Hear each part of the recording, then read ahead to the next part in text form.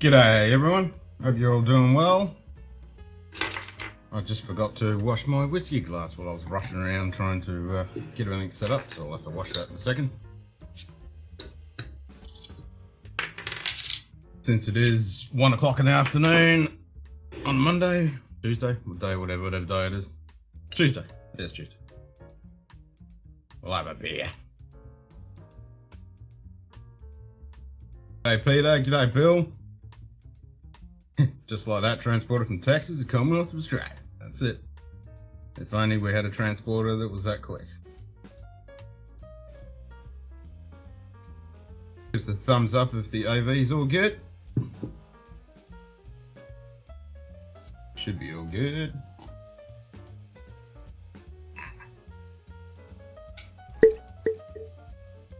G'day Mike. Good day. Mike Franklin. Cheers, mate. Make sure I get all that delicious malt.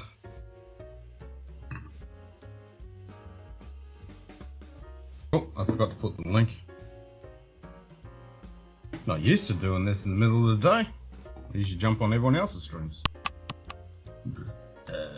Copy and paste. Done. Link is pinned.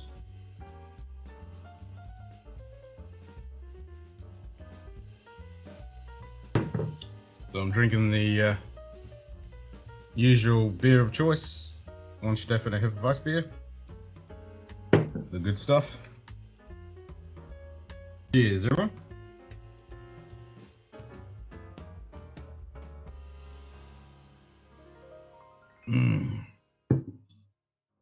So since everyone now reeling from Ralphie's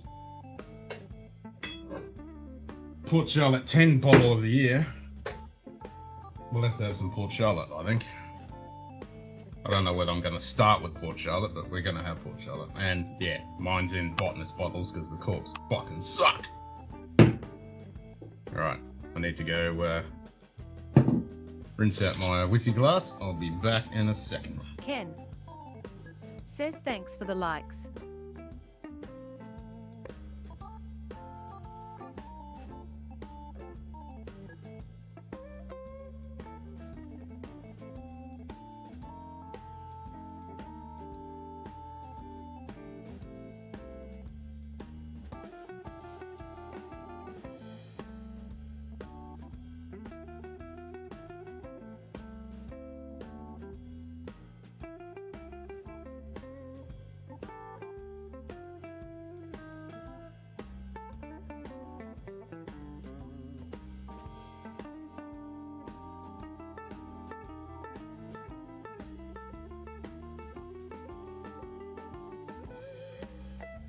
Yeah.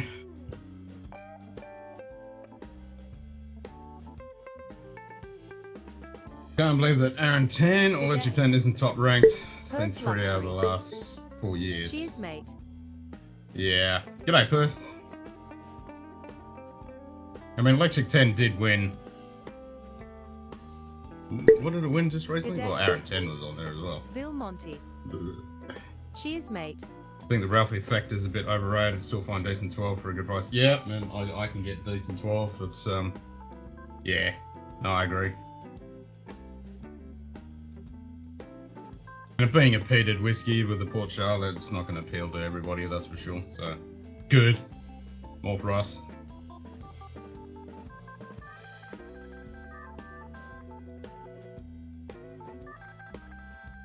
I don't want these idiots that just... Good day. What the hell is this? Top This is shelf, day Dustin. drinking, Dustin. Cheers, mate. Cheers, mate. Get on here and have a drink.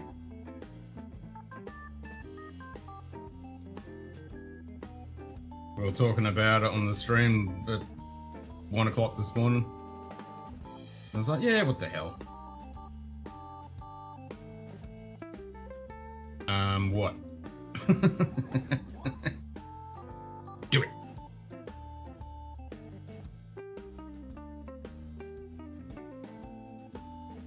Have it on good authority that everyone's least favourite asset single malt will soon be arriving in next for sale. Okay.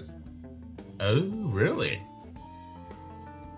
I do know that the one of the whiskey list or something like that, they had a Good day. something or other. 60 hertz. G'day, Faz. How's the Cheers, mate. distillation going?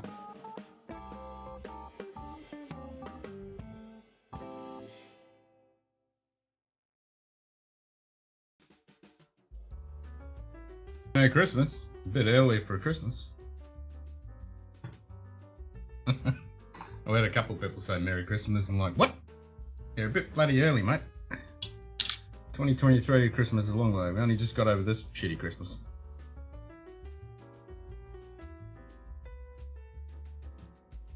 Bugger Christmas.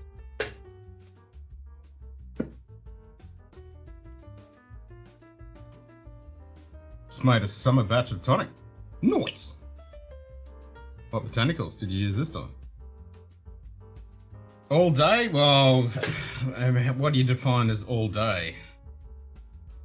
Need to try it, so I'll jump on. Okay, nice. Whiskey listers running their Springbank allocations like Rolex AD, but the junk they can't move in order to get the Springbank belt ledger. Yeah, that's it. That's the one I was. Yeah, it was all allocations and shit.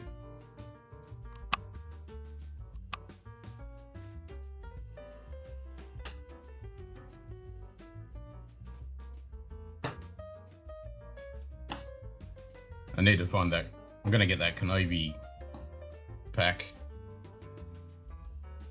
of they had the green, the black, and the blue in the gift pack. I can only find the black in 4 bottles. I haven't been able to find the blue yet, but I only looked for like 5 minutes before I started the stream. So I'll have to see if I can find blue.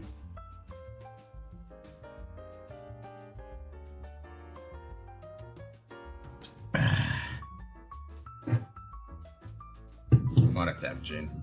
I was tempted to, do I go G&T or go beer? And I was like, nah, let's have a beer. Because I ended the beer at 2 o'clock in the morning, so it's almost 2 o'clock in the afternoon. Let's keep on going. Gonna go and see if my gym membership is actually working. Now that it's not bullshit gold. So you're gonna go to the gym instead of drinking. What the hell's the deal with that? Thought you were talking about Stephen Adams on Ken's stream yesterday, not Steve A. Smith.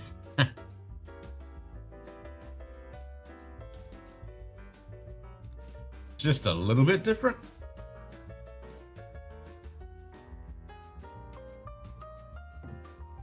Just a little bit.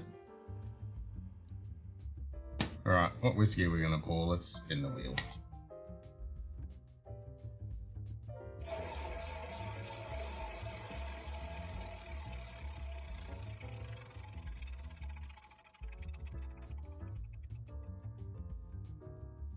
Bottle on the drink 21. Ken. Nice. The wheel says drink blended malt. Really? I don't have any compass box. Shut up, Dustin. Fuck that.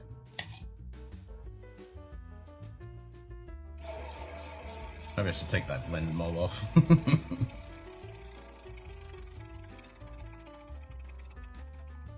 Younger than 12, yeah. Oh, Ken. come on. Something The good. wheel says drink younger than 12 years. Alright, you're spinning. Alright, we'll pick the best out of the 3. There you go. Best out of 3. Straight up with car strength, not fucking around. Ken. The wheel says drink cask strength. Can I order your Lego set? I hope that Lego does bring Bourbon out Lee. MI6 Cheers, mate. crowd expert. That would be smashing. It would be pretty damn cool. Hey Lee, how you doing, mate? Hopefully you got some good news. At least that's not a loser spin. Well, that is correct. And I was thinking about the old Pulteney cast strength since Whiskey Crusaders they were talking about old Pulteney, and I was like, damn, I want some of that old Pulteney cast strength. So maybe I'll just have a little bit of that. Alright, I'll go get it.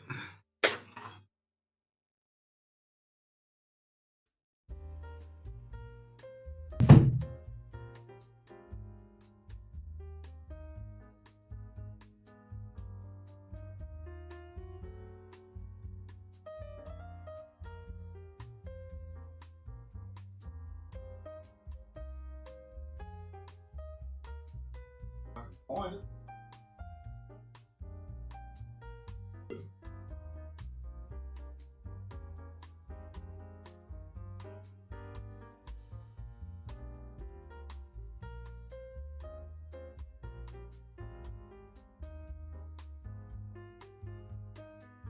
Ken says thanks for the likes.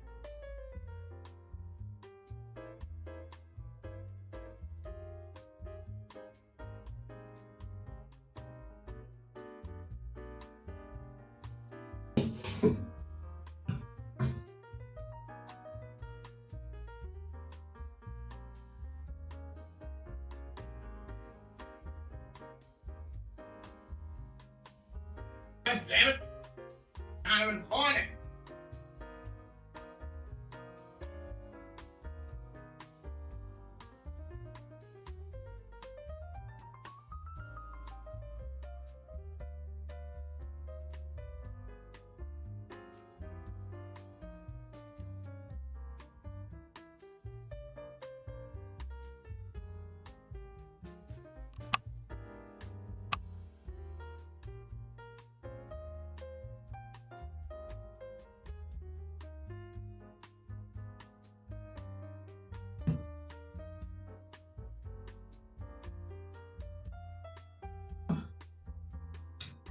Found it. Finally found it. It's stain. Stain from alcohol spin. Rebuilt the whole steering column today. Still a fucking bullshit day. Yeah, that sucks, man. Hope it only gets better, man.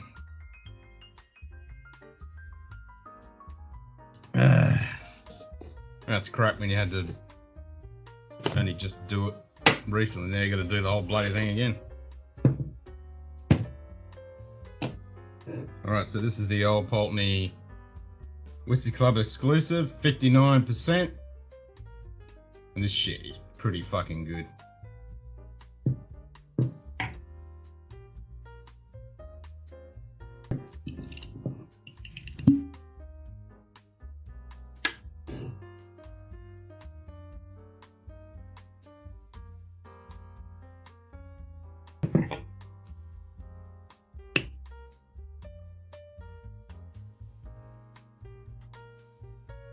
It is a cracker, Bill. It is so good. I wish I'd grabbed a couple of bottles. This is, yeah, pretty damn tasty stuff.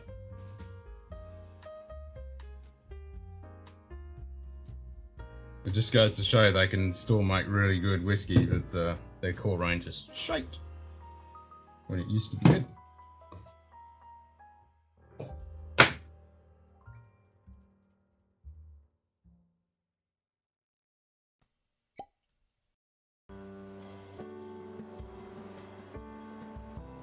Yeah.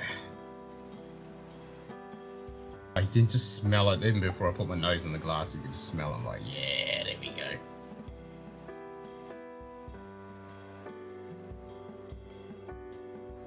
That lovely citrus and maritime note.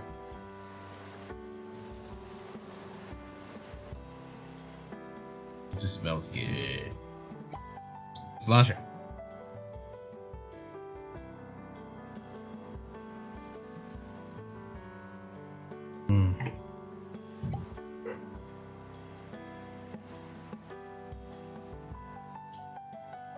Got that meaty texture as well. Not texture, but the meaty flavour, sorry. The texture's so creamy and oily, it's just delicious. Yeah, it's a great bottle. It really is. I'm having to babysit this one because I could drink this very, very quickly and I'd have none left. Actually, I should check if I'd put some of this away, squirreled some of this away. Fucking hope so. Yes, I did. Yeah, I did squirrel some of this away.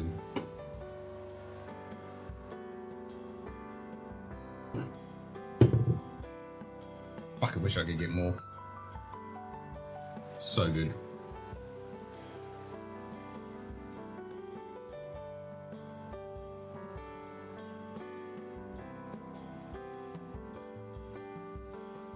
That's the way to do it.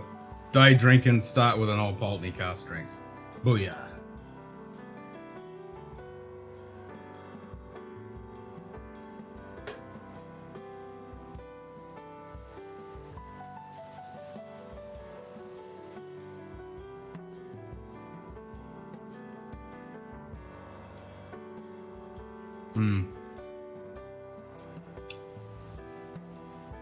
Reminds me a little bit of Mortlach in the mid palate, with that meaty note. It's just savoury, sweet, creamy, salty, fucking just good stuff.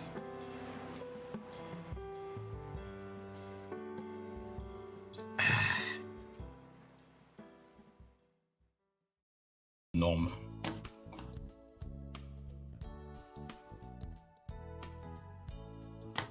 What's everyone else drinking?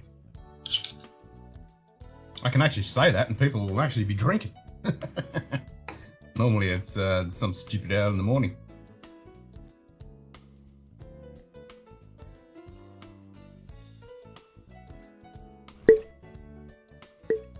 Hey Don, just got out of the subway and still on my way home. No worries. Good day. At least you're on your way home instead of Donald on your way to Drams. work. Cheers, mate.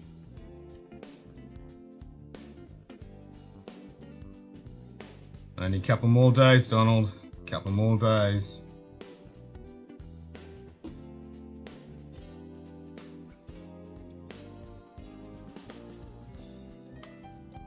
Well, I've discovered the answer to all those problems, Lana. It's simple, it's easy, and it's right at the bottom of this glass.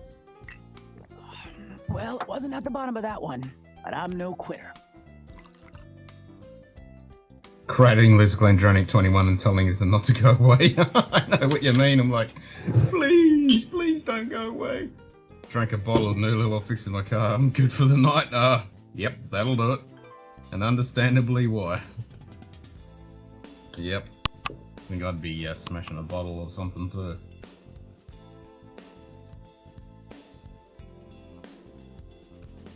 No, fair enough, mate. Fair enough.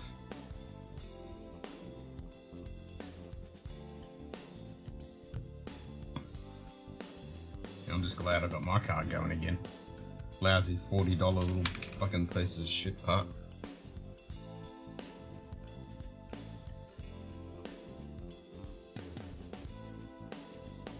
Well, I could drink this all day. Stuff's so good.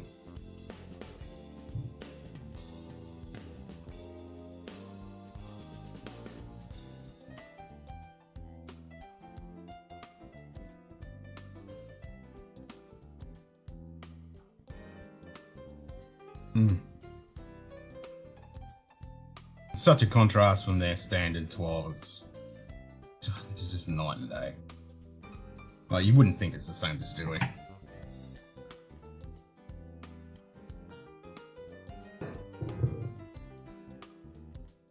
I think it's just bourbon cask as well. There's nothing else on it. Doesn't taste like it anyway. Vintage 2010, is that what they're saying? Yeah, vintage 2010. Yep, ex-bourbon, ex-bourbon casks. That's it. Sweet, fruity, green, apples, dried fruits, confronting chocolate aromas, delicate. Oak spices followed by Bauer Ben's bourbon. waxy Cheers, mate. fruitiness in the background. Bauer Leathery and Ben's bourbon. oily complexity. It's definitely What oily. the quackerfuck is this? This is day drinking. Hey Ben. Creamy vanilla, tobacco, truly the maritime malt. It certainly is. Yeah, I just love the creamy oiliness of it. It's fucking delicious. I have to put it down, otherwise I'll just fucking drink that dram and have to pour another one. Gotta go slow on that one, don't want to waste it all. It's just too fucking good. Gotta stretch out the experience of it, otherwise I can just smash the whole fucking bottle and that'll be it. And smashing the whole bottle, I think, would definitely get me smashed. 59 ABV in the middle of the day.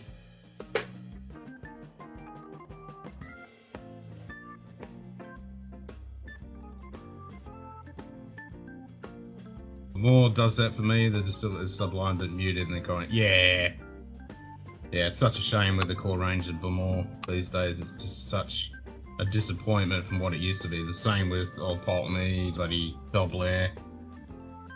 A lot of other distilleries, you know, we could do a Ralphie rant style on that, but everything's gone to shit. Such a shame, but anyway. There's other good shit out there. And it's good when we can find something like this every now and then to remind us of how good this shit was. I know that Darkstorm is coloured, but I'm just nosing it for it now, and I'm getting this whiff of sherry or caramel barley sugar. Did anyone else get the sweeter notes in the Darkstorm? Haven't had the Darkstorm for a while, but yeah, there is definitely sherry in there.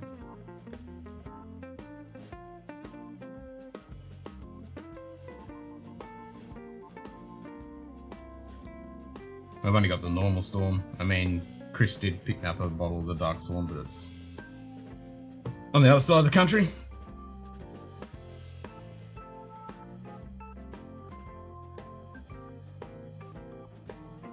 I don't mind the Darkstorm though, it's pretty good. Yep, we still find those gems that keep our hope. That's it, we can still find gems out there. We just have to sift through the shit and find the good shit.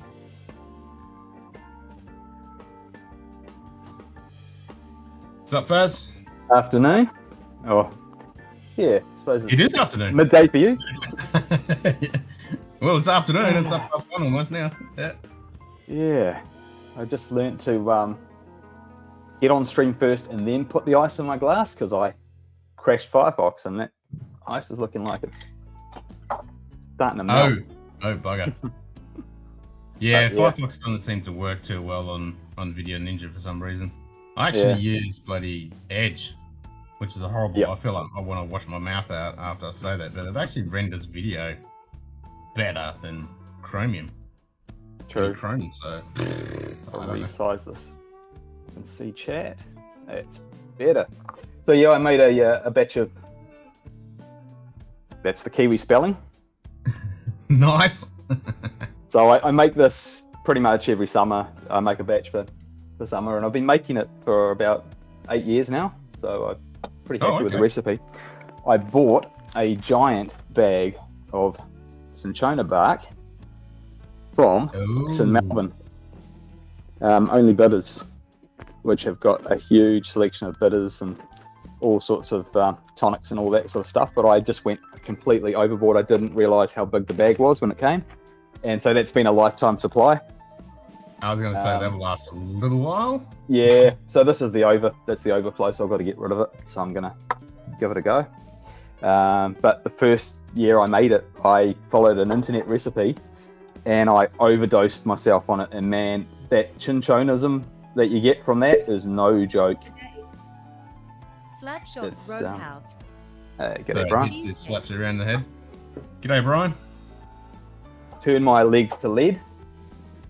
And I basically, I had one that night. That was the first drink that I'd had that night. And I was like, okay, that was a bit weird.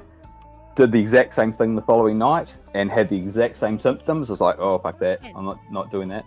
Says thanks for the likes. So I went, I went and had a bit more research and realised that the recipe was just way too much quinine. It was just toxic. Okay. So yeah, I've learnt my lesson, but I'm as good as gold with this stuff. So, and that's probably my favourite bitters for it. Tim Robertson. The B Cheers, Brothers? mate. Okay, yeah. Yeah, old-fashioned aromatic bitters. So this is way better than Angostura. Angostura, yeah. Yeah. I've got a couple of other ones that I like with the bitters. G'day, Tim. T-Rob's in the house. I better go and get the soda water. Yeah, what tonic do you use? Oh, soda water you use. Yeah, just the soda stream. So that's my banana blossom gin. Banana blossom. So yeah, I've got the banana plants flowering at the moment. So yeah, just steep it in a bit of alcohol, and it's quite a interesting Oh, taste. nice. There's nothing better when you can use your own botanicals, and that's fucking Oh awesome. yeah. So this is 100%. The only thing I didn't make was I didn't grow the lemon or the lime. Everything Yep. else is me. So this drink. Yeah, our poor bloody lemon and mandarin tree got a hammering when a big branch fell off the red gum and Oh fucked it no. up. It still seems to be alive, but yeah, it definitely took damage. So we'll have to wait until winter till it hopefully grows back a bit.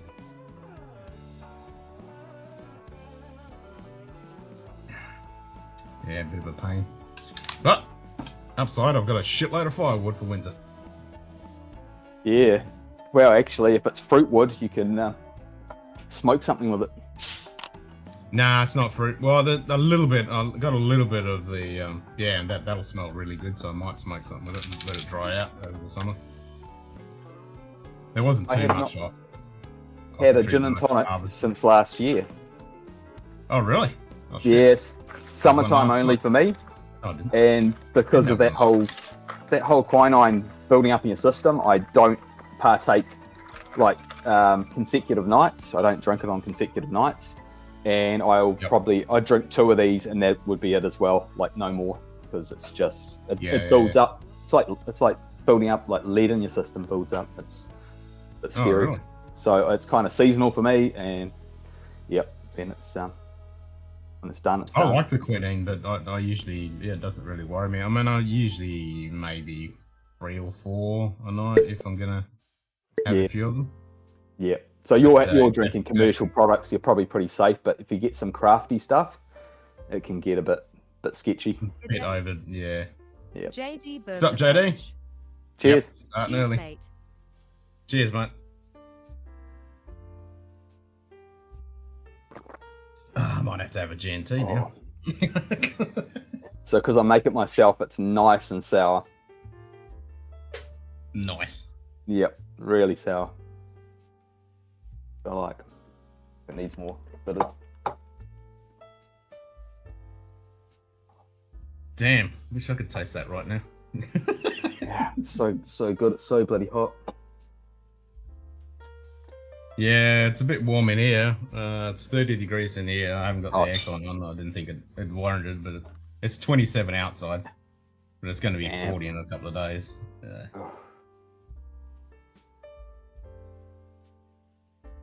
Yeah, this is a mild day. Thank fuck. Yeah. So the other gin that I was making is not a good gin for tonic, but it's really nice in a martini. Is this one here? This is what I'm cloning. This is the commercial one, Gin Murray. Oh, the generic, yeah. And so they use olives and thyme and basil, and I've got the list of stuff in it, like all these Mediterranean herbs, and it's really savory. It's like a really, like if you like a dirty martini, you could probably just have this and without the olive. If you've got no olives, it would be perfect. But I like it with the olives full bore, and so I made a bit of overkill on the olives, but it's coming through, so I'm pretty happy with that. And I'll just drink that. Right. I'll drink that neat or on ice. It's just a savoury. Don't need anything else. Yeah, don't need anything else with it at all. It's awful in tonic, just completely mismatch. You know, tonic's good for lemon and limey floral flavors and those savory flavors, and some tonics are just put a bit of a bitter and savory, and it's all a bit weird. Yeah, well, that's the thing with the certain tonics. I mean, now we're lucky with Food Tree and a few others that we've got really good tonics. But yeah, with your gin, you need to pair them to get the best out of it. That's for sure. I find most of my gins, I find the Food Tree Indian works really well with most of my gins. But other ones, you know, I might go with the elderflower or the Mediterranean, depending on the gin and what I'm feeling. I don't buy much commercial gin anymore because it's so easy to make it myself. But if I'm gonna buy one, the Botanist is definitely an absolute stellar gin, and it's a great sipper. Yeah, I can just have. Yeah, It's so much going on that, yeah. And I usually don't like orangey gins, and that's quite orangey, and I quite like it. I can't stop drinking this stuff. I mean, that's a 1 litre bottle, and it's already down to there. Oh, is that 1 litre? Especially when you have a 1 litre and you think, oh yeah, no worries, I can have another one, I'll have another one, and before you know it, it's like, oh shit. Is that the duty-free one, is it? Because I've never seen it in one. No, that's on the normal shelf. I mean, they do. Really? They do a 500ml, the 700, a 1 litre, and a 125. Yeah. A litre and a half, actually. Yeah, because they've got a bigger one than this. Don't see those, only see the 700s. Yeah, well, they do a 500. I've never seen the 500, but they do a 500 as well. I'd love to get the whole range, so it'd just be a lineup of the bottles. So I went to Isla, and the only distillery I couldn't do a tour was Brooklady because of the botanist. Because what would happen is you'd have couples, and like usually the one partner who doesn't want to have anything to do with whiskey has got nothing to do, but Brooklady's perfect because they'd have tours and tastings and like make your own gin thing experience for them. So it's perfect. So they were just the most popular, and I booked most of my tours. I booked like 3 weeks out, and I couldn't get a place there. And I got to Ireland, and I showed up at the doors like, "Have you got any spaces?" It's like, "Nah, can't, no space." Like, damn it. So I blame the botanist for that. If they had just been a whiskey distillery, they wouldn't have had as much. Yeah, it would have been fine. Yeah. But I'll get. I mean, I'd have to admit, I mean, I love Brooklady, so I'd have to go there for the whiskey. But I love their fucking gin too. So, and the missus loves gin as well. Yeah. So I'd have to do both. I'd have to go 1 day for the whiskey and 1 day for the gin. Yeah. Super popular, and they take people on a walk, and they go and pick all the botanicals and go and do a little tour. So yeah. People whose partners lime burners here in Australia, they do it. They do it a couple of them. Most of them they do it in Margaret River because that's where Giniversity is. So they do exactly that. They go pick your own botanicals and make your own gin right there. Yeah. Portobello gin. Yeah, Portobello. I think that's the one that JD just picked up. Portobello. I just think Portobello mushrooms. I'm like, mushroom gin? What? Yeah, I don't think I would go with a mushroom drink. Yeah, Portobello. And I think these are bloody good, the Tobermory gins. Oh, yeah. Haven't tried them. They're super heathery. They're pretty damn nice. I need to get another one. There's a green top one as well. Yeah, I bet those are as expensive as the bloody Tobermory single malt. They are. They're not fucking cheap. So I kind of only have them every now and then because, these are not cheap. Yeah. They're pretty tasty, though.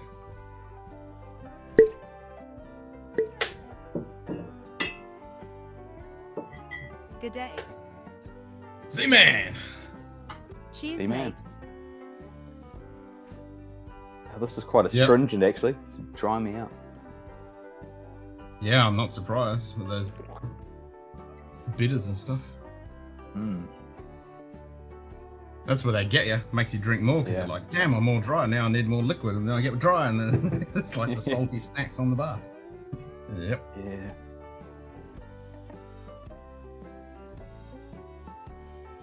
That's nice. It's got a big sticker on the back on the 1 litre. The normal 700 doesn't. It's got this big line sticker on it. Oh, yeah. Still gin product of Scotland, distilled at Brooklady, Isla, Scotland, blah blah blah.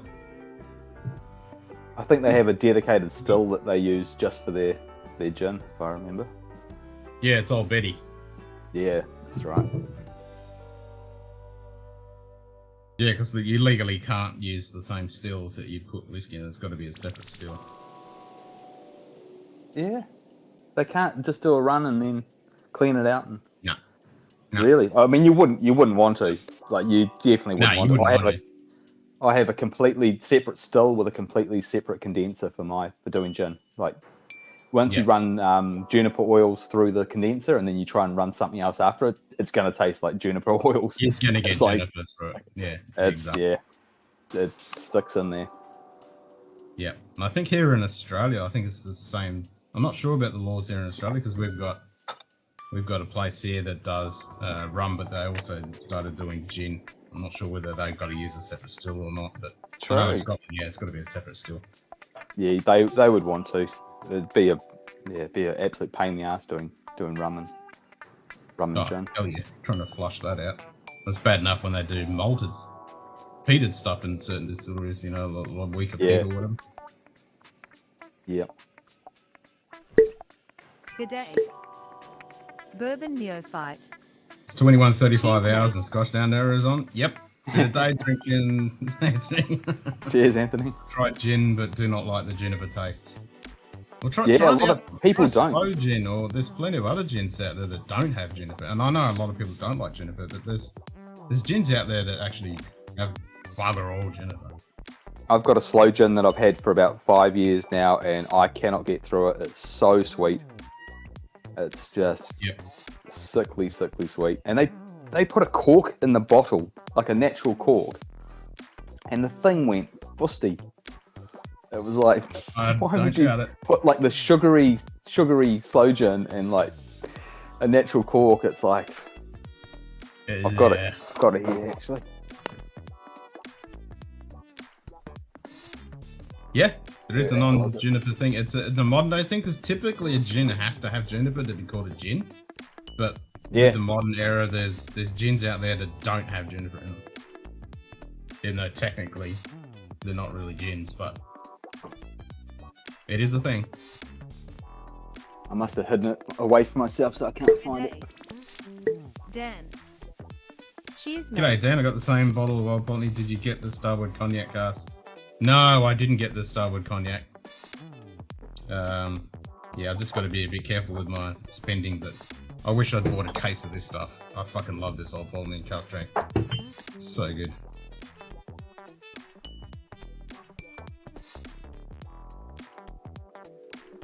This stuff. That's a German one. Yeah, so it's 35%. So, but it's so sweet. I mean, the stuff's fairly sour. Those slow berries.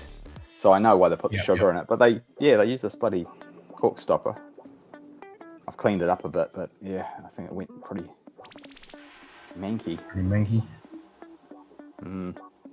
Yeah, better than it was last time, but yeah.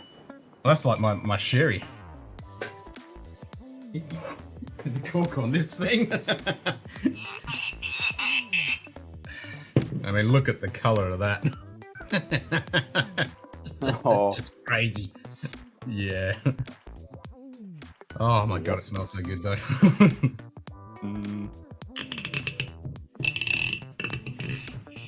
But yeah, being such a sugary thing, you know, sherry, it's a sticky mess. Yeah.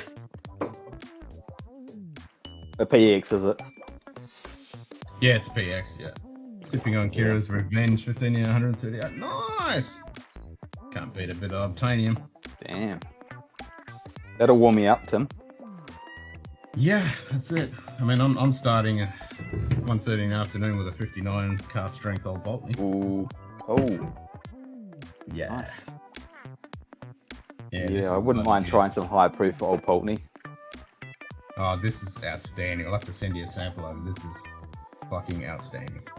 It just makes you depressed when you think, oh, okay, I'll just buy an Old Boltney, and you just got this garbage core range.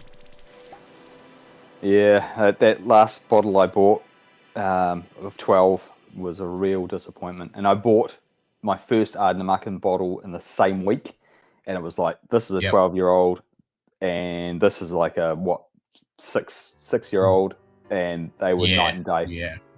Yeah. Just 40%, 46 point whatever percent it was for the Ardnamurchan, and just so much better. It was everything I wanted the Boltney to be.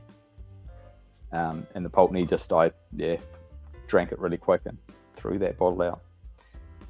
Yeah. I mean, I usually, if I want to start drinking, I might have the Old Boltney 12 just to say, okay, well, now my palate is wanting something that actually tastes like whiskey now.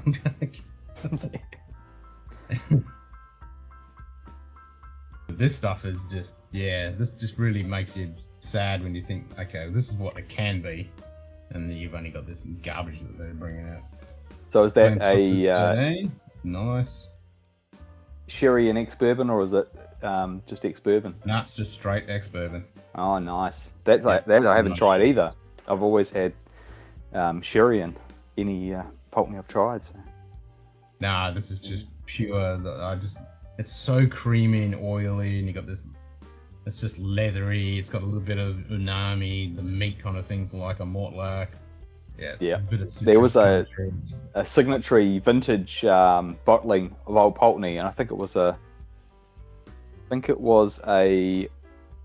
12 or 13-year-old, and it had been exclusively sherry cask matured, high proof. I think it was in the sort of 60s plus. And then you sort of read the description and you realise that it hadn't been aged anywhere near the sea. Like, it was obviously signatory vintage wherever their warehouses were. Yep. And it said in the reviews, like, it doesn't have any maritime characters. Like, cut. Like, if it's got no Done. maritime character, that's what I want to have out of my Old Pulteney, is a bloody maritime character. Yeah. No, this has got it. This is like it's getting blasted in the face with the sea. Oh, and nice. a bit of salt. It's Yeah. got it in there for sure.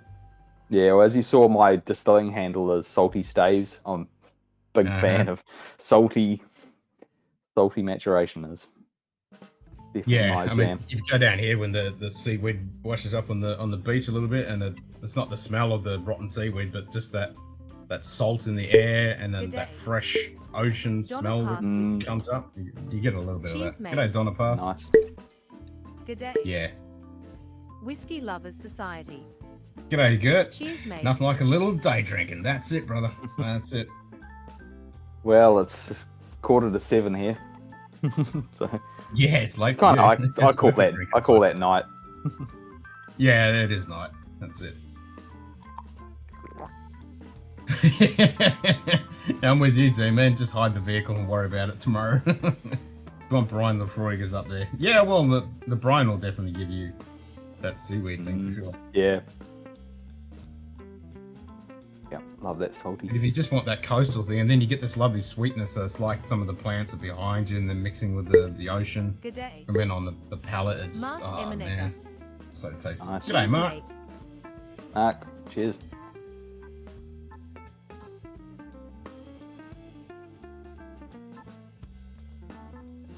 Mm. Yeah, Bill. I'm dangerously buying every Ardnamurchan I see, which is, yeah, look in the liquor cabinet and there's like 3 labels that look identical to themselves. Like, which number's this one? Oh, damn it. Which one's which? Yeah, and then they've taken numbers off the label now. It just says AD. It used to say like AD 04 2022. Blah, blah, Yeah, blah. yeah. Now it's just AD. It's like, what the hell? It made it even harder to work out what the batch is. Yep. No, I'm with you, Dan. I need to get some Ardnamurchan. I've been looking for this shit. I think They're not all the same. I one of will them say is. that they definitely differ. Some of them have got that maritime going, and some of them it's like, oh, it's not there. So it's, Yeah. Yep. yeah. Be interesting when they get a core range product out, see what that's like, what the consistency is like. For sure. Hopefully it doesn't go the way of Springbank and stuff like that, and you can't get the damn stuff. Yeah. Alright, what are you getting, JD? Oh, that bloody Glen Cadam 17, you bastard. Because I ordered that bottle, because the Glen Cadam 17 port finished, I ordered the damn thing and they lost it. So That they is just gave that- me my money back. It's like, I that- don't want my money back, I want the fucking whiskey. That's a triple cask, that one. Uh-huh. So port is one of the casks, but how Says thanks for the likes. much port is it? That's what I want to know. Because I know think there's there's 3 two versions, casks because in when I it, was and looking it's at it, red. Port. The labeling color is red, or like sort of maroon, burgundy color. And I'm like thinking, well, that suggests port, but when I saw triple cast, I thought, I wonder how much port's in that. I don't know. I've not read any reviews. It's a bit more expensive, I think, than the 18 for me. And the 19 is I can't remember $100 how more. much I can't remember how much I paid for. I think it was a little bit. Oh, you bought one? I was like, yeah, I bought one, but then they fucking lost it in transit. Oh shit. So I'm so devastated because I was so excited to get it because I found a place that had it, and they fucking shipped it. I didn't hear anything. I was like, where the fuck's my whiskey? You get your money back? And I said, yeah, I contacted them. I said, I'm just wondering what's happening with my shipment. Good day. And they said, oh no, we fucking lost it. Here's your money back. I'm like, fuck, I don't want my fucking money back. I want the fucking whiskey, goddammit. That's why I gave it to you. Hey, Cheech, yeah, what the fuck is this? It's been a day drinking. Cheech, this is Gin Down Under. Yep. Gin, beer, and whiskey on down under.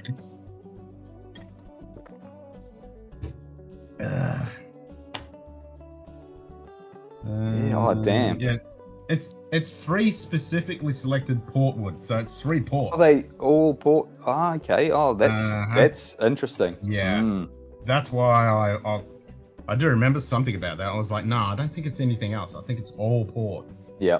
Yeah, because I know the 19-year-old I think is exclusively Oloroso, and that's $100 more expensive. Like for me, it's like another $100 more than that. It's like one, couple of years difference in Oloroso, but I think probably smaller batch. But yeah, I looked at it. I was like, ooh, 19 years. Ooh, Oloroso. Oh, ooh, price. Damn. Yeah, ouch. Yeah. That's like the first time I heard about Glencairn. I think it was Roy who was raving about it. And I was like, and he was like, it's 40 pounds or 35 pounds or whatever. And I thought, well, that sounds right. I looked here and it's like $110. Yeah. Yeah. Yeah, refunds for Scotch not delivered are no free refunds at all, just loss. Exactly. Because exactly. You've already spent the money. It's gone. Yeah, the money's fucking gone, and you're waiting for the whiskey, and then you just get the money back. It's like, it's just, it's just a loss. Damn. But the 13-year-old, that limited 13, that's one I wouldn't mind getting, and the price isn't too bad. They make batches of it, so it's up to batch 4 or 5, and it's not Big Vic too bad. Yeah. Today. Vic? Big Vic's Backyard BS. Nah, I like the Cheers, mate. Glencairn. I love the 10. I love the 15. I want to get some. Actually, I need the 10. It's like that's a summer drinking dram. So like good. that's it's all day, anytime, anywhere. That's just such a tasty dram. Yeah, that's one I would not mind picking up. Actually, need that one for the summertime. Yep. The Reawakening saw it for 140-ish. Okay. Reawakening, yeah, that's the one. And then there's that one that's like 40%, which is like, nah, I don't want that at all. It's a blue label. No. Oh shit, I Perth. can't remember what it was called. Dried it out like a muppet. Turned it into I don't know, make fruit mince pies out of it or something.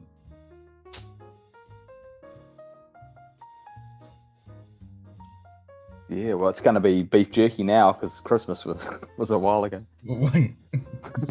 Yeah, that's it. It's like one says Merry Christmas, like, what? You're getting it early for 2023. Man, you just got rid of the other one. Burn ends, there you go. You could do burn ends.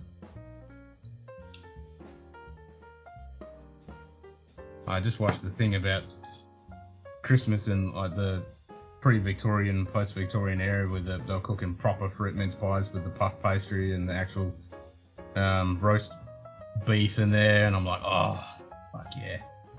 That's the turducken era, was it? Where they're stuffing like 100 different birds into No, that's a modern thing, the turducken thing. I mean, the Victorians pretty much changed. The modern version of Christmas is pretty much based on the Victorian era, because before that, like Christmas pudding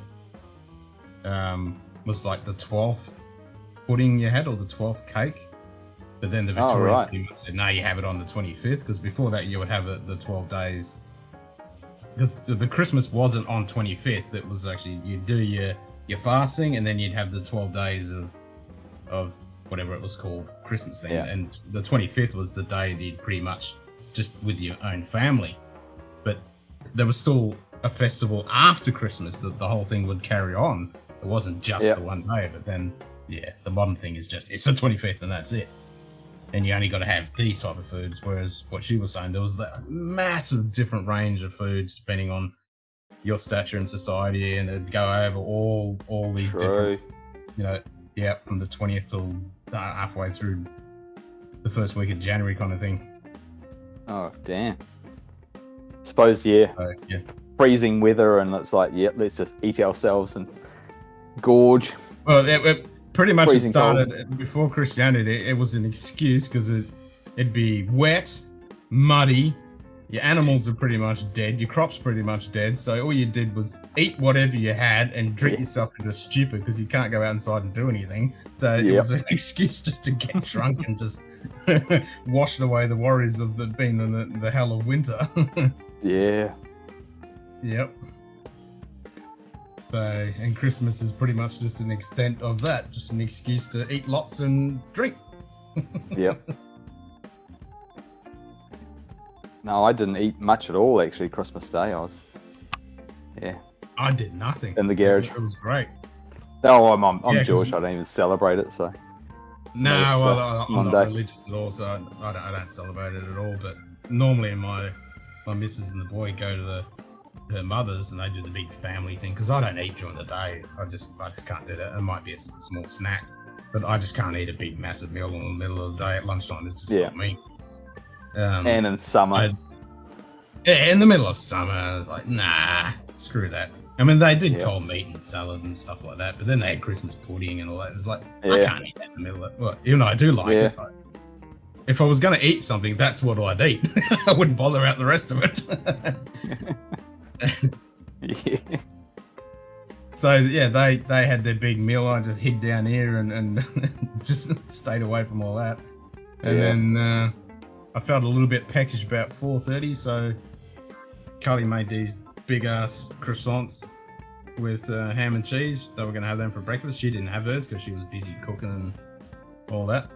So I just heated that up and had that. That was all I had for the day, pretty much. Yeah. Yeah, it's good. And it was good because I didn't feel bloated. I didn't feel like shit. It was great. Yep. More room for drams. Exactly. And then, I had streamed that night and had a few beers and a few drams. Yep. Well, I'm going to jump off and go and sort dinner out, but if you're still going, I might jump on afterwards. Yeah, I'll be here for a couple of hours at least. Yeah. Enjoy the dinner. No worries. All right. See you later. Cheers, Jess.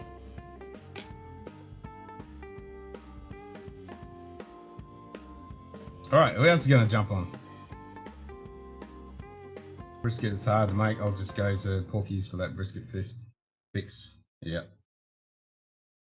And they do the burn ends. Love burn ends.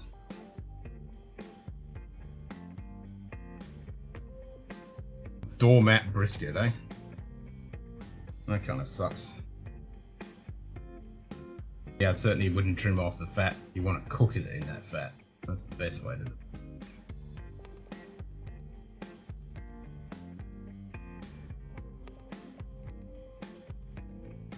I'll try the new version, plus it's only about 1,128 bottles. Yeah.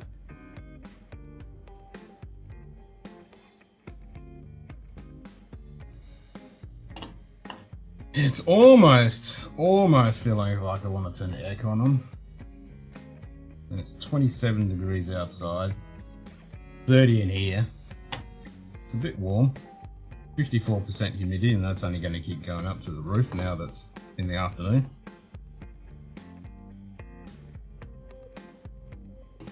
It's a little warm. Got to keep the fluids up.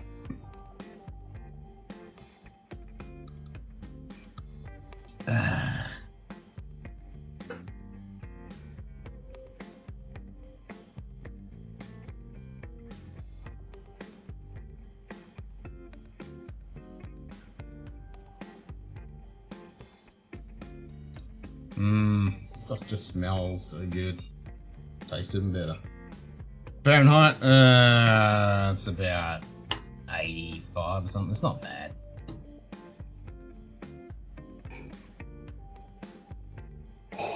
Impressive. 80. It's only 80. But it's about 85 in here though. But it's going to be 105 in a couple of days. So yeah.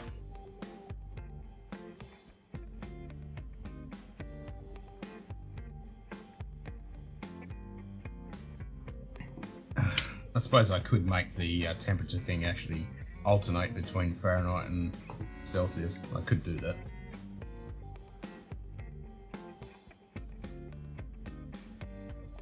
It's only have a simple math equation to, and then with a timer, and I could just have the flash between Celsius and Fahrenheit.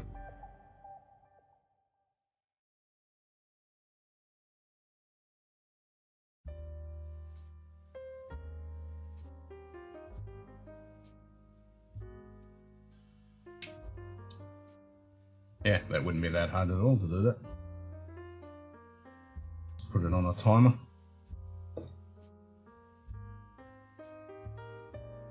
It's fucking blowing its ass off. That's 43-kilometer winds.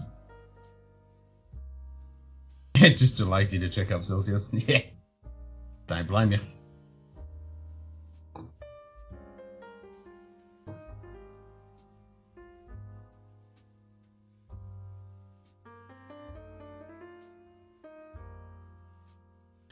Yeah, it's just at the borderline where it starts getting a bit uncomfortable. But 80 is fine. When it's 100, it starts getting bloody horrible, especially in here. It's so fucking hot. Like another spider web. It's definitely windy. It's like 43-kilometer winds. What's that in miles?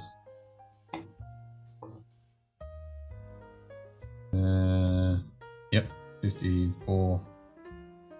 54-kilometer gusts.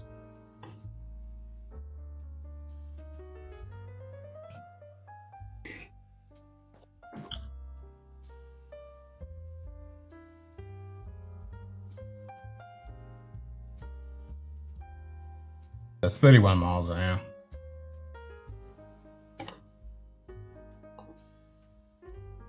Around 30 miles an hour. That's normal this time of year. We get that all day, every single day. And then at night time, when you want that wind, it just F's off and the humidity just goes through the roof.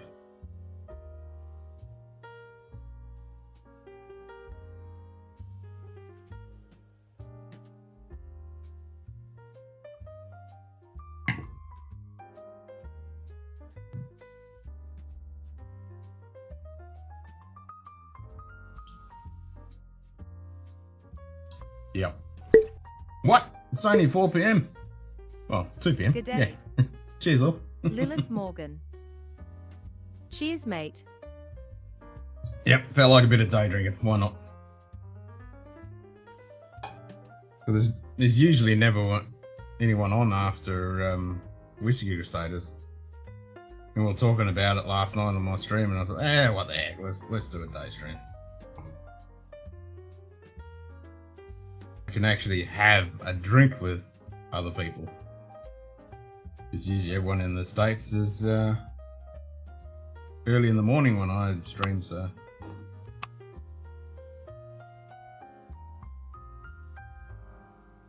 Yeah, there's no one else on. I occasionally go on rogue. Are you confused because you had a not so late morning this morning? Good day. Yeah, ended the stream at 2 Chris o'clock. Tats. Cheers, mate. Why not? That's what I say. You only live once. Why not?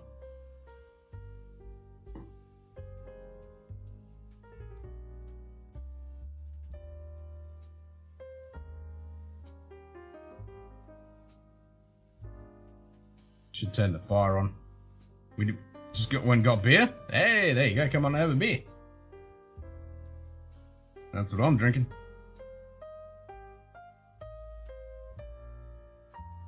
Certainly the weather for it.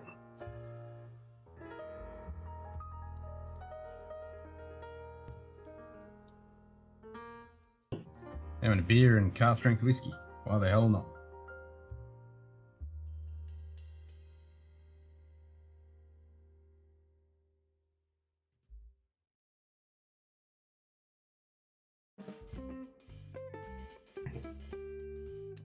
Hmm.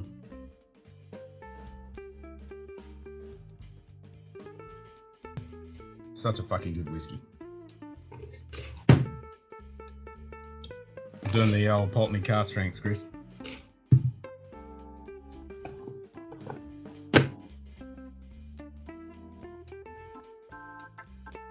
Beer and Buffalo Trace in the glass.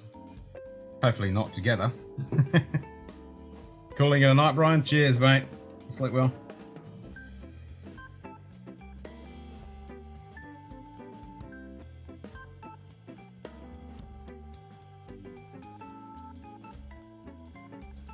I would open that roller door, but not with that fucking 54-kilometer winds.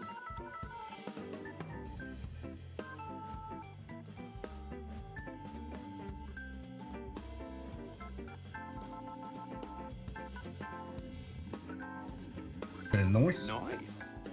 Noise. Yep, pretty damn nice. Beer's always a palate cleanse. Depends on the beer. I mean, some beers are definitely not a palate cleanse.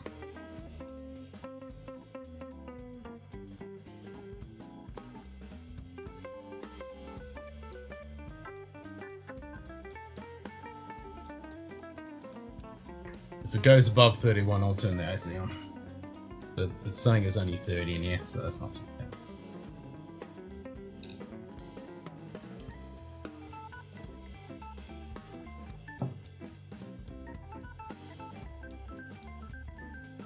It should be dropping. I mean, what direction is that wind?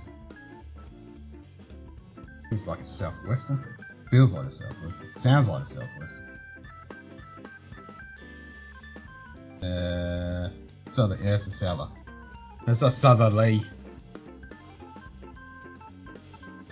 Feel light tastes like water. Yeah, well, that's definitely a palate cleanser. Picked up a cold carton of Asahi Fire Milk cans and a warm carton of heads of Noosa Japanese lager. Nice. So 30's okay, 31 is the cutoff temp. Nah, just in here. Just when it gets over 30, it just gets a bit uncomfortable in here. If it's coming off a coolish couple of days that we had. When it's, you know, in the heat of summer, 30's a nice temperature. I mean, normally in the middle of summer, 38 is usually cut off. When it gets down to like 36 or something like that, I usually turn the AC off, don't need it. Good day. Streamlabs. Cheers, mate. Because I only have the AC set at 20, 25, 26 degrees anyway, so there's no point in turning it on when it's only 30 in here. Actually, I felt a little bit of a breeze come in then. So maybe I'll open it up a little bit.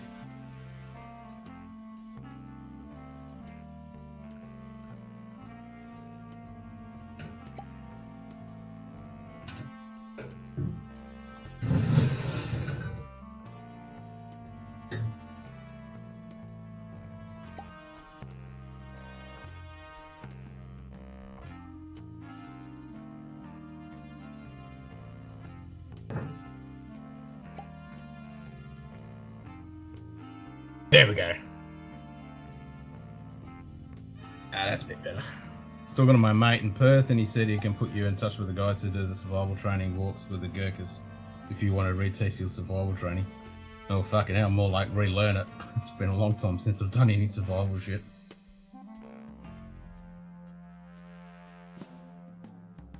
That would be cool though. That would be cool.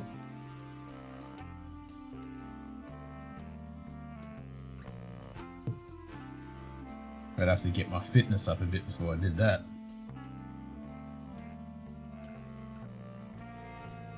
Yeah, the old Gurkhas are not to be messed with, that's for sure.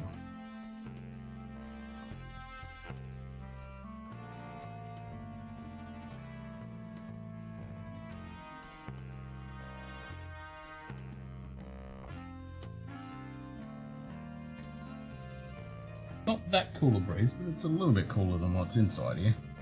And it's still 27 degrees outside. I can actually feel the heat. There's a warmth and that wind, but it is only 2 o'clock in the afternoon, so it should start to cool down.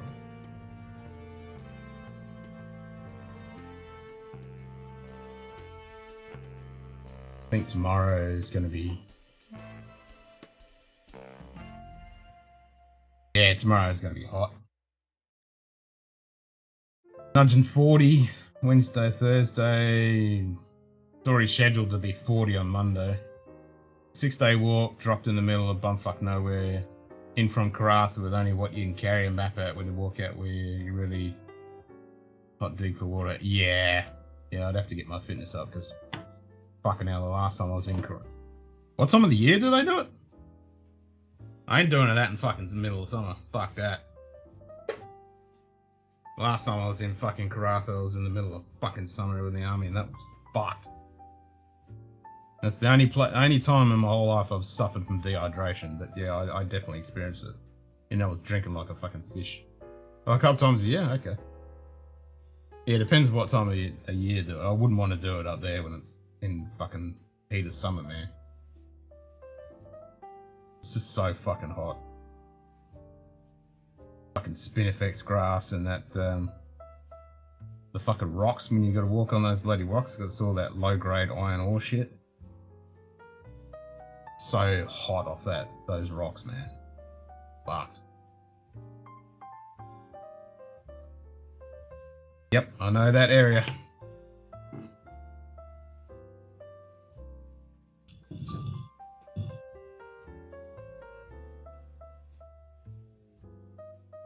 It would be it would be fucking cool though. Like we did a little bit of survival stuff with the SAS boys when I was up in Darwin.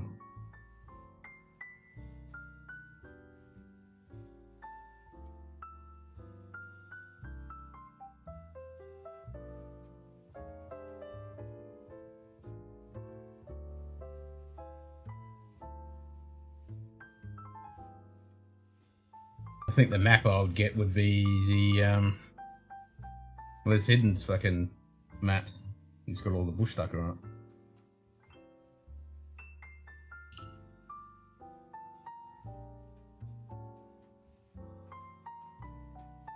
Yeah, lunch with the woman who was the GM for the group. It was now run by an ex-Merc and his 2ICs and ex-Oz SAS. There you go.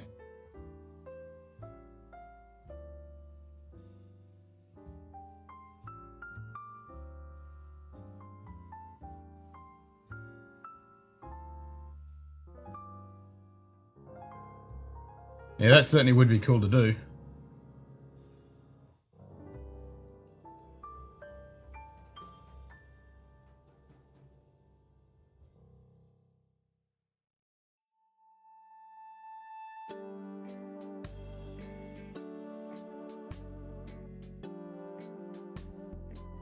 Yeah, I'd definitely have to do a bit of training for that.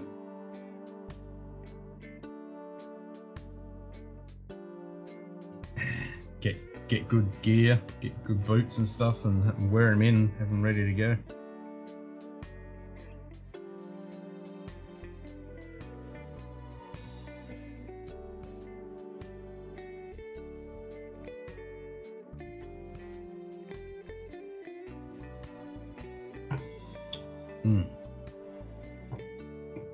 Off to a good start. Left arm, right arm. Yeah, exactly. Bloody oath. Damn straight.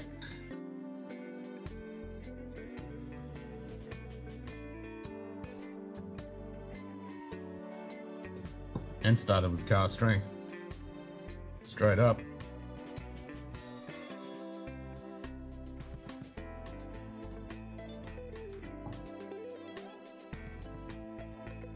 Yep, that's pretty damn windy.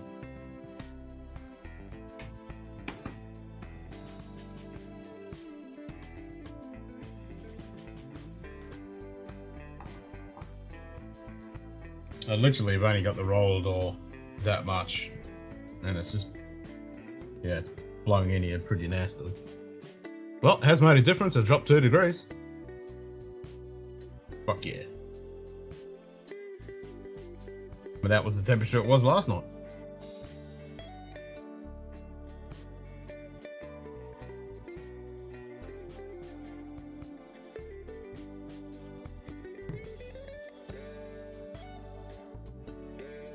Now, no, hopefully not. I mean, it's daylight, still daylight, so the bees have got plenty of other shit to be buzzing around at instead of buzzing around in here.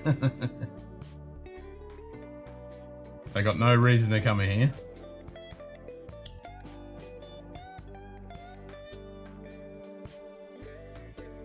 No, they'll be happily buzzing around outside collecting honey.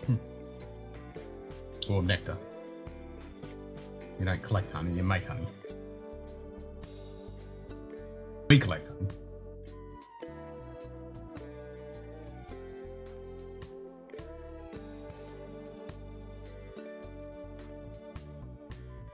Well, I think I'm going to have a G&T now.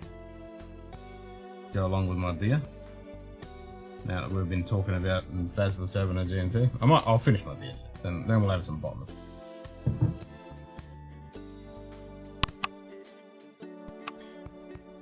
Yes, you should. 100%. You're going to start the Saturn 5? Nice.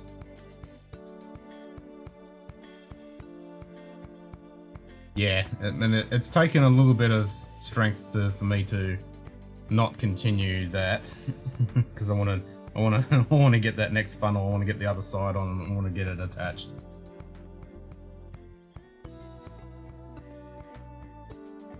Look and start at the police station. Do it. Yeah, Carly's looking at it. She wants to get a set. She's like, can we do a fundraiser so I can get myself a Lego set?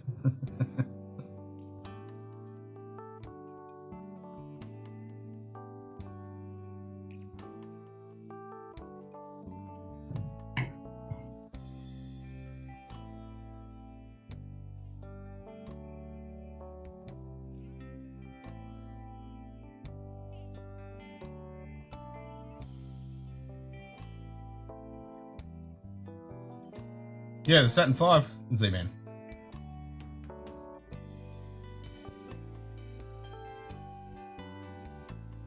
I've showed that a few times. It used to be in my old house. It used to be right above me.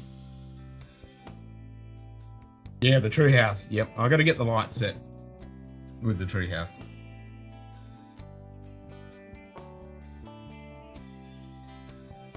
I want to get the light kit for Carly for her treehouse because I reckon that would look amazing all lit up at night time.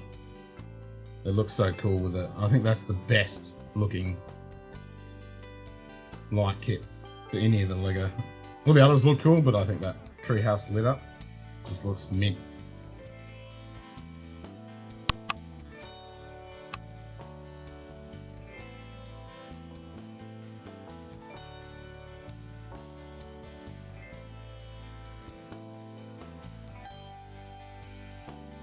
We're still at 28, hasn't dropped any further. I didn't think it would since the ambient is around that.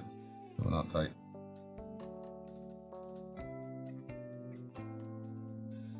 Still saying it's 27, but my weather, it's saying it's 26, so it's only 1 degree out though.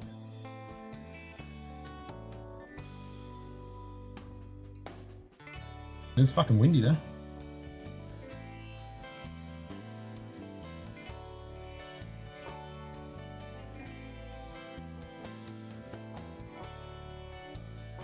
Wind's going to start dropping. Typical. The wind will start dropping. Humidity is going to be in the 80s. And it's already 54%, even with this wind. So it's going to be a bit fucking humid tonight.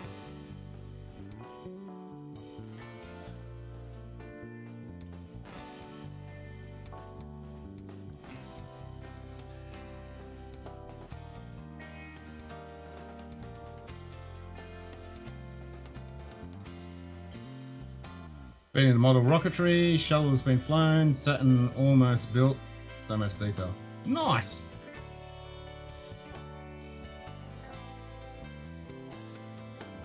That's cool. Yeah, there's a couple of good models, like plastic model kits that you can get for the Saturn V. I wouldn't mind getting some of those. But the detail on that Lego Saturn V is pretty fucking impressive. And how it can split apart in each stage.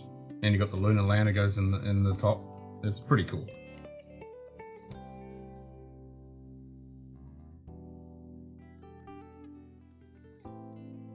And there's so much detail inside it with the tanks and everything you don't actually see once you put all the outside elements on.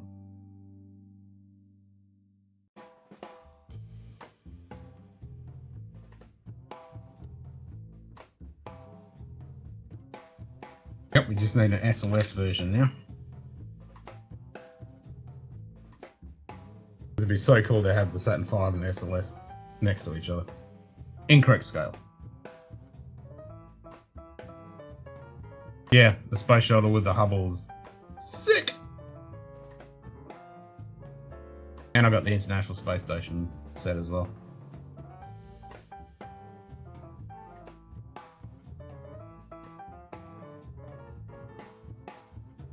Yeah, those sets are fucking cool. Here he is. Having a beer? Man. Might as well. Might as well. How you doing, Ken? Hold on.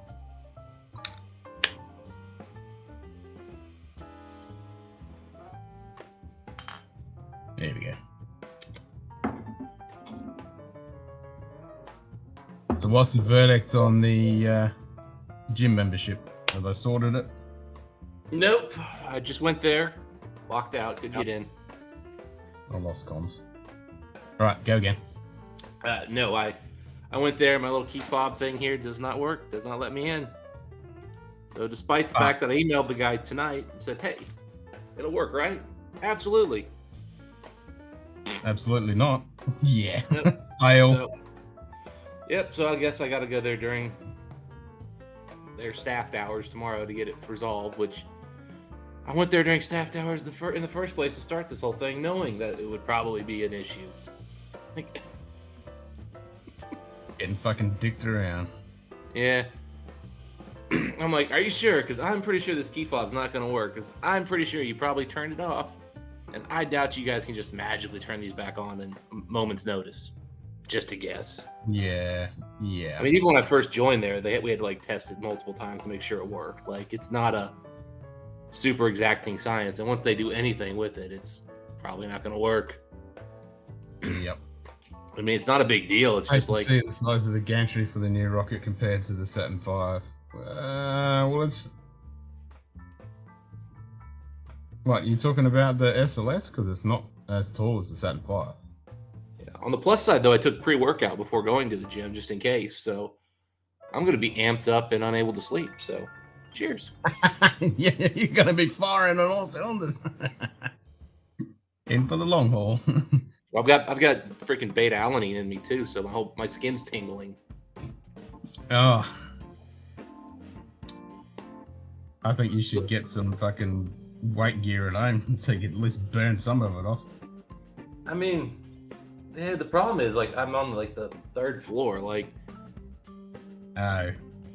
these floors are decent. Like I don't think I make too much noise, and I rarely hear my neighbors upstairs too much, but I start throwing. You drop weights, you're gonna hear that, yeah.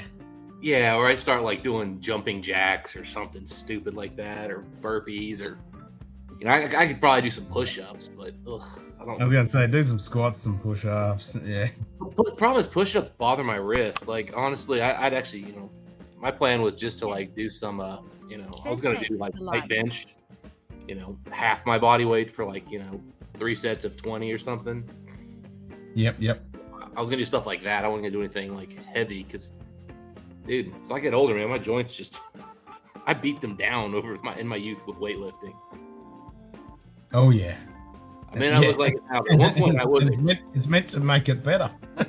Yeah, at one point I was in like the top 15% of the guys in the gym in terms of strength. Like, I wasn't by any stretch the strongest guy, and I wasn't some like elite athlete, but I was pretty strong, and I got there through a lot of grinding and pushing weights very slowly, as hard as I could.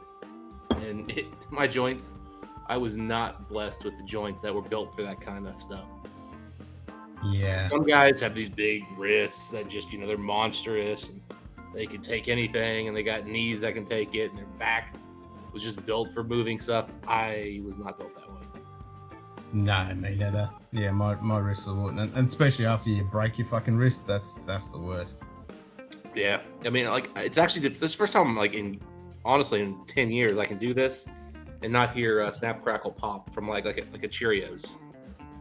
Like, I do. Mine's all snap, crackle, pop. Yeah, I don't know what happened. This is my all left snap, hand. crackle, pop. This is my left hand too. It's not my right. It's my left. That just used to just. And it's the first time in years it doesn't do that. So I don't really plan on going back and pushing it like I used to. But I got to be in the gym, just moving. And the SLS is not bigger, Chris. The Saturn 5 is still taller. I mean, thrust capability is a bit more, I think. And the Saturn 5 actually can have a bit more payload. I was watching Everyday Astronaut. He was doing a comparison between SLS and the Saturn, well, the Apollo and the Artemis missions. So he was going through all of the information. I haven't watched the whole thing yet.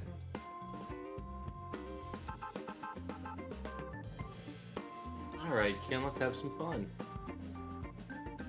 Some fun. Yeah. Let's see here. What browser am I using for this shit? We'll see if it Definitely do works. not have the knees that can take anything when they mean anything. Yeah, your knees need a little bit of help. Yeah, just a little bit. Yeah, the SLS has more thrust with the Good day. what's the name, rockets. G'day, KOHBN. Cohen. Cheers, mate. Boxing Day. Boxing Day was 2 days ago, but yeah, happy Boxing Day. It's the 27th for you, right? It's the 27th for you, right, Ken? It is the 27th, yeah. Boxing Day was yesterday. Not 2 days ago. Was it? Boxing Day should be the day after Christmas, 26th. Yeah, it was, wasn't it? Okay. My bad. They just blur into one fucking day. I don't give a fuck. I love a good bit of thrust, don't we all? Well, pretty soon Chris is going to be using like one of those automatic powered wheelchairs with all the injuries he keeps having. Doing Tilda Tool Time Tater with the V8 on it. I was getting ready to say, more power. That's it. So what? It's like is it Chris is 2 or 3 hours ahead of you, Ken? 2. Okay, so Because he doesn't have daylight savings, we don't have daylight savings, so we still stay at the 2. But the rest of the West Coast or East Coast is fucking daylight savings, so they're 3 hours ahead. Jesus. The world just can't deal with this stupid shit, can they? Can't get that shit together. Nope. Ken has not Alright. had sleep in Boxing Day as he finished his stream after I started work, I think. Yeah, I don't know. Let's see here. All right. Well, I streamed Friday night, Saturday night, Sunday night, Monday night, and now today. So it all just blurs into one fucking... Currently have 5 time zones. That's it. Fucking Caden heads. Oh no, that's not Caden. What's that? All right, so this is supposed to be the 25 American best American single malts. So I don't know if you want to read through the bullshit here. I just skipped over all of how they did it.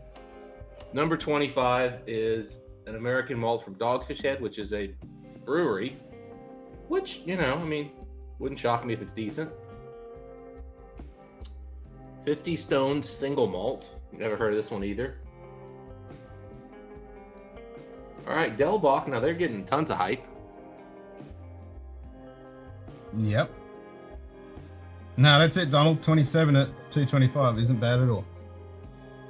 Colkagan. I don't know this one either. Colkagan sounds like it should be Irish. Maybe it's Irish themed. $53. Scottish Islands, New Scottish Mexico's Island. ingredients instead of smoking. New Mexico ingredients, huh? Using mesquite. Sounds alright. Yeah. I like mesquite. Yeah, I mean, I've not loved it in whiskeys when they've tried it, but I love the idea. Okay, Cooper's work. All right, let's see here. Washington peated.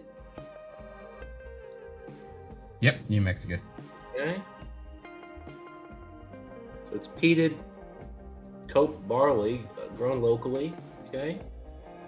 Grains are killed with peat harvested from the lake. So there you go. Your terroir is all there for you, Ken. Yep, whiff of grilled pineapple and papaya. Not one you can just go grab with only 1,000 bottles. No. Ooh, it smells like a fruity IPA. Now, that already has me a little interested. Sounds pretty good. Hello, Jim. That is, honestly, that's truthfully the worst Jim's ever looked. What happened to you, Jim? You I lost know. the weight. What the hell has happened to Jim? But like it made your nose bigger. Like God. Yep, made your freckles redder. Exactly. Makes them pop. I'm good. What's up, Swami? How you doing, man? I'm good, you. Can't complain. I'm gonna get a beer and have a beer with you guys.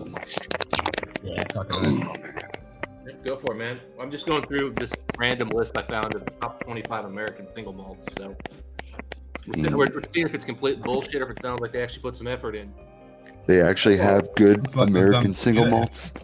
Well, the thing is, they're so obscure and kind of like and so regional. It's really hard for anybody to know unless you, I mean, have a bunch of people sending you samples. To be honest with you, like I didn't know Hill Rock had a single malt, but here it is. I actually had Scotch this week. It was weird. I haven't drank Scotch in like years. Sweet. Yeah. Nothing big. Oakentoshan 12-year-old. Okay. It was good, actually. Well, it's been so long that it tasted like, a $300 bottle because I haven't drank it in like fucking 2 years. So, like I said, the only thing I drink nowadays is whiskey sours, and that's bourbon. So I haven't had like actual Scotch in like 2 years. So. Cool. And I usually stick to just white label, Jim Beam. So. I mean, you owe it to yourself to upgrade to Black Label, man. It couldn't cost you more than like 50 cents extra. No, I actually think Jim Beam White Label is the perfect fucking bourbon for a whiskey sour.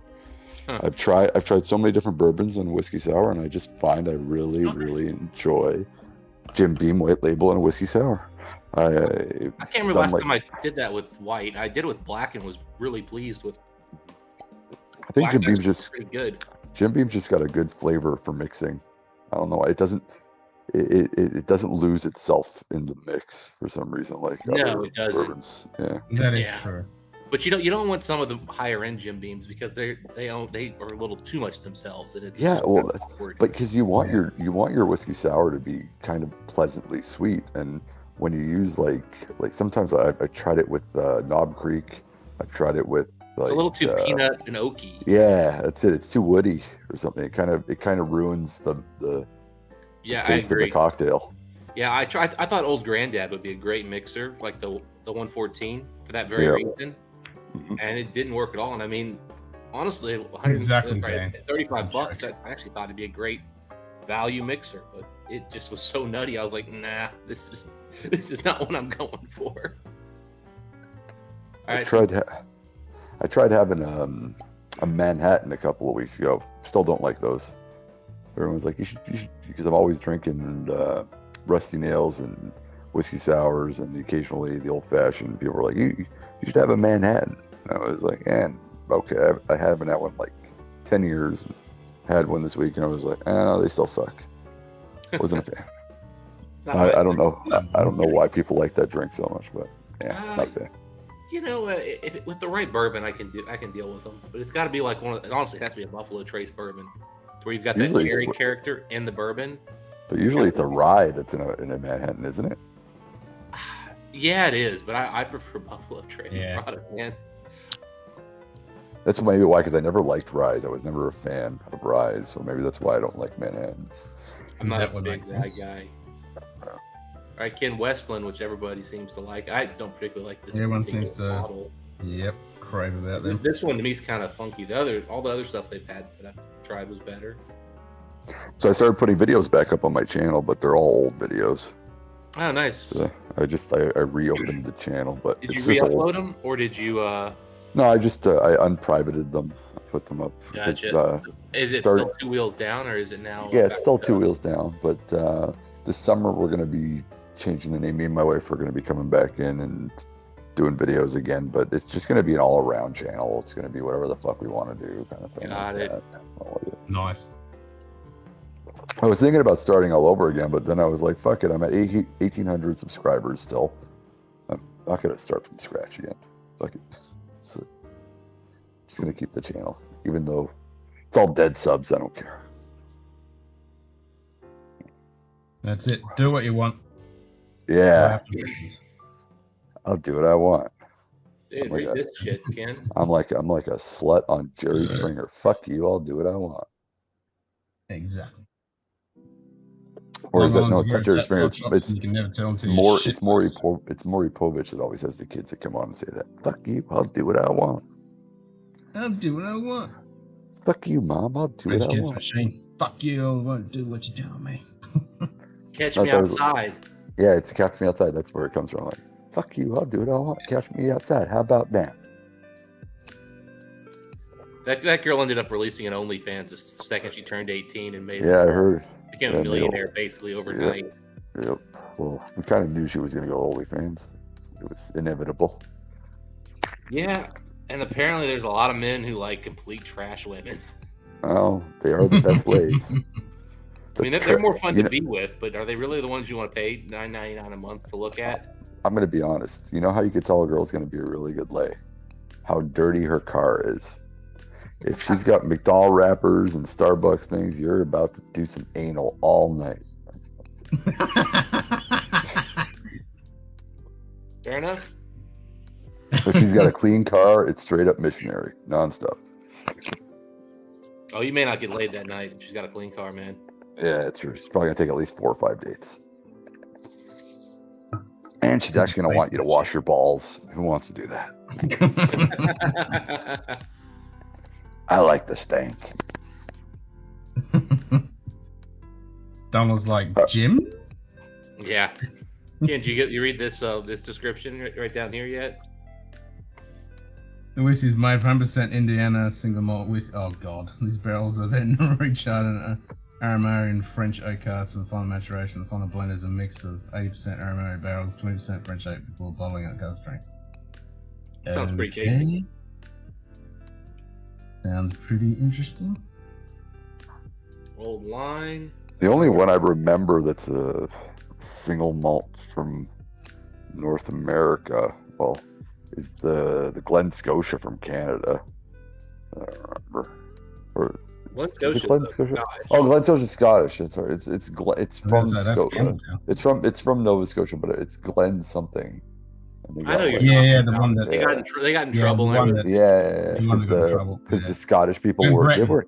they didn't get in any trouble. The Scottish people were In like Britain. yelling, and they were all like, "Fuck you, we're in Canada. Come get us, Scotland. What the fuck are you gonna do?" And nothing happened. As we all know, you have the worst freaking laws there are in whiskey. It's like, ooh, Scotland's angry at us. Oh no, Now this oh time you're Scotland. What are they gonna do? They're gonna play their bagpipes at us. They're gonna serve us horrible food. Now this one can go fuck itself. Jesus, this stuff's nasty. I have that. Baller. They're gonna made make us by watch Will. Braveheart. The fuck is Scotland gonna do? Even that's how threatening Scotland is. Canada laughs at them. I haven't had these Scotland. 6 years, but the regular McCarthy's is delicious, man. That is good shit. They should get mad that we named one of our provinces Nova Scotia, which is New Scotland. That should piss them off because it's newer and better.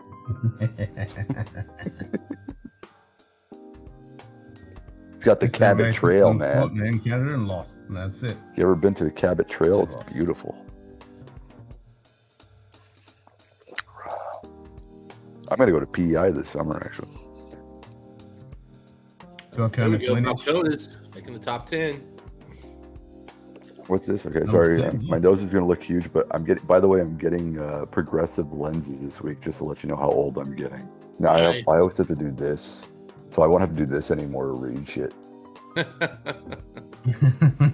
So this Yeah, is the I mean, lineage, which I'm is I'm at work and I'm reading the bills at the bar, and everyone laughs because I like lift my glasses up. I have to do this every time I like read the bills. I'm like, okay, you owe. Yeah. Everyone like, you old fuck. I was like, yep. Do you want your beer poured correctly or okay? Anybody can pour beer. I am adding no. No, they're like, that's how old I'm getting. I'm blind. They're like, I asked for beer, not cranberry juice. I'm like, oh well. It looks the I same. can't. It looks the same to me. I thought it was an amber ale. What? Fuck you, drink it or get out. I've And heard of tip this me. shit. 20%, motherfucker. You know. Okay, barrel vatted bullshit. Okay. Jack Oh, Daniels. that's my boy right there. I love my Jacks. Yeah, hell, here's a unicorn Jack you won't be able to find. I had that bottle. The twice Rob. barreled 2022 special release American single.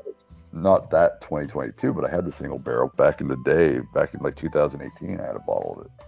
Yeah, well, this isn't just a single. This isn't a single barrel. This is their special double barreled malt. Twice barrel special release. Yeah, they're using Pedro Jimenez and bullshit. Ooh. No, Jack Daniels, listen, if Jack Daniels ever wants to, they take over the world anytime they feel like in whiskey. They have so much supply. It's like, it's not even like feasible for anybody to actually compete with them other than, you know, the Scottish distilleries. But when it comes to like bourbon and American whiskey, anytime they feel like it, they just can just flood literally the market with whatever they want. Oh They yeah, just decide not to. yeah. Well, because demand for an old number 7 is as ridiculously high as you think it is. Yeah. Like if they quit making a metric fuck ton of number 7, Yeah. They've got so much stock and supply of old shit that they could just like literally put out there and just be like, fuck the competition, it's over. But they're just, I guess, nice and don't want to do it. But if I was them, I'd do it. That's what capitalism is, strong to survive. yeah, but the only place they make their money on is number 7. Like their Yeah. fancy stuff doesn't make They're enough making a money. shitload on number 7. Yeah. Number 7 is just like printing money. Like we aged about 2 hours and 35 minutes, and we sent it to you. Fuck You reckon you. it just needs got- watered down? I love it as it is. I reckon it's fucking perfect.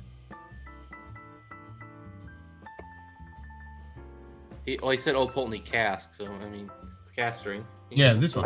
The cast strength. It's 59. People need to drop it. So Yep. here's something I didn't know was even existed, but a Stranahan's 10-year. That's it, the Stranahan's. That's what I was about to say. I said the only American single malt I remember having was Stranahan's. Yeah, That was a long time ago. I've never had it. I haven't seen this one. 10-year-old. That sounds pretty good, actually. Doesn't Iron Root have a single malt too? I don't think Iron Root does. All the other Texas guys seem to. I thought they were all like bourbon and rye. I could be wrong. Bears, Jack Daniels Bond is the best whiskey in the world. Just ask Whiskey Advocate. Yeah. Are you still doing your channel there with what's his name, Mike? Yep. How's it going? You guys, Pretty good. are you like at 4,000 yet? Nah, we're getting close to the 3K mark. We gained about 700 subs this year. Have you been doing it every week, or are you doing like sporadically? Twice a week, every Twice a Wednesday and Sunday, with the exception of occasionally like we'll move one for a holiday or something just to make sure it lines up.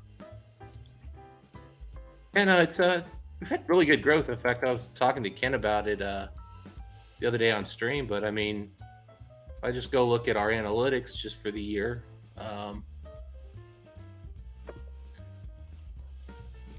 Almost 160,000 views so far this year. And That's cool.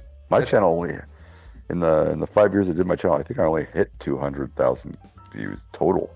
Yeah. So that's nice. And we're up 40% over last year for that. And then we had 14,300 hours of watch time, up 37%. So did pretty well. We I saw realized that our biggest issue is we need to do more lives because people seem to like them, and it's just been hard for us to get our schedules together. And whatnot. Like Chris says, except when Mike spits the dummy and doesn't want to do a live stream. I noticed that the Scotch Test dummies are seeming to come back a lot more. I keep getting notifications that they did a live every 2 or 3 days. See, that's the thing. I keep waiting. I guess maybe my notifications are not working with them, but because I love Bart. Either. I love those two guys, but man, I've got no interest in their pre-recorded reviews anymore. Like, I know what they like and don't like, and they're just not that exciting. From what I hear, nobody watches reviews anymore. That's what everyone's telling me. Rob's even telling me that his channel, like Whiskey and Six, what him and Jeremy are making their reviews off of are the whiskey rants, is what people seem to be watching. They don't care about the reviews anymore, or something like that. Well, I think, and they're using that as a way to launch a cross-platform with podcasts and stuff too. Yeah. So it's like a double win there. Well, they're telling me the podcast and the whiskey rants are doing amazing, but they're saying the reviews are doing shit. Like they're getting like 300 views, 400 views on their reviews. Well, that's not the case. I can tell you that right now. Rob's channel, his reviews still get plenty of views. Maybe not as many ones. Well, I talked to him 2 weeks ago. He says like the most he's getting, and he's like what 13,000 subs. He's saying he's maybe getting 800, 900 views on videos now, like within the first 48 hours or something. And it used to be like 2,000 in like 24. I don't know about like as far as super quick, but you're right. I mean, he's down. Like he did. But they're all down. Like I'm hearing like all the channels are down. It's not what it used to be like when it's coming to the reviews. Like people want the lives. They want the special content. They don't care. Like the reviews are like. It's always been about who can get the damn whiskey bottles first. If you're the first person to get a big new popular release, you'll get 5-10K views. But you have to be the first, and there's just too many channels competing. Have a lot of the older channels gone away, or they're still around and stuff like that? Anybody who's been successful for the most part still around, I'd say. Probably a few exceptions. It's just a crowded space, man. But yeah, I'm looking at Rob's channel, and he's getting most of his reviews get around are sitting around 1,000 views, which is definitely great. That's 2,000 range. Yeah, but that's after like months. Well, I haven't looked at anything more than a month old yet. I mean, there's a couple. The other thing that Rob always likes to do, though, is he keeps trying to put out these Canadian whiskey reviews, and nobody cares because nobody can get them. Because only Canadians can get them. And well, again, I think, like I said, I think Jeremy and him are more focused on the podcast and the rants than they are he's still putting out a decent amount of pre-done, content. But yeah, you're right. It's definitely come down. Also, like Jeremy and him are like drinking like 67-year-old Glen Grant and doing a podcast with it.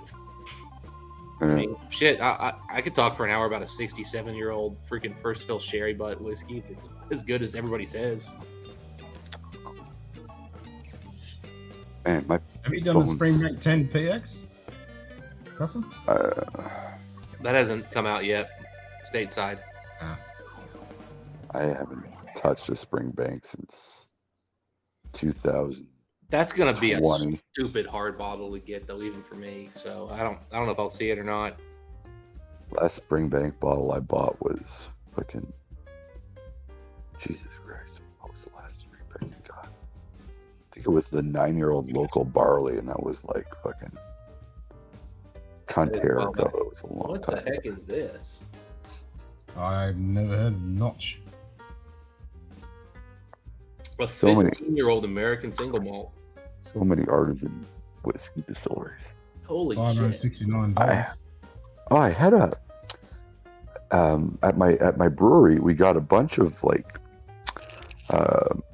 cognac barrels that were used to age whiskey in, that we were going to age some beers in, and there was so much Angel Share whiskey left in it. We bottled all of them, and like we've been drinking it like every day, and it's like they're just like in water bottles that we like kept off in.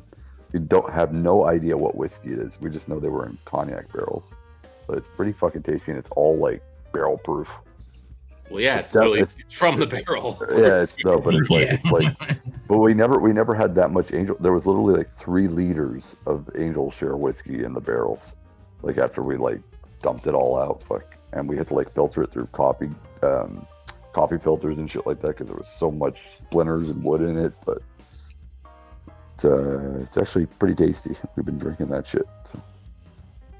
No idea what it is, but it's definitely a bourbon. That's the only thing we know. Gotcha. We can tell it's a bourbon, but we don't know which bourbon it is. Interesting. Yeah, just But like Scotch Test Gummies have only done 5 live streams in the last 7 months. Now, I think Scott's doing his own thing with the SMWS, but Yeah. I don't want to watch that crap. It's just commercials. Because we get like 300 barrels a week to come into the brewery, but normally it's like literally like a drop of whiskey or something that's left in there. But that was the first time it was like, holy shit. Like That's free awesome. booze. And we're just like, everyone's just drinking it. Like, Anyway, that was that list. That actually seems like an interesting list. I'd love to hear It's more not about too this. bad a list.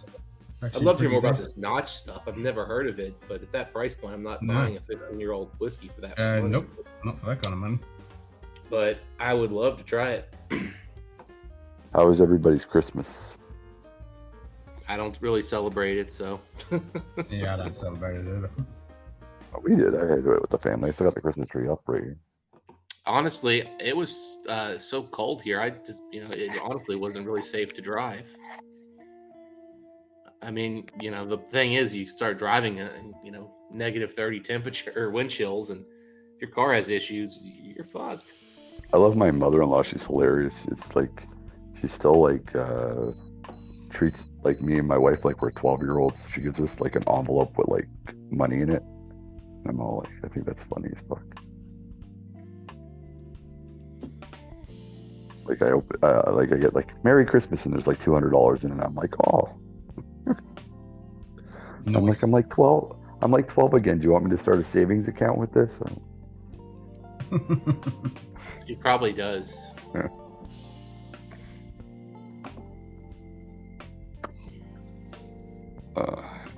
Mom, have you heard about inflation? Bottle, yeah, it's a nice looking bottle. Yeah, the I don't know color if I looks wanna pay good. it. I mean, everything about it looks awesome except the price. I mean, $300, you might be thinking maybe, but it's almost 600. Come on. Yeah. And it's like $1,000 dues Aussie. That's a bit rich. $1 dues. I'm gonna plug in my phone. I'll be back in like 10 minutes. My phone is literally at 2%. I just noticed. I'll see you guys in a bit. But I know you're gonna be around for a while there, buddy. You're always 3-hour live streams. I've the lights- barely drinking my Yeah. beer here, so. Well, like I'll see you in 8 I'll hours. see you in about 10-15 minutes. Okay, later. Cohen, one of the guys over in the UK who seems to get every Springbank and freaking Cadenhead, I know he got a review out real early on that one. Like Garvin's reviews, maybe. I think it was Garvin, but I'm not positive. Definitely he's not one of the guys I've gotten a good feel for what he thinks about whiskey and like how to judge his scoring. So he also he reviews as much Springbank as Mike and I do, if not more. But he doesn't do as many reviews as we do. So it's like a little hard to kind of judge. He's kind of a Springbank fanboy. So In the 80s? Damn.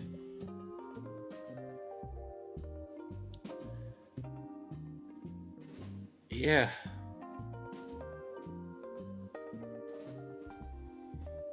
I'm watching a whiskey video on YouTube and the blokes were drinking 67-year-old Glen Grant. Looked almost dark brown. That sounds like Rob and Jeremy. No, that was Malt Review's Christmas review. Rob and Jeremy Malt haven't released theirs yet. Rob and Jeremy got some of it too, so they're gonna review it. Yeah. Malt Review actually cracked a bottle of it. I think Rob and Jeremy just got samples from somebody. Ah. Mike and I need 67-year-old. Bridger fans. Yeah. 67-year-old. We need some whiskey. We need some whiskey daddies. We want to just Yeah. send us Whiskey daddies. I mean, you feel bad saying something like that. It's like, man, we've actually gotten some really nice samples over the years from some people, but we're not getting the stuff we're not getting Glen Grant 67. Jesus. Nah, that's crazy. $7,000, which is amazing for that age. You're not fucking wrong. $7,000 for a 67-year-old is a fucking good price. Yeah, I went looking. I was seeing those around the 9 mark. So, yeah, 7 sounds like probably what they paid for when it came out, but that's still $7,000, which. Oh yeah, it's a lot of fucking money, but you look at some of the shit that's like a 40-year-old or a 50-year-old, what you're paying for that crap.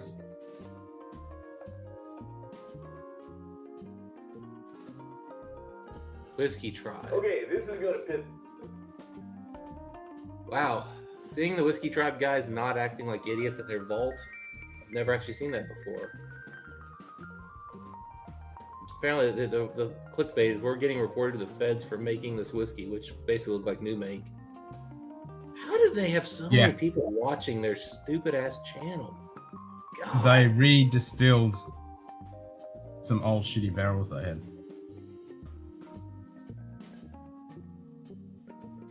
Okay.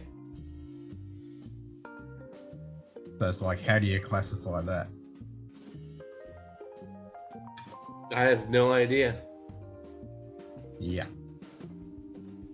I can tell you this much, looking at their thumbnails and stuff they're talking about, I have never more not wanted to watch their stupid ass channel. God, this looks terrible. Who do these people? Who are these fans? I don't get it, man. I just don't get it. Like, they used to just be obnoxious with all their reviews, but this is just like straight troll looking crap. Imagine there's been some amazing shaftings of on whiskey that's just fake. Oh, fuck you. Plenty of fake shit out there. Oh, absolutely. There's tons of fake shit out there. And with so many people not opening their bottles, there's more and more of it being done because nobody's even tasting it to figure out this isn't what I expected. What it actually tastes like. Yeah.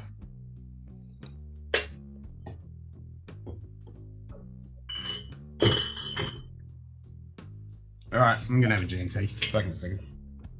Nice.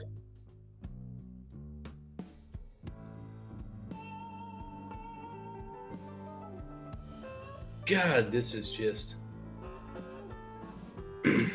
man. All right. So I am no longer going to look at this Whiskey Tribe thing because this has got to be the worst looking. Everything about this is just disgusting.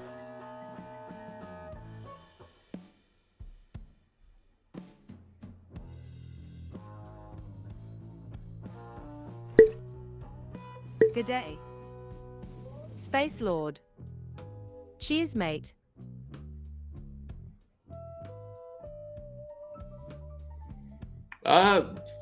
I mean, you'll find your liquor store.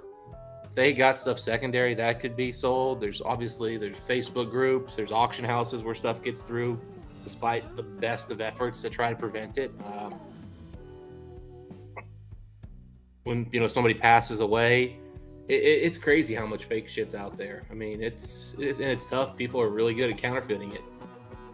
And again, if you never crack the bottle, how would you know? It's not like with wine where they bring it to your table and they pour it. Please try this, sir. Is it to your liking? And you're like, yeah, that tastes right.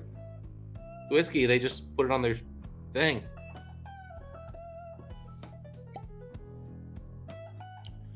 No, I'm not Dan, but I buy so incredibly rarely off the secondary, and I don't buy stuff that would be worth faking when I go secondary usually.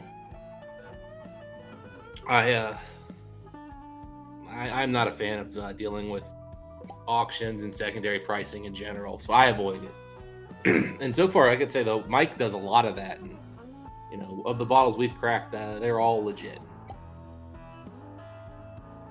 But there's a lot of work that goes into vetting who you buy from.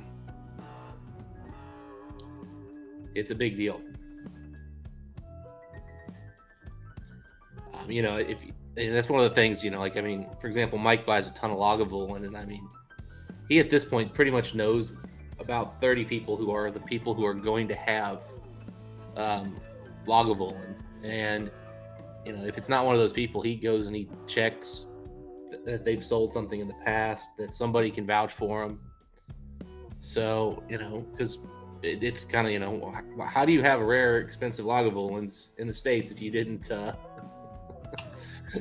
don't know.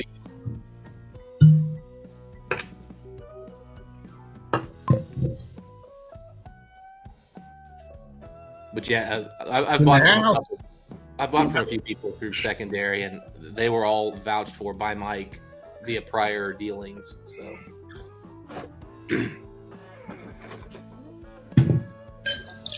Yep, there it is. Nice. That is a giant penis. Very pointy one.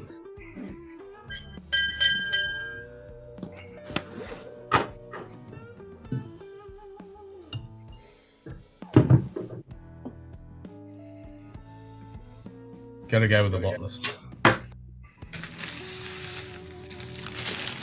Let's see if this new carton of Asahi wants to froth up. See if it froths up. Yeah. Yep.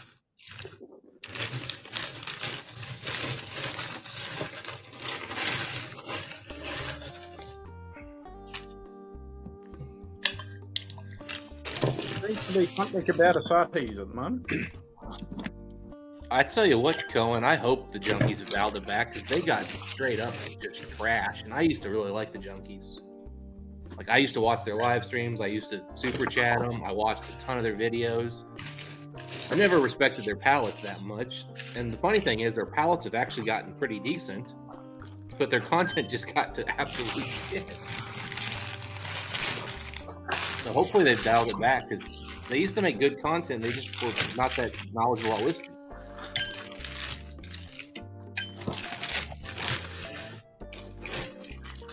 Then it got the opposite. There's a lot of facts in this box, Ken. Yeah. It's a decent build.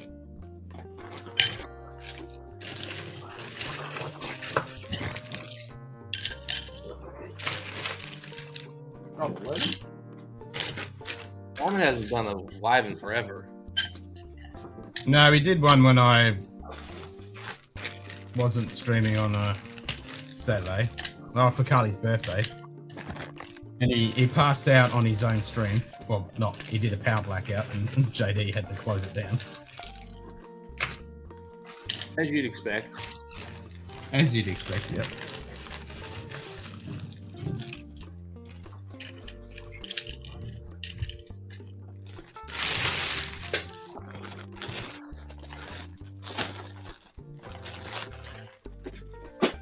Pack. I found a Simon Del Vecchio whose thumbnails him with a very expensive Mercedes. Simon not selling or something? I mean, you know, Simon just randomly gets drunk and goes and buys $900 bottles of Lot B, so. Yep. Or whatever that was, the 10-year. Harris? No, I haven't.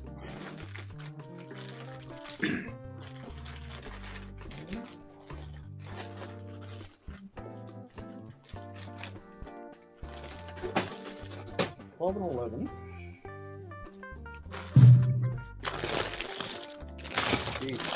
$11. Tell us you love the cars.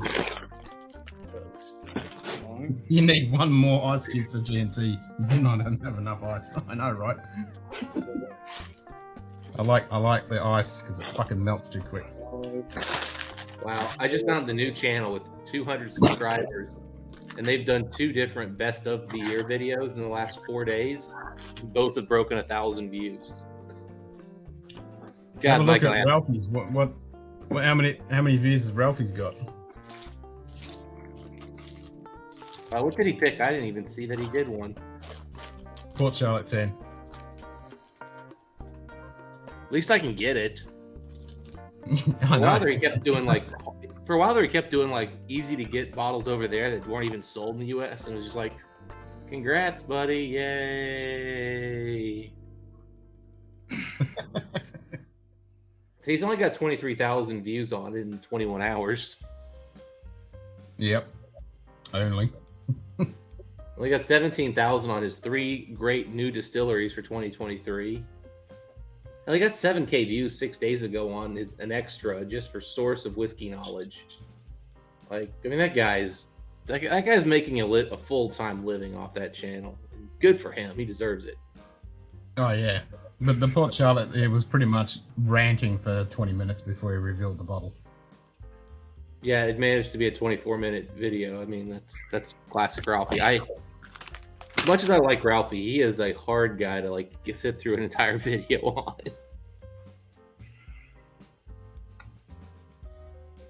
And mind you, I'm sure there are people who don't walk. That one that use sugar kelp. Yeah, I've heard of it. I just haven't got one.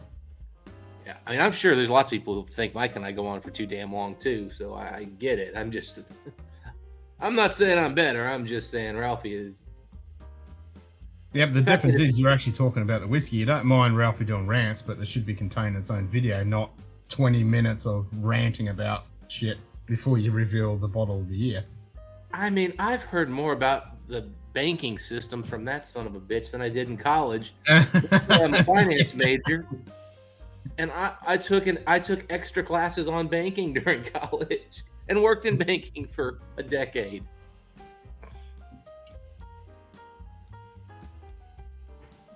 Yep. Drinking 200 ml of Port Charlotte 10 the other day was fun. Let's say we'll not do that again.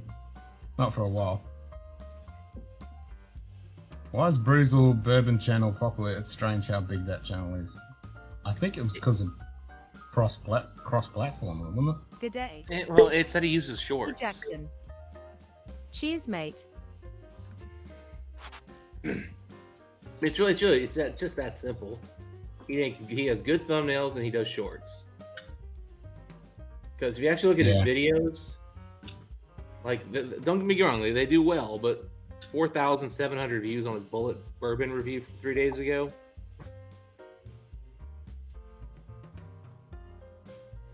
Like, that's good. And he doesn't get that many people on his lives. No. It ain't cheap dying these days. No, it fucking ain't. But then you go to his shorts, and he's got a short with 7 million views. Fuck. And it's on that stupid fucking bottle. It's got like a gun as the cork. Oh yeah.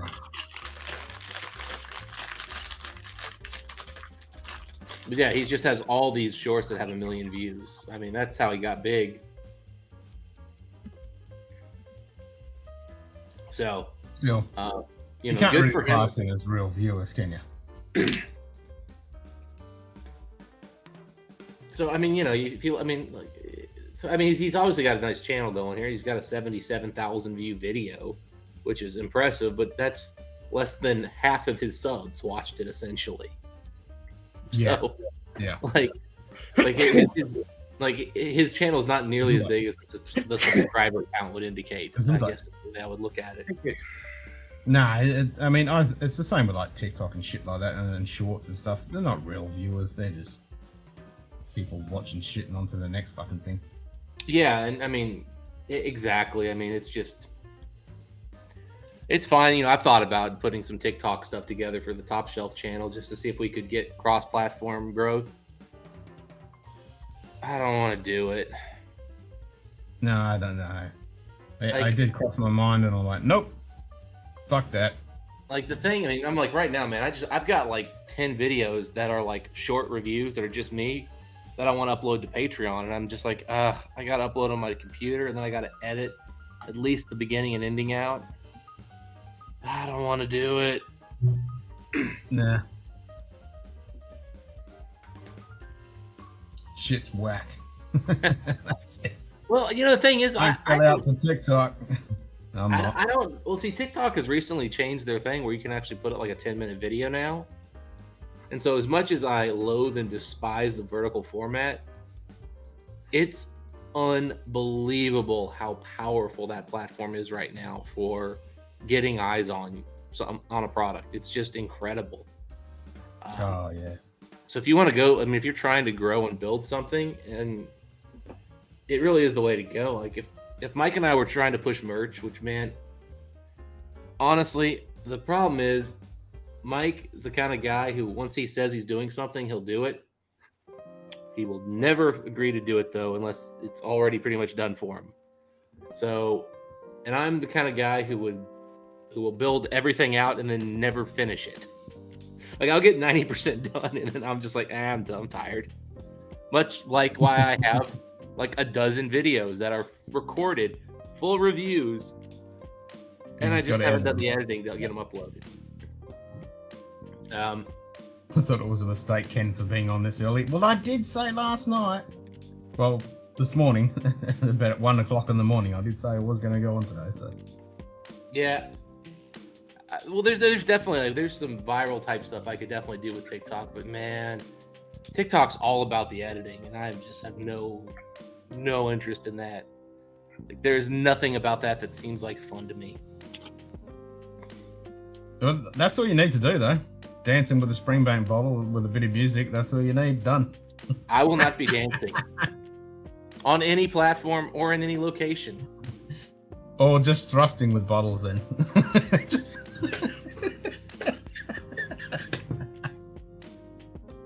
Yep. There you go. There's your fucking TikTok videos. Yeah, I do want to do a series of Mike and I drinking bottom shelf shit, and then like the titles being Whiskey Snobs Review Johnny Walker Red, Whiskey Snobs Review, and really putting time into getting those to look good and kind of get. Ken's going to do one of those when we meet up. Those have real power. Yeah, but that's not shitty red. That's actually a decent red. Pre-1966 fucking red. Yeah, I'm talking about this garbage here. Yeah, and the modern day shit is fucking garbage. I mean, And I gotta say, sprung us on that when we did the brown paper bag fucking review of it. And I'm like, is this fucking Johnny Walker? I picked it up straight away. I will give you this though about this bottle. I still like it a lot better than some of the shit bourbons, because at least this like doesn't have that like horrid, awful bite that just like burns. Like this just has like no flavor and tastes like cereal grain and alcohol. Yeah. It's just green grass fucking alcoholic. Yeah. I mean, there's nothing good about it. Don't get me wrong. That's it. That's a proper fucking Johnny Walker. Fucking 1966, pre-1966. 1.6 fluid ounces. Yeah, well, back when they had to actually build a name for themselves, they couldn't just sell on their name. Exactly. Yeah, I mean, the only problem is I just don't want to buy all this shit. I mean, but I know there's still some Johnny Walker gift sets around that I can pick up for cheap, so I just need to fucking pull the trigger. But the other problem is I have to drive up to suburbia land, and I hate going up to that. I hate going up to the suburbs of Cincinnati. It's just so awful traffic. You talk with the Blantons in one hand, Pappy in the other, and you got 1 million views. I can't believe that we were just looking before. Dan Murphy's is trying to sell 80 proof Blantons now for nearly $120. Get fucked. It's like it's got to be the stuff brought in by South Trade, which is Sazerac. So they're just ripping the Australian market off. I mean, it's almost as bad as having to pay $116 for an Eagle Rare. Yeah. I can I remember years ago, I had a friend tell me he was paying $90 for Buffalo Trace in Australia. Nah. Single barrel. Yeah, from Sydney. The American stuff. Or I don't know where he was in Australia, but he was telling me, you know, he wasn't a whiskey guy. He didn't know where to shop. No, but Australian BT's never been that. It's I always don't know where he was shopping, but he was telling me he was paying $80-$90. He would have been getting the American proof single barrels for that, because that's what they were going for. Maybe like I said, he was because he wouldn't. He probably, if he's not a whiskey person, he wouldn't have known. This is very true. But that was the only thing he goes. I like those Buffalo Traces. He goes. No, it wouldn't surprise me either, then. No, we get 80 proof Buffalo Trace over here. We don't get 90. Yep. We get 80. We are Yep. screwed. You get shitty Buffalo Trace, shitty fucking Beam White Label abomination. Fucking. That's not even bourbon. It's 37%. No, it's not. It's just a disaster. 74 proof. I will say this: I actually, And you can still buy, I think, nearly buy a an 81 Wild Turkey for the same price.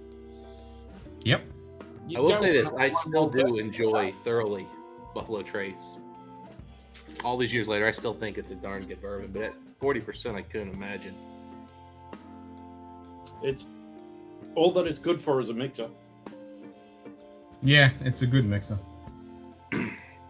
I mean, I don't turn my nose up at it. I've got a bottle there, but I'm certainly not popping it and pouring No, it it's all the time. it's not what I'm That's going for for when I'm going for a straight. No, I mean I'll drink Benchmark straight before I drink Buffalo Trace straight at 80. Well, I recommend if you've got a good pricing model on Turkey, you stock up, guys, because the new ownership group at Turkey, they are trying to maximize profits, and they don't give a fuck about the consumer. I think Wild Turkey's going to become an absolute shit show here in the next couple of years. Well, from everything I'm hearing, once a certain person passes away, there won't be a certain name linked with Wild Turkey anymore. Oh, I'm hoping it's. I need to find a truck and get myself some Russells. Well, I'm hoping it's the younger of the two. Not that he's young, but because if it's the older of the two, that could be any day now at his current weight. Because the youngest of the trio has been told, no, you're not going to be. From what I've heard. I'm not so worried about the youngest of the trio, but I'd like the number 2 guy to continue this legacy. Yeah. Although I can't imagine them wanting to move away from that name just because quite frankly, it sells whiskey. Yeah. It's like Wendy's going away from Wendy. Yeah. Like, I hate to tell you, but that redheaded little kid is kind of selling burgers still. Yeah. Yeah. You know? It's like Papa John's fired Papa John. They didn't get rid of Papa John as the name. Yeah, you can't get rid of the Colonel from fucking KFC. Yeah. No matter how many women he groped while he was in the nursing home. Yeah. Yeah. Well, they did get rid of Kentucky Fried Chicken and just started calling it KFC to the point where some people now don't realize what KFC stands for. Yeah. Now, Cohen, Eagle Rare is $115 on the shelf here now. That's Yeah. MSRP. I can land it for less than that. Cohen is saying Bruce Russell has taken over at Wild Turkey. Land it for probably $75 a bottle, $80 a bottle. And that's Is there any paying- truth to what Cohen just said there, Taz? Yeah. So Bruce is running the Wild Turkey now?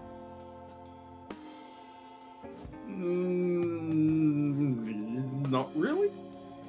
I He's thought in Eddie it, was the but man. I thought Eddie was running the shit. it's Eddie who's running the right. shit.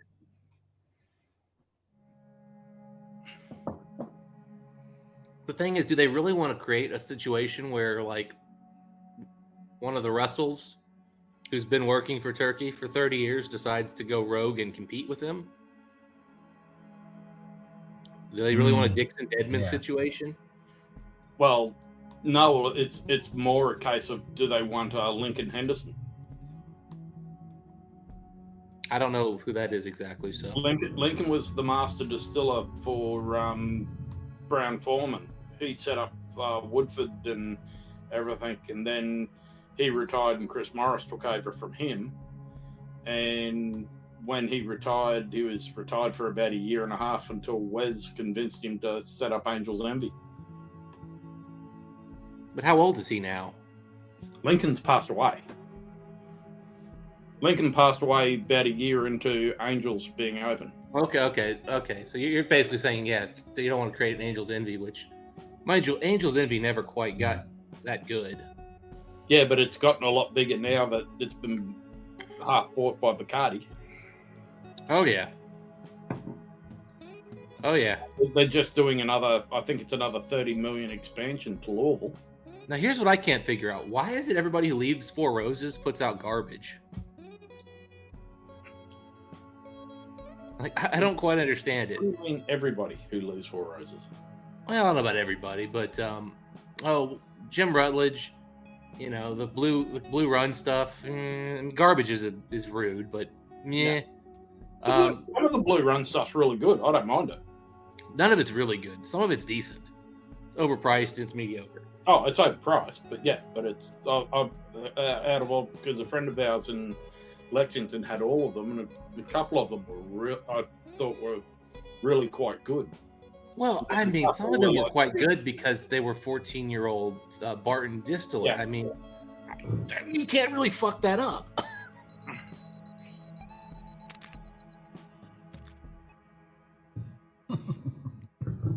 Made sure I had the right side facing out, Ken. Yeah, got the right fucking stubby holder.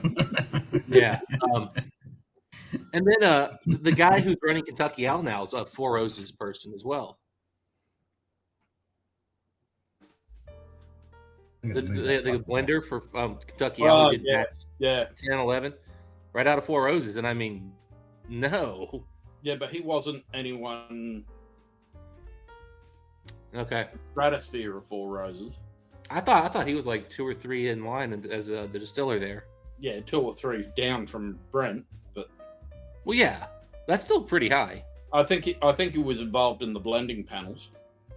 Yeah, I thought he was one of their high up blenders. Yeah. I thought he was pretty high, and I mean, Yeah, so far, he was up there in the blending side. He wasn't a distiller.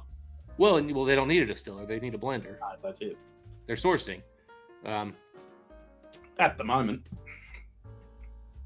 Yeah, I mean, it well, will be for a while, but you know, it's feel like- really interesting to see what's going to happen now with. I mean, how much is MGP going to be doing now, because they're cutting back on their contract distilling to do their own labels? well, but I mean, are they needed now that Bardstown is massively producing just mecca shit tons of whiskey? Yeah, but they're not producing.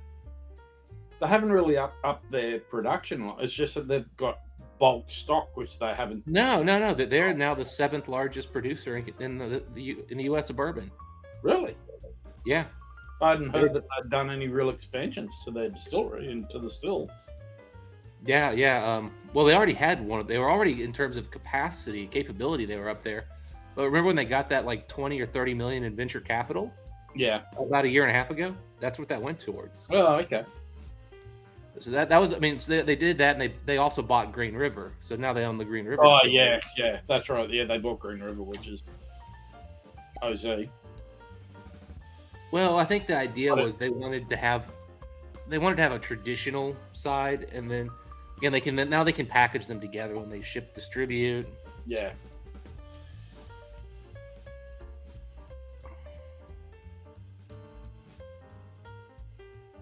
Yes, he's trying to train Bruce up, but rumors have been going around that Bruce may not wind up, but I wouldn't be surprised if Bruce will, because there will be such a major backlash against Turkey if they ever got rid of the Russell name. It would be a death knell for Turkey. It'd be devastating. Yeah, Well, I mean, the fact that Jimmy is so heavily beloved and Eddie's just is Jimmy's son, that if anything, yeah. because So Jimmy's just a cult figure. So I got to meet Jimmy at a beer bar, just to give you an idea of what this guy is. And so it was the first time they'd ever done a beer in a wild turkey barrel, which was Sierra Nevada did it. And this was, I don't know, 12, 13 years ago, I guess now. Jesus, that's crazy. And so I didn't really know who Jimmy Russell was. I mean, I knew Russell, name with turkey, connotation, but I really didn't know much about him. And I mean, here's a room of old men older men who are well-to-do. This is a beer bar. We're beer focused. These are beer drinkers, not bourbon drinkers. And I mean, that guy commanded the room. He had a line out the door. I went through and just kind of chatted with him for about maybe a minute. And, he kind of gave me the story. I was like, hey, so what brought you here? And he goes, oh, well, it's the first beer release from this. And, they wanted to have us here. And, we'd never really been in. He was talking about how, we never really thought about, selling our barrels for this purpose. And it was really cool. And I was sipping on that beer going, man, I'll tell you what, this thing is nice. It will be interesting to see what's going to happen, Colin. Yeah. Well, the thing is, though, if you are trained to become the distiller and they tell you, hey, why don't you just be the ambassador? What? You're going to, right now, especially if bourbon's still booming, there's so much VC money that somebody would snap him up, give him a shit ton of money, and they run this. Yep. Well, the whole thing is, though, master distillers these days really are just ambassadors. Most of them don't spend too much time on the floor anymore. I mean, people like Greg Davis was when he was master distiller at Makers, and same with Danny. They were always on the floor at the distillery. But unless they were off doing an event somewhere, but most of the time they were always on the floor. But I don't know Yeah, how so master distiller these days just ticks the box and says, yeah, that's all good, let's go with it. Yeah, because they've got guys who are just distillers under them. I mean, it's all controlled by computer these days, and Yep. they've gone through the progression, and they've done distilling, they've done warehouse managing and things like that, and they know the way to go. But then it's just being a personality out the front to be a. I think that Yeah. And occasionally they'll sit in they'll actually do some. They'll go into the blending and experimental stuff and things like that, and that's where Fred Fred's not so much anymore, but he still goes in occasionally. But Freddie's more in the experimental, whereas Greg Davis got lured from Makers to leave Makers as master distiller to go and become director of distilling at the Boston plant, which is the Bucano plant, which is probably the biggest distillery in Kentucky. And they've got something like a $250 million expansion starting now going on at the moment to almost double production at the Booker plant. Yep. No, that's it. Yeah. That's the real plant. The Claremont plant's Jim Beam White Label and Knob Creek. What blows my mind, so I had a friend of mine who was a financial analyst for them, Jim Beam, for quite a while, and the amount of cost cutting that was going on at that distillery was just shocking. Yeah. Like, while they're doing all this growth and expansion, they were literally looking to nickel and dime every single element of their production.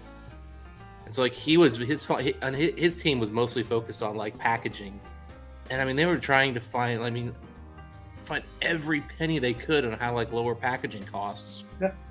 With all these initiatives, and it's just like, when you're in a booming market like this, why the fuck are you working so hard to cut costs? Like that. Suntory's still trying to recoup $16 billion. Yeah, but normally you do that. Quite frankly, you normally do that through overhead. You cut people. You reduce the number. You use economies of scale, and you get rid of the high-end, high-paid admins. You don't look to find ways to sell cheaper bottles. It's just asinine. Make everything. With Liddy Springbank, there's a bunch of distilleries that still doing it in the old-fashioned way.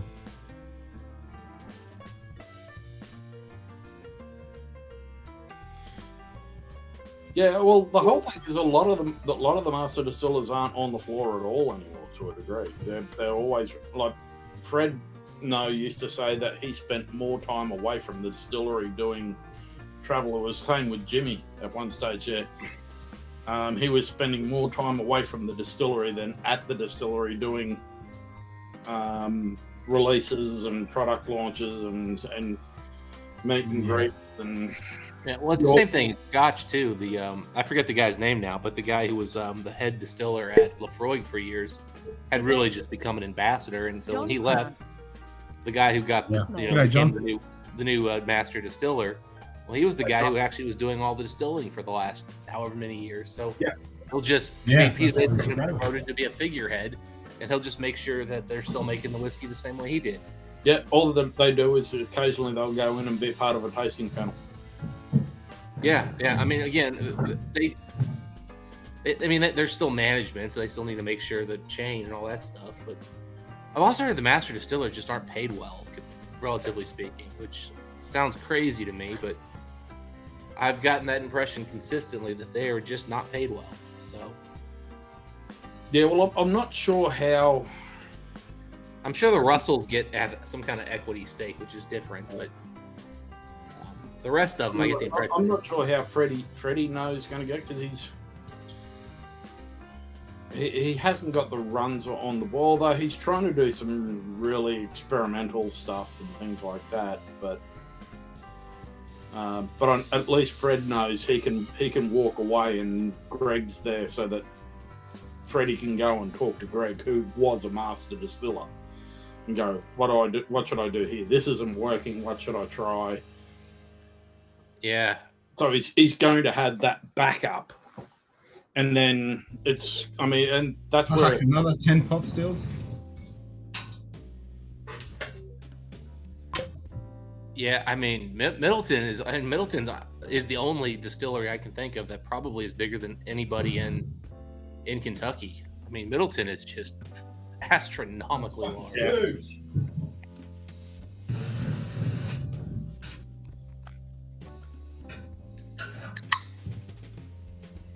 Yeah, here's Jim. Jim's back. Just Jim. How are you, Jim? The ugly Jim. Call me Jim. They call me Mr. Jim. Mr. Not to Jim. be confused with potato Jim. Is that like they just call me Bruce? Not to be confused with Dustin. My hat doesn't fit my head, Dustin. My hats all fit beautifully until I wear them in the gym about 6 times, and then they just become a mess.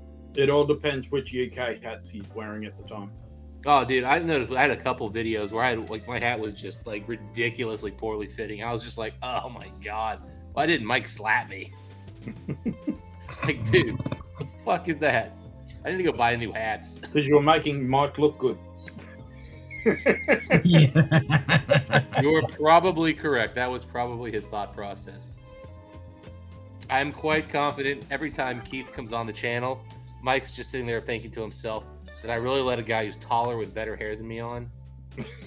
100 million liters. For Mike to say somebody has for someone to have less good hair than Mike, it's pretty hard.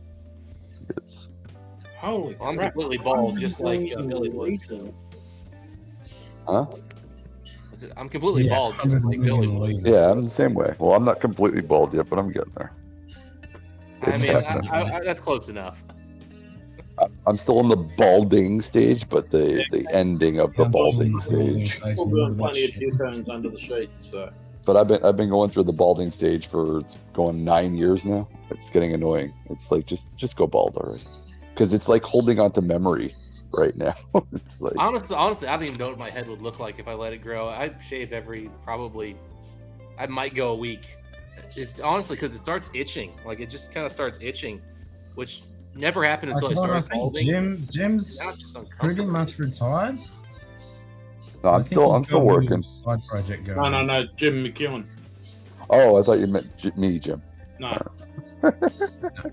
Just Cohen was asking what Jim McEwen's. I mean, I got so into character that I actually think I'm Jim. So it was like Dave Pickerel when Dave retired from Makers and then suddenly went out and started. Jim McEwen's still doing stuff. but I think No, he's pretty just much retired. sure about that. He's probably going and Yeah, helping out for some startups and things like that, probably. But Yeah, He's like probably got a doing couple of consulting. startups that he's helping out Everybody with. does that. But he's, hell, he's who doesn't pretty do much that? I mean, retired.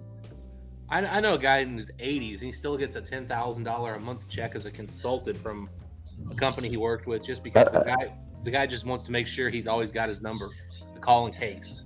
yeah, We were having a discussion today actually about that, like my friends and me. There was like some guy won $40 million last week on the lottery there, and he said the typical thing that every asshat says that wins the lottery. And like I understand if you win like $3 million or so, nothing's going to change here. You know, I'm going to keep working. But once you get past like 25 million, and especially when you're in like, let's say, the age of 50 and above, do you really need to keep working? It's like, oh no, I will- I don't know why people say that. I will never this stop working. weekend, Jim. The sooner you stop working, the sooner you die, man. Work I'm is all that bullshit. keeps you alive. I'll tell you this weekend when I win Bullshit. 40 million over here, and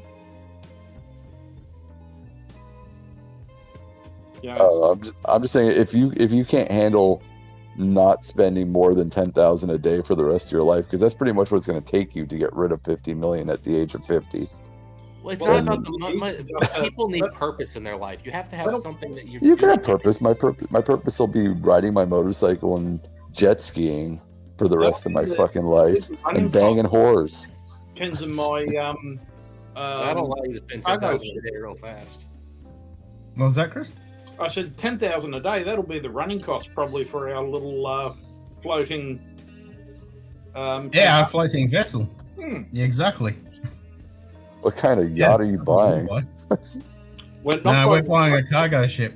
We're buying a cargo ship sitting in international waters, and one week it'll sit off my coast, and the next week it'll go around and sit off Ken's coast.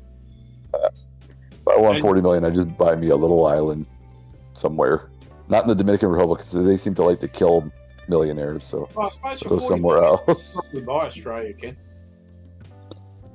Yeah, pretty much. 40 million today in Canada will buy you a nice starter home. We could almost buy Tasmania. Would you want to Almost though? like Tasmania. Cincinnati, 40 million will buy you the state. 150,000 you could buy brood, I reckon. You don't move, you don't eat. You don't eat, you don't shit. You don't shit, you die.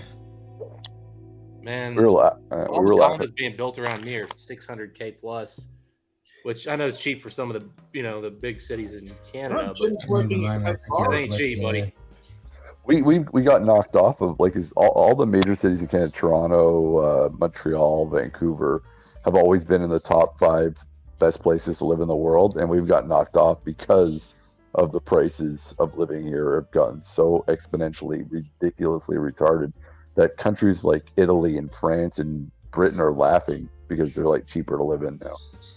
It's completely unattainable to own a house in Canada today. It's become like Europe, where you have to get generationally transferred the home. It's almost like that here. Just Yeah, us. it's pretty much. ridiculous. It's becoming that The United States is like one of the last few countries where you could still buy a house for a relatively affordable price. Not in the major cities though. Yeah. I mean, Yeah. like right now, neighborhood I'm in, which is it's an above average, income neighborhood or area, but it's not. We're not talking anything insane. I mean, I want to say, let's see, 4, 5, 2, Did you see Donald's comment? About When you're seeing 400 square foot condos selling for 500,000, you're like, That's right. I remember something about that. 400 square foot condo, 100,000. You're talking more than $1,000 per foot, and it's just more than $10,000 per square foot. It's like, Yeah, It's he's an hour and a half mental. south of Sydney, Ken.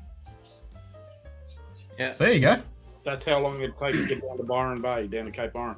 And everything. yeah. So I mean, Well, median. Go see Jimmy Gill and get a fucking signed bottle or something. sorry, go ahead. I didn't hear you because Yes, sir. the Aussies were talking over you. Sorry, median home right now here where I live is $350,000. That's decent. It's 600 620, I think, now in Montreal. And And Toronto, it's like 800 or something. So here's a 300. Yeah, well, that's what Donald just said. house. 750K. Just for details here. So here are the specs on this $325,000 house. It's 3 bedrooms, 1.5 baths, almost 1,700 square feet. Has a lot. Was built in 1914. Does not have a driveway. And mind you, Cincinnati's a city you need to drive. You'll be parking on the road. I mean, and I'm looking at the pictures on this thing. I mean, Yeah. you are going to be doing work on this house. Yeah, that's why I was like looking, like me and my wife were looking to move to New Mexico because we're looking at the pricing and it's fucking amazing. We're seeing like $270 for like a nice bungalow with a pool and everything. I'm like, fuck. And it's nice. New Mexico's a nice place to live. I don't know why it's so cheap over there. But I'm sure it's going up now because all the Californians moving out of California going towards the west, central west, like Arizona and Texas and New Mexico. So I'm sure the prices are going to jump up over there too soon. Well, Probably. Our place is only probably about 750 square feet. And it's about 800,000. We're renting our condo now. We owned ours before we sold it about 5 years ago. Happy we did. Yeah. But, Now, mind you, this place is also, I think, cheating on that square footage because, like, the top floor is a loft deal where it's like, dink, dink, dink. Where like you can only like walk this little center slip. Otherwise, you're doing this the rest of the day. Like, yeah, let me get over and grab that for you. well, the building we're living in, the condo building we're living in, you can't buy them. They're only for rent. So it's owned by a major conglomerate somewhere in BC, or I think half of it's Chinese and half of it's BC. But all the condos here are rentals. But I mean, the thing is, I mean, so 325,000 median income in this neighborhood, which is one of the higher income neighborhoods in Cincinnati, is mid 90s. So that's like 3.25 times your annual gross income. I mean, that is historically a ridiculous amount of money. And again, this is for a home built more than 100 years ago. The revolution is coming eventually. Once the upper middle class get to the point like the middle class where you're earning like $130,000 a year and you still have to live paycheck to paycheck, there's gonna eventually be a point where I was people thinking are just that as gonna well, Space Lord. snap. I'm like 3 times? Yeah, you want to come to Australia, it's like 6+. Yeah. Well, but again, I'm talking. But then this is like this area can Not more. disproportionately high income, but also disproportionately old homes. So it's like it's one of those like things where like that's the reason why it's where it is. They don't call it old homes. They call it vintage chic now. Oh, trust me, there are vintage chic areas. They're one zip code over, and let me tell you, add a 0 to everything I just said. That's where the condos are $3 million instead of Donald's put 500. his comment slightly the wrong way around. Isn't it that you're being detached from 1.2 million? Yeah, you've been raped for 1.2. Well, here's the thing I think everybody kind of has missed. We got sold this idea that low interest rates were good for us. You get a mortgage at, super low interest rate, and that's good for you. No, low interest rates and low inflation are bad unless you are really rich. If you're high inflation and low inflation work great for a certain group of people. Doesn't matter which way it goes. Yeah. High inflation works good for the rich. Low inflation works good for the rich. It's always been that way. High inflation is much worse for the rich.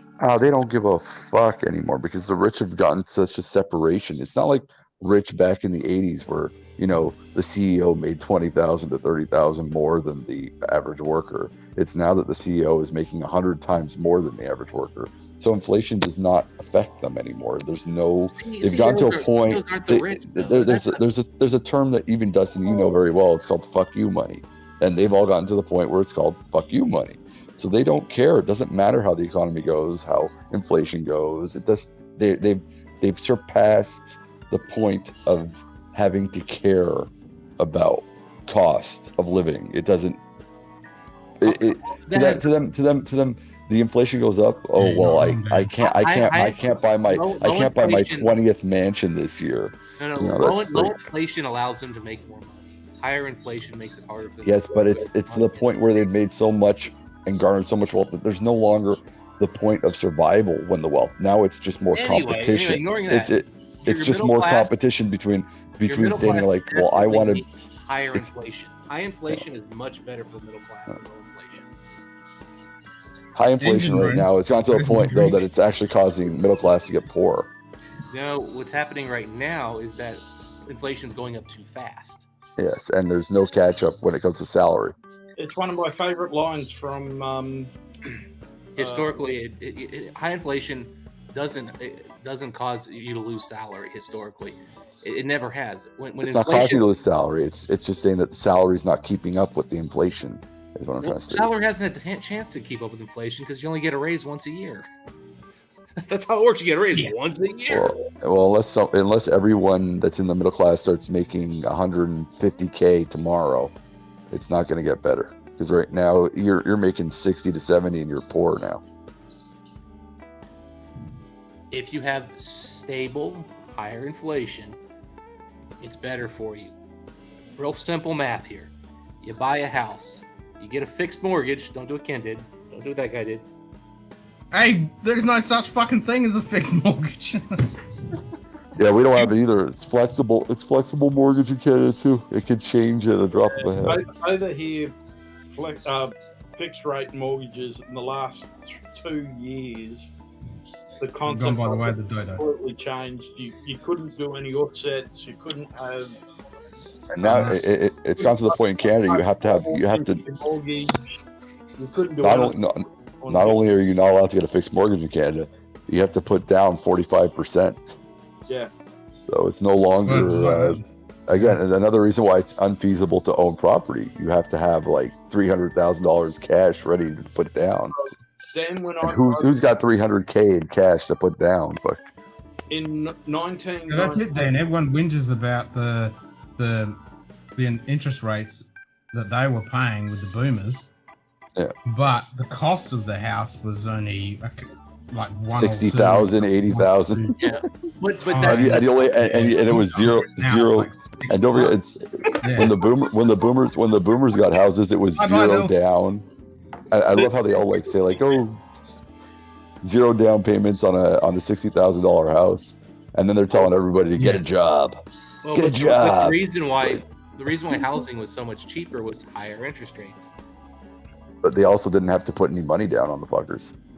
That wasn't the case in the U.S. Oh no! But here when I went to Down first payments buy- have gone way down here in the States. when I first went to buy a house in '98, you could buy a house here for pretty much exactly like my house here, for 100,000, but interest rates were 18.5%, and you had to put down 30% deposit. Till 2000, I think it was 2010. It was 5% down on a house. The interest rates were really high, but it was like 5% down.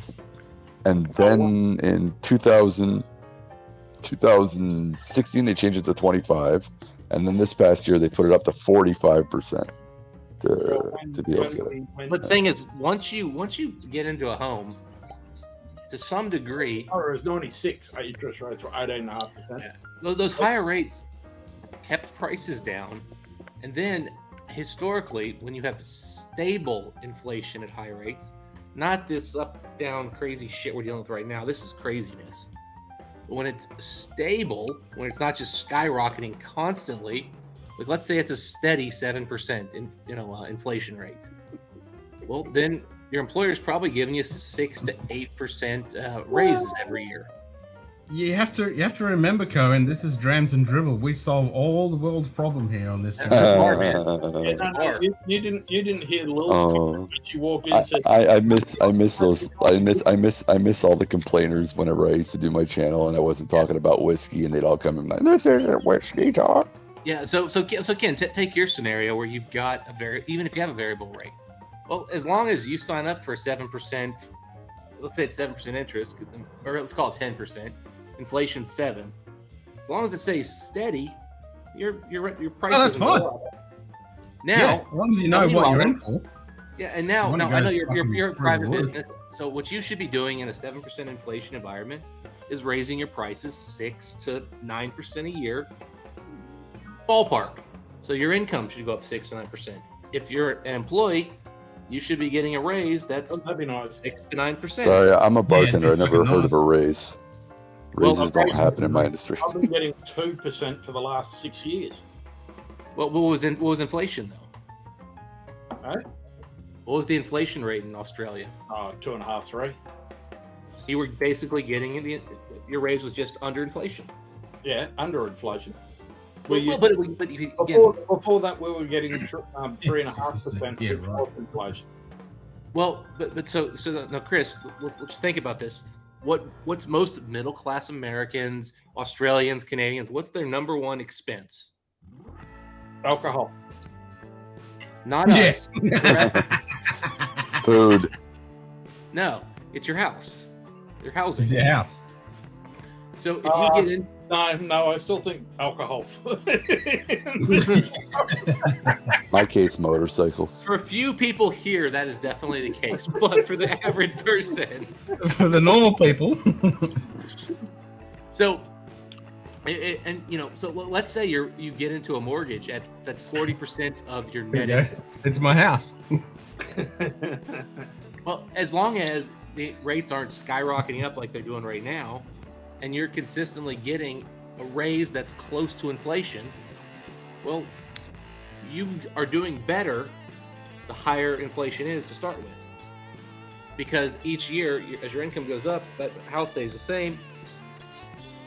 You're better If able to the pay income rent. would go up, if the income would go up, yeah, if the income would go up. But that's again, the Ken, difference. historically, that's always been the case. Is that Yeah, it's but you've got to remember that Ken's a sole trader, so No, I'm talking for the normal person that's employed. yeah, no.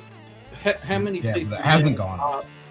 are sole traders because they're contractors now over here? The number of Yeah. people who are not actually employed as employees now, they're employed as contractors. So Oh, they're that's all- happening everywhere too. That's like the beautiful new style that, and I have to say it's probably a Gen X thing where the Gen No, Xers who own it's companies are because doing that It's because having contract work. external contractors is a tax deduction compared to having them as a business-related expense. And you also don't have to pay them any insurance. And you can also in their contract sign that they're not allowed to work for other people. No, It's such a scam. Yeah, well, now mind you usually do pay them a hell of a lot more because they don't get insurance and stuff. So no. I mean, most of our contract staff are earning less than I am on EBA.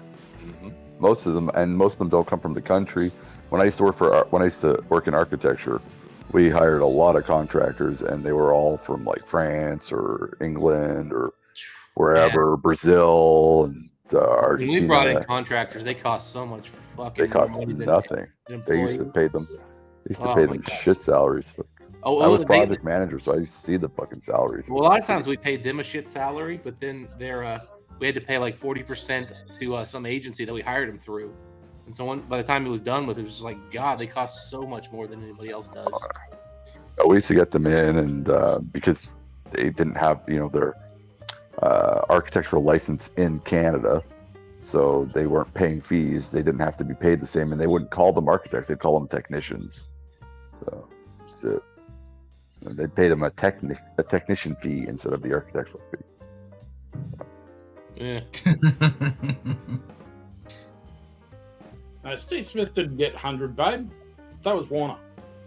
Yeah, but again, you saw the growth in the wealthier class, and you saw the decline in the middle class as interest rates went down globally, everywhere it happened. Well, right now it's not. Right now they're having a hard time even fucking buying a carton of milk for $7. Right now is not. We don't know what right now is. You have to look back 5-10 years to even judge. I know what happening right now in is. the moment. Well, I do too. It's exactly. I'm living paycheck to fucking paycheck, man. Yep. telling me I have to save. They're telling me every month, oh, you have to save for your retirement. I'm like, yeah, you try doing that. Fuck right now. It's impossible. Yeah. Right now for you, Ken, is 2 hours behind me. Yeah, I mean, right now it's pretty brutal. Yeah, exactly. But again, we'll see what the long. I mean, I think actually if we can maintain where we're at for the most part, right now we're looking at high employment, which is good, and high interest rates.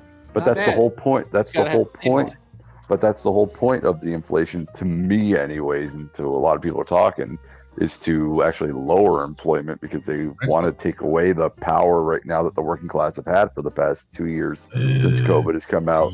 They're literally trying to fucking reverse the power dynamic and cause a recession.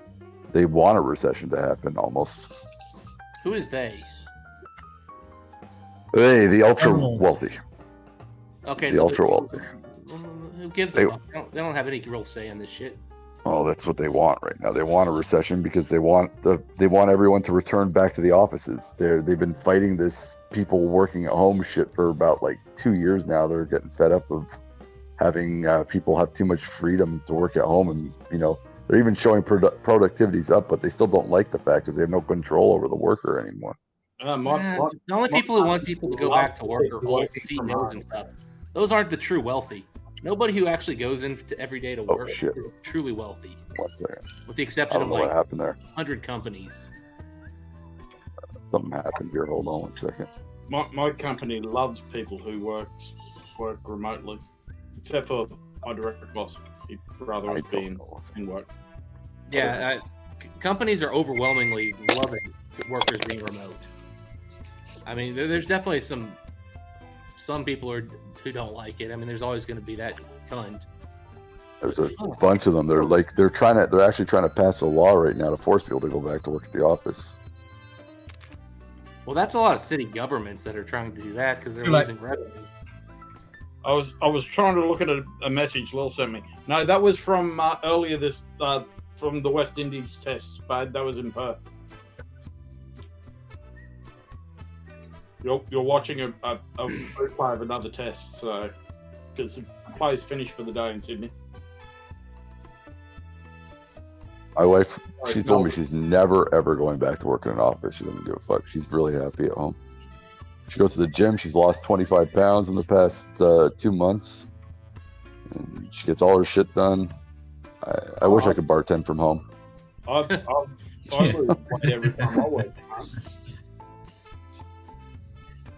Even doing shift at the moment, because I'm at home working from home with my knee because I can't drive at the moment. I'm loving it. Yeah, people are happy. The fact that nobody wants to spend 70% of their fucking week at a fucking job behind a desk. No, for me it's the fact that I don't want to spend, especially when I do night shift, I don't want to spend 2.5 hours driving home, which normally takes me 30 minutes. Yeah, I was gonna say most of us don't care about how much time we spend actually working. Our issue is we don't want to drive to and from work. Yeah, we don't want to have to fucking iron a shirt depressive. every goddamn day. Yeah, I don't want to have to tell my manager every time I gotta go take a shit. I don't want to freaking like. Well, that's not an issue for most office workers. Well, now it's gotten easier because they realize the generations have changed. But like again, I'm older than you guys, and I remember working at. You're older than me. I'm 44. I'm 51. I'm 47, so you take that back. Well, you look 47. About 56 in Canadian. Yeah. Yeah. I'm staying. Yeah, things have changed in the office work, but I remember how like sometimes like my manager would take me to his office and be like, "Oh, you spent too much time on whatever this or that," and I'd be like, "Fuck off, man." It's just like the most ridiculous. You were in the office when you were entry level too, right? When I was starting off in architecture, yeah. And they were like, they'd be like, you yesterday you had 30 minutes, and when they used to spy on your online thing, like you went onto a sports website to look at sports things while you were supposed to be working. I was like, dude, shut the fuck up. Like, seriously? You're gonna bust? Is my work done? Yes. So what does it matter? And it's just like, fucking silly things that office managers used to do. Well, also, I mean, you had an entry level manager too. I mean, you know, you get a lot of shitty people who get their first management job and don't know what the fuck they're doing. They're just like, I must add value by harassing people. That's what I was working from home over 10 years ago. That's why I quit that shit and went back to bartending. I was like so done. After like 5 years of architecture, I like, fuck that shit. I'm never going back to that stuff. I started working remote from home 11 years ago, and my boss was amazed at how much more work I got done at home than I did in the office. Yeah, well, they're saying that productivity's up, happiness is up, people like being content with their work is up. And they don't like that. The powers that be don't like us being happy. They need us to be fucking plebes. Again, the powers that be love this shit. It's it's a handful of old ass stupid managers who don't like it, and then it's a bunch of big cities who are upset that their workers who don't live in the city but work there are now no longer have to pay taxes in the city because they don't work there. That's the biggest complaint. That's why places like Toronto and stuff are going to start fighting against it. It's about city tax revenue. It's not the powers that be. It's the fucking government people. The guy's making $70,000 a year to be cunts.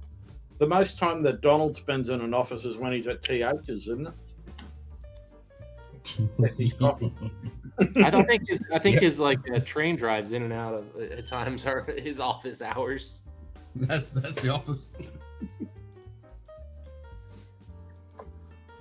But it doesn't bother me. Again, one thing that I like about being a bartender is the more depressed people are, the more they drink. So. And the happier they are, the more they drink. You win both. You win both ways. Recession-proof job. You that just and prostitution. You just need things not to be like boring. Well, they are pretty much the same thing. Like you don't want steady, stable. You want shit's constantly fucking up. I just don't like paying $6 for a carton of eggs and fucking $7 for a carton of milk. That's Santa can't afford to bring Redbreast over here. Nope. Santa bring anyone the Redbreast bird feeder? I've never seen any in the US. I want one. I thought I saw one of those 12 bird feeder thingies. If it's 12 you're talking about, I thought it looked stupid, so I ignored it. But I thought I saw some kind of special 12. No, it's just too expensive for Santa to bring Redbreast here at all.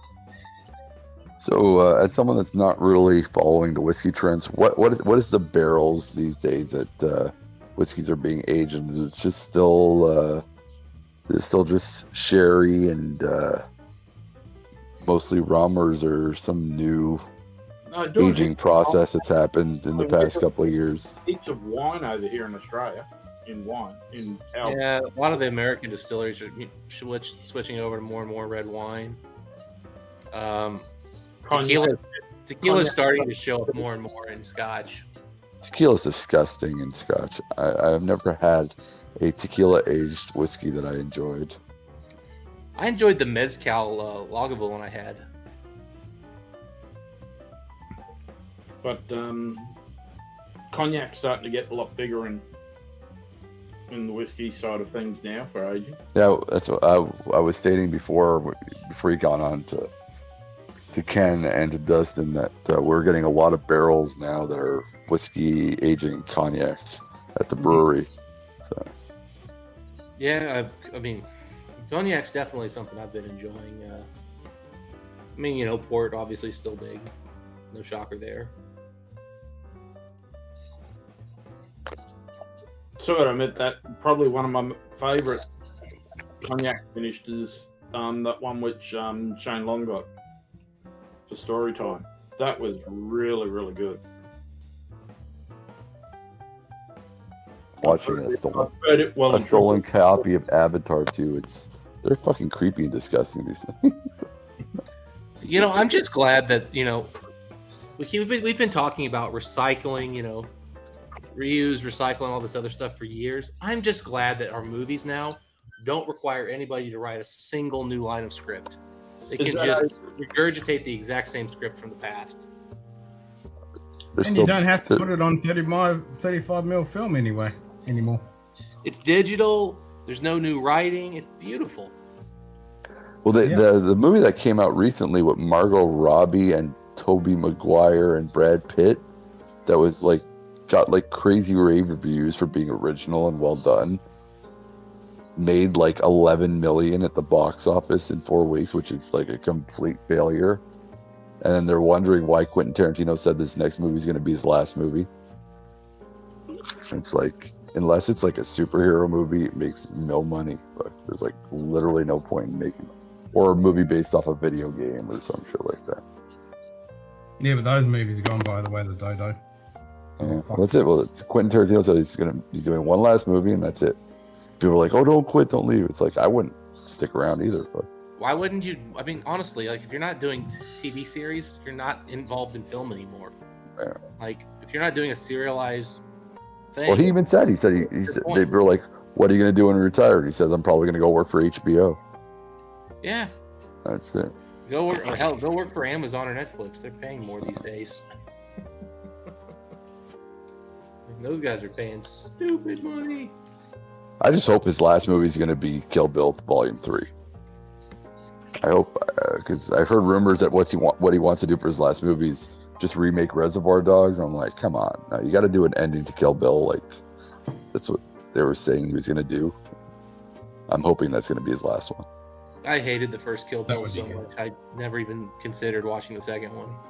You didn't like Kill Bill? That was horrible. Are you kidding me? That movie was amazing. Both of them were amazing.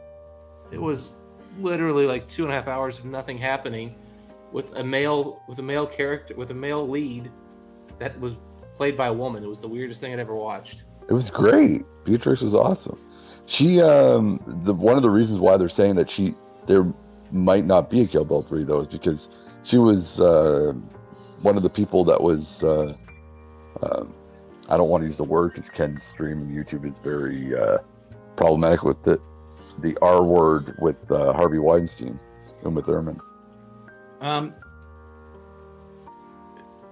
It's not that PC on this channel. No, it's not the channel that's no PC. PC, It's yeah.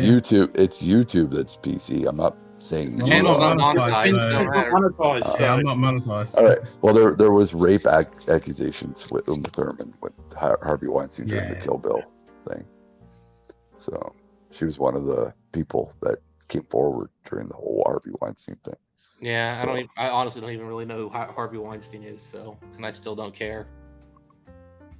Like, But yeah, Well, it no, has but some that's peat. The Clone Leash doesn't have peat. There's that waxy fucking worm tongue condensers that kind of gives you that extra waxy note. Climb leash. Yeah. Well, now it also is aged pretty. It's pretty close to the ocean though, so I might bring in some sea salt notes. what's your bourbon of choice right now, guys?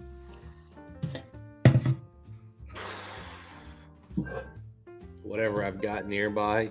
yeah. I mean, other than my turkey shit, I'm really enjoying this. This is a Whiskey Club exclusive Balcones 40 fuel finishing 3 different types of port Well, that's single malt. at not 58.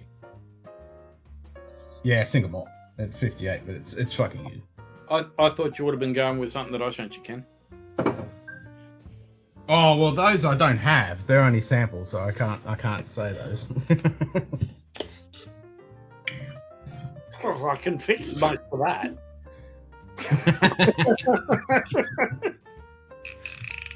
I'm just sitting here nosing this 2022 Bunnahabhain 12 cast strength. This thing is fucking amazing. Yeah, that's nice. It'll be available there eventually, Ken. It'll be. It all depends on the Say, mood.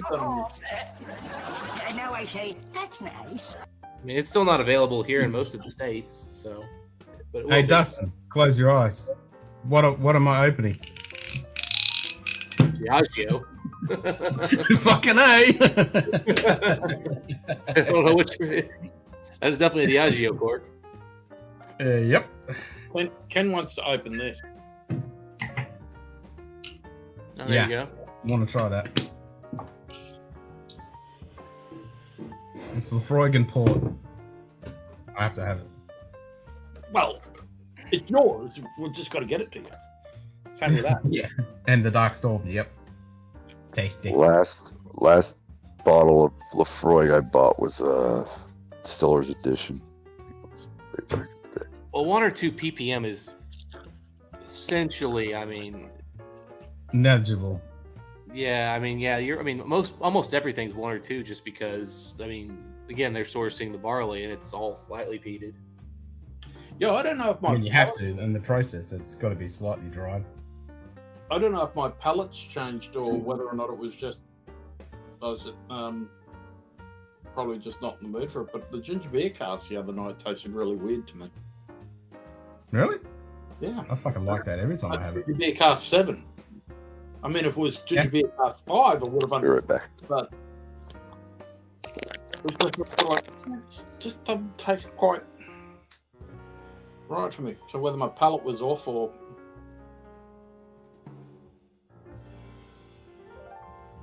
but yeah, it all depends on what I'm after at the time.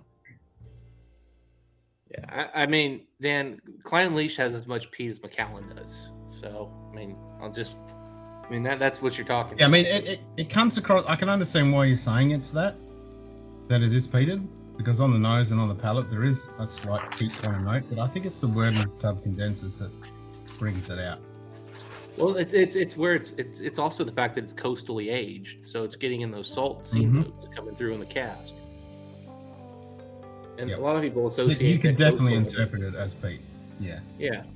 I mean, that's it. I mean, again, there is a very light amount of peat in it for sure. You might as Yeah, well me too, have all Cohen. the holes and fungus in your glass.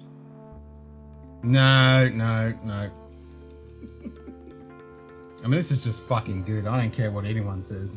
Klein Leash is just fucking good. Hey, everybody's into something different. Yeah. No drama with that.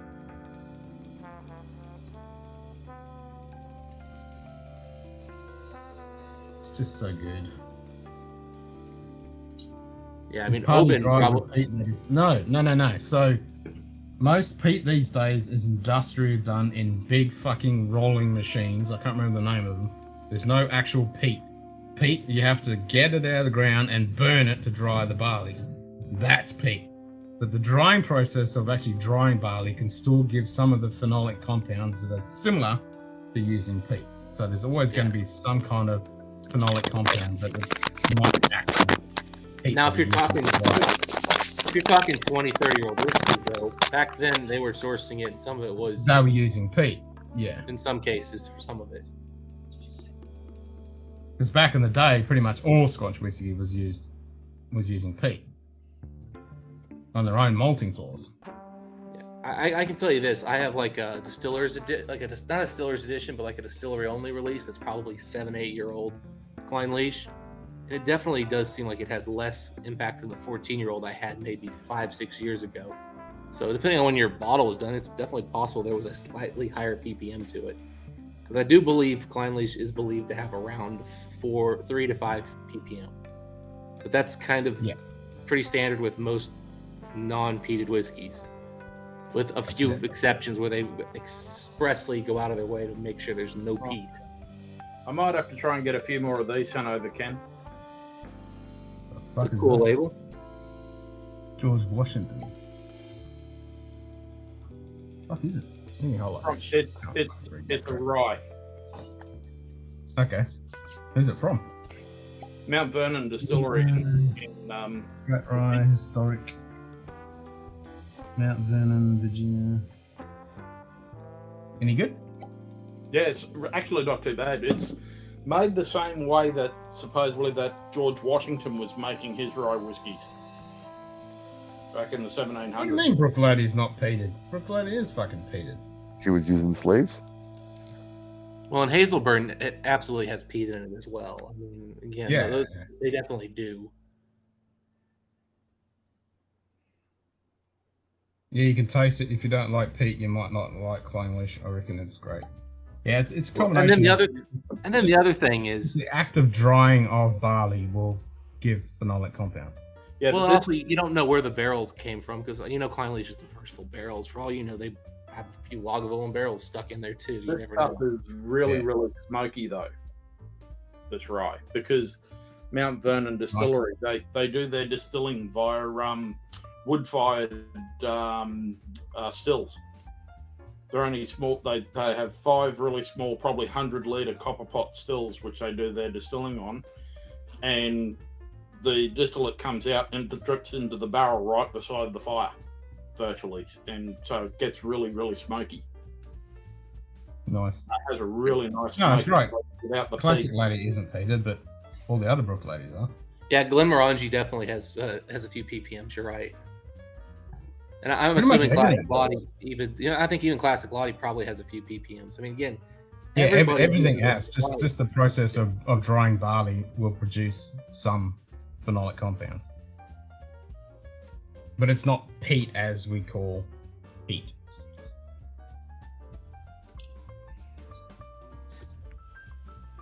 And then, on top of that, again, if they use a peated barrel for any of the barrels in that process, Mm-hmm.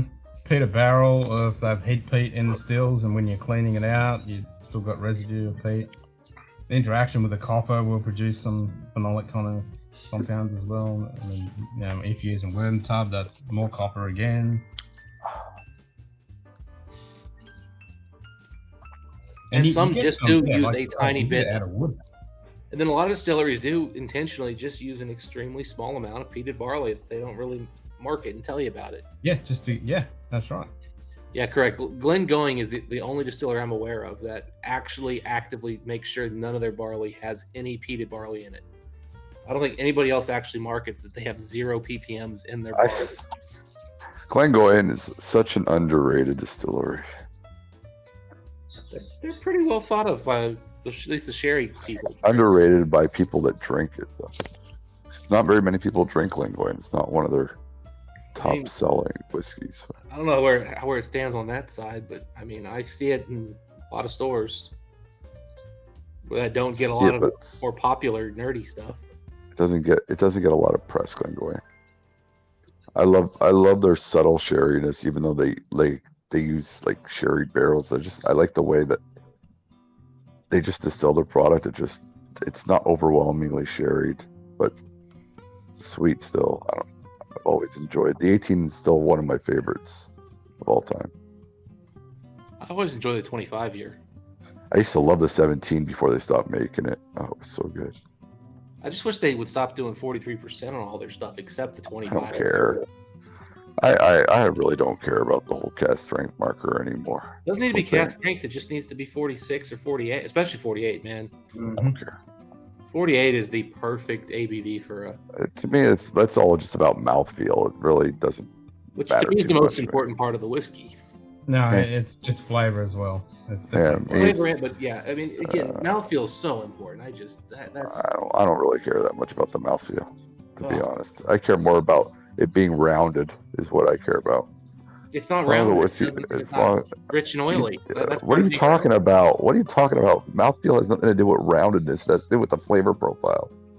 If it doesn't have the mouthfeel, it doesn't linger, it doesn't stick to your tongue. That has nothing to do with roundedness. Roundedness has to do with the fact that one flavor sticks out more than the other. Are in the oily compounds, which are flavor. It keeps the flavor around longer to give you. That doesn't mean roundedness, though. Well, I think kind it's of part ambiguous.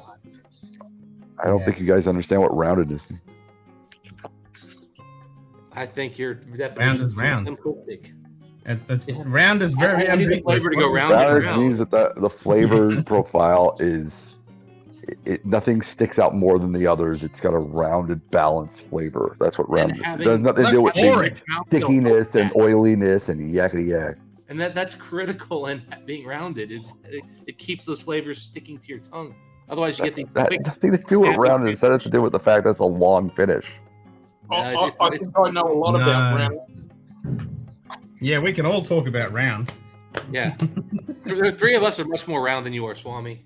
You're out of your element. Fat, that's for sure. And we need those fatty round is kind of shaped, so you know. Yeah, we're cuddly shaped.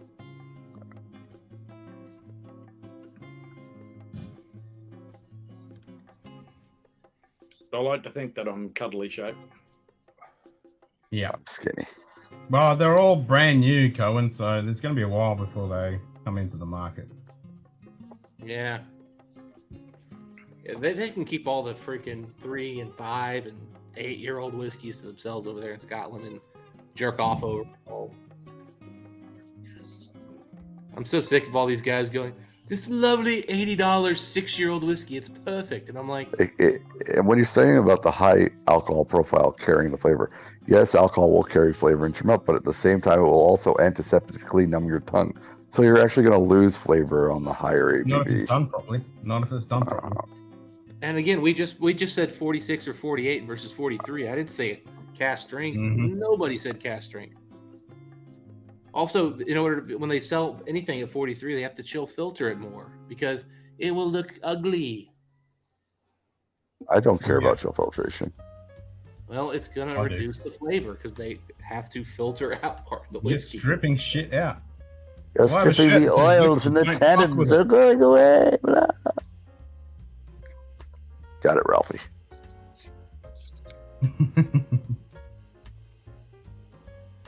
Ralphie That bitches more fucking than he whiskey. needed to, but he's still right at the end of the day. Yeah, like he bitches and rants and raves, but he's actually fucking right. That's the scary thing.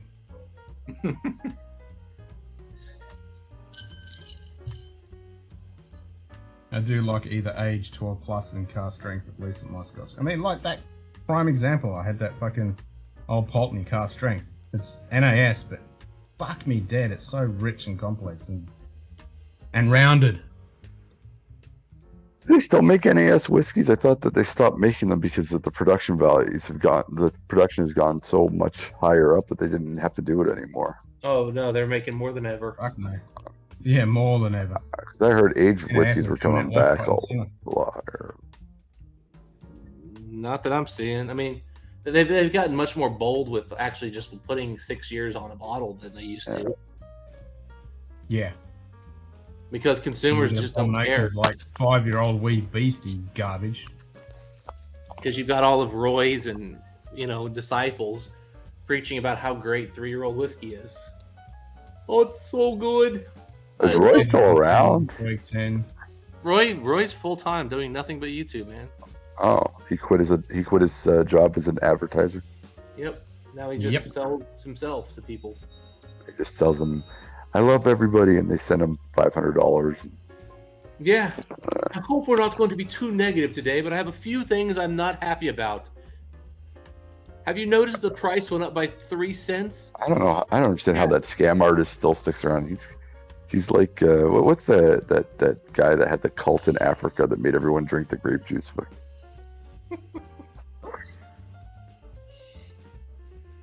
Dustin knows my thoughts on Roy. Yeah.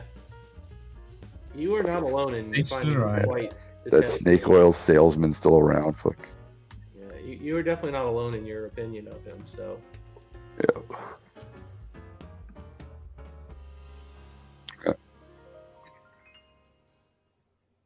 I actually prefer those bourbon junkies compared to him. At least their shtick is real. They're douchebag bros. They stick to what they are. I do prefer them over Roy. Yes. Yep. Although I'll leave Roy it. gets really good guests on, so I don't have to like Roy if I like the people on it. Yeah, but okay. So here's a good comparable. To Roy, to me, is you ever watch Food Network? Roy to me is a Food Network And I food never reviewer. A Food Network reviewer is Yeah, so I've literally ever watched Food Network. everything's good, everything's beautiful, everything's wonderful. I haven't had Yeah, I'll give cable you that since I was going. like Dram face 19. plugging is starting to get annoying.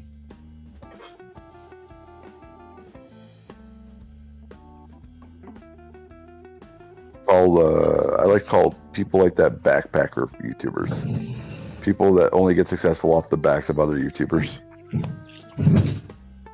Not their own actual work. Yeah, a lot of people just use they use friends as stepping stones, and Mhm. hey, good for them. I got nothing against people being successful with the YouTube game and making money off of it. That's great. I got no problem with them making success, but they should make it their own way. That's not how the real world works. Why should WhiskeyTube be any different? I'm not talking about WhiskeyTube. I'm talking about YouTube in general. Again, that's not how the rest of the world works. Why should YouTube be I've that? got a lot of friends that Hunter Honda, Josh from $1 Million Bogan. You should know $1 Million Bogan. You guys are Australians. Like, Nope. really good YouTubers, do their own stuff.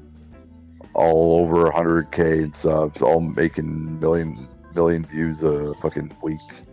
Doing great content, good people, original content. Those guys I respect. The backpackers, whatever.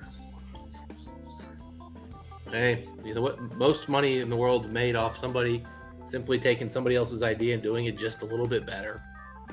No, that's different. That's still original. That's still original content. Honestly, doesn't care. He's not a snob. He knows his shit. He's been around for such a long time. He knows his shit. Who?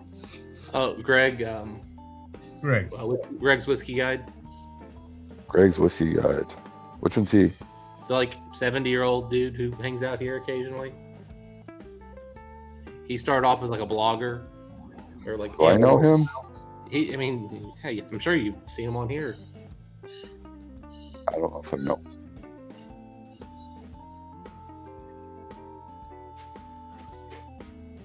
I've been out of the loop when it comes to WhiskeyTube. The newest channel when I left was like. Greg's older than you are. Like Greg has channel longer before me. I don't know about the YouTube channel, but as far as like the like his like being a whiskey like professional. I might know him. I just don't remember if I know him. Well, I wouldn't be shocked. He's in Paris. Old Paris, bald guy. I mean. Speaks French. Yeah, I know him. We were friends at one point. I can't believe I forgot his fucking name. Greg White. Yeah. Yeah, he's only been doing his YouTube channel for like. Yeah, we were actually really close. We were like close for a bit. Yeah, with the glasses. Yeah. Yep. Yeah, he had health issues and shit like that. Yeah. I know Greg. Yeah, he's been around for like 20 years doing this stuff. Greg'sWhiskeyGuide.com. Yeah. Yeah. I know Greg. He's a good guy. Never had an issue with him. I've had him on my show a couple times actually too. I just don't remember people anymore. The guys I remember I liked were the two dudes from England. They were really nice. They started the rankings and shit like that. They were good dudes. Forget their name. Two dudes from England. I narrowed it down. They were doing like the whiskey rankings all the time. They were the ones. It way down. They did the whiskey tuber rankings. They were the ones that started the awards, their whiskey tuber ranking awards and shit like that. That website that barely ever gets updated and still calls it calls it, I think, Mike and Billy's Whiskey Reviews. Even though they update it every year. Whatever, they haven't updated, but they started it. It was a good thing for a while. I like those guys. They were good. I think now it's just an algorithm that like updates based on views and stuff, but I'm probably still on that list. You probably aren't, just because your channel doesn't have any views. No, it hasn't. Well, I put it to private, so yeah. It shouldn't. If it's getting views, someone's really good at hacking. Cohen says Greg is only about 50. That seems Well, he had a lot of health issues, so maybe he just looks older. Yeah, it could be, I guess. I remember we thought he had. Dan reckons you sound like Ari Shafir. That's good for him. I look or I sound like. Look and sound like Ari Shafir. Thank you. It's a compliment. Ari's funny. Got no problem with that.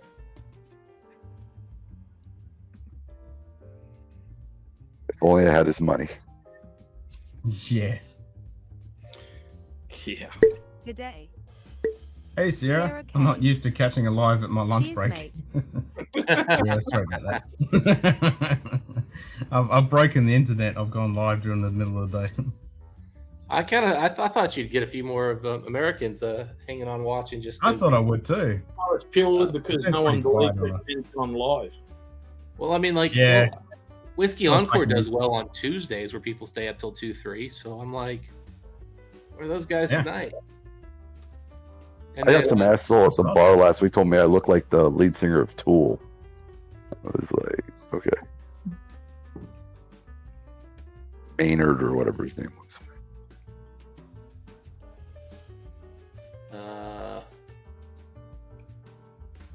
I looked him up. I don't think I do, but whatever.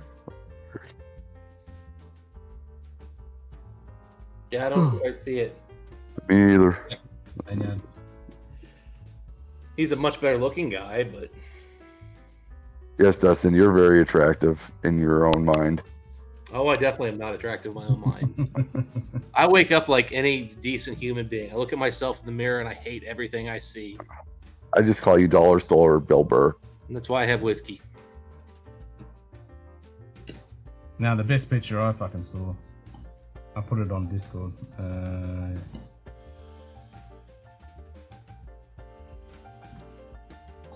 This is classic. What's class? It's classic. I can't see. Classic. I'm about to. I'm doing it. I'm doing it. Afternoon, you lot. Aye. Good day. Is that your wife? Whiskey Iron. Yep, that's the boss. Cheers, mate. Excuse me?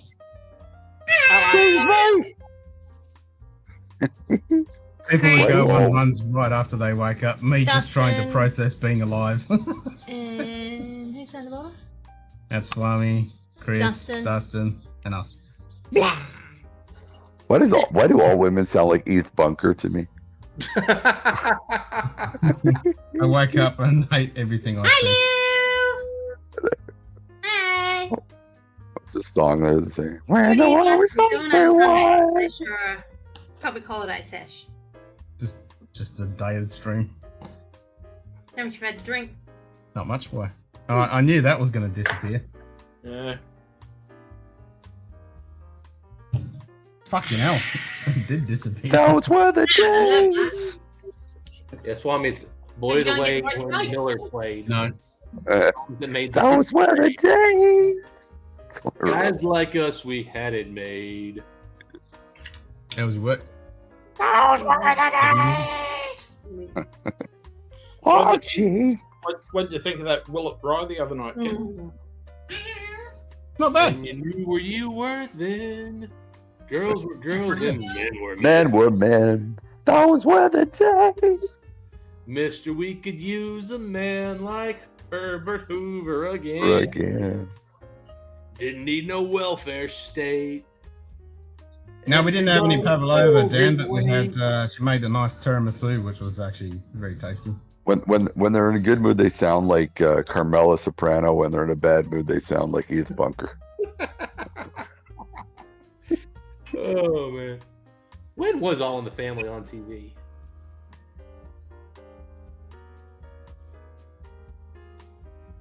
'76, I think. Yeah, God, that's late 70s, yeah.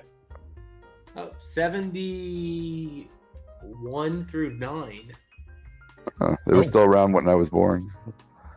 78, I was born. So And then it continued on from 79 to 83 under the title Archie Bunker's Place, which I never saw. All that's when he owns the bar. Trifle? Yeah, you can't beat some trifle. right, so Actually, just Not think all about the way that. Trifle, I haven't had any of that. People were griping about the same bullshit they gripe about today in the 70s. Yeah. Just they did it cooler. They did it cooler, and And they punched someone when they had a problem. yeah, well, it also just proves how ridiculous some of these things Now, are. now they just type in a chat and then they get banned for a month for having an opinion. Didn't need no welfare state. Like, oh my god, in 71 it was not a welfare state, buddy. Not in the States. Back then, you trolled someone to their face and they punched you in the mouth. They didn't like what you had to say. Yep, pretty much. Now they cancel you. Well, Cohen, I'm not working tomorrow, so you know, what else would I be doing? I'm on afternoon shift tomorrow. On top of all that, why wouldn't I be up at 3:30? Well, you're still going to be pinging from your protein. Yeah, right. Is that what they're calling cocaine now? Protein? Yep.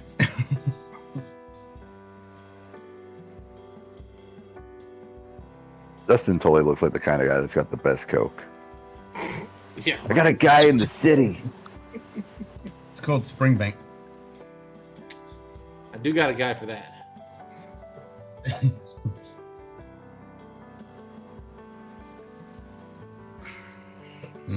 Dustin looks like that guy you just don't want to leave a drink next to for too long. Okay. As I sit here with my first pour of whiskey that I've had in the glass for an hour and haven't tasted yet. I'm saying you're gonna put something in it if it's a chick. Oh God. A little roofie colada. Yeah, that's definitely not me. Because I'm definitely not the guy who knows where to get the drugs.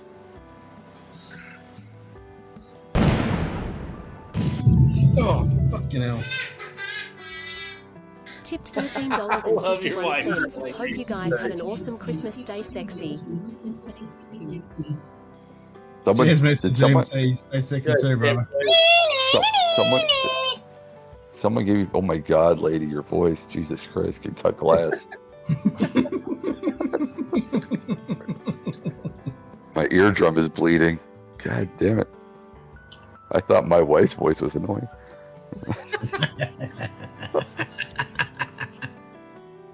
I can't have your wife come back and have her sing "Those Were the Days." She's gonna come behind me, and smack me in the back of the head in 2 minutes.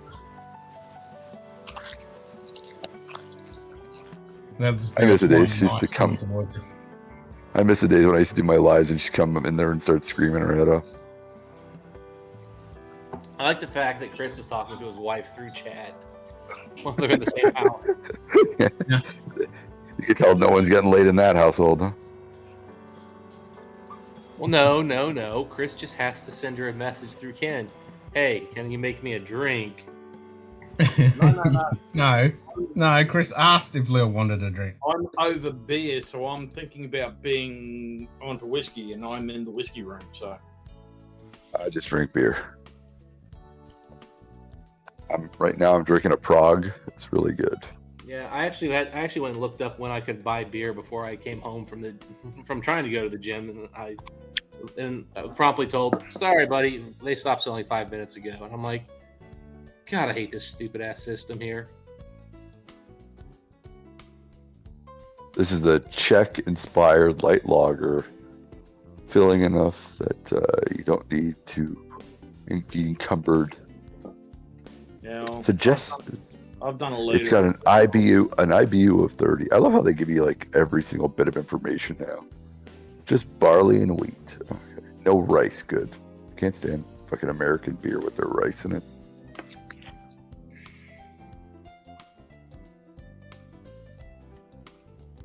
Why do Americans like rice in their beer? No idea. I don't know that Americans really do. I do. A lot of American beers contain rice for some reason in the brewing process. None of those beers are actually owned by American companies. PBR is not owned by an American company. Busch isn't owned by an American company. Isn't that a Canadian company for both? Oh. I thought Coors owned both of those. Not Coors. Busch. Molson owns Coors, who owned those before. Busch is not owned by Molson.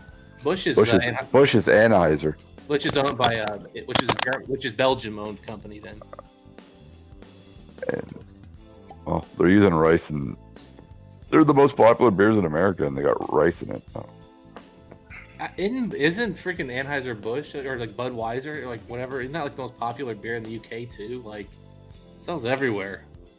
It's a German style, quote unquote, beer. Oh, it's not a German style beer, but there's rice in it. Germans are very traditional. It's barley. I know.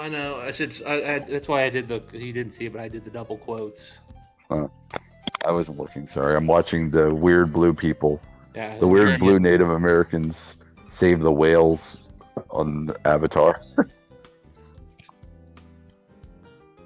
still find them freakishly ugly. What happened to Donald? Where's Donald at?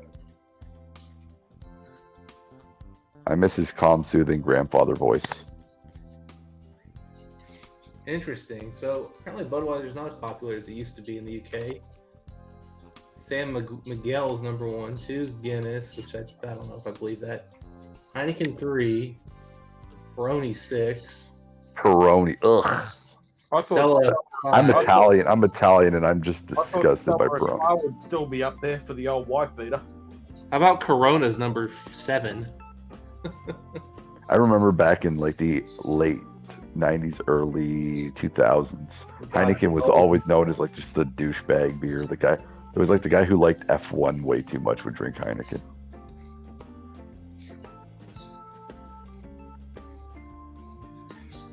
Okay, now they're saying here what's England's favorite beer, and Budweiser, Heineken, Carlsberg, Stella, Artois, and Guinness are at the top of the list. Well, considering Carlsberg's a British beer, you'd think it would be. That's the wife beater beer. I think pretty much all of those are all owned by the same company now. I think InBev owns all of those. I'm not sure. I know Labatt is owned by Japan, or it might have been sold again, but it used to be owned by Japan. Molson's still Canadian owned, which is strange. You'd think it would have been bought by now. Well, they're the ones who bought Coors. They're now like a mega international company. Silver Bullet. The only time it's acceptable to drink Coors or Miller High Light is if you're in like the Australian desert or the outback or some sort of desert place, because it's the only thing that's close to water that you can drink that's not water.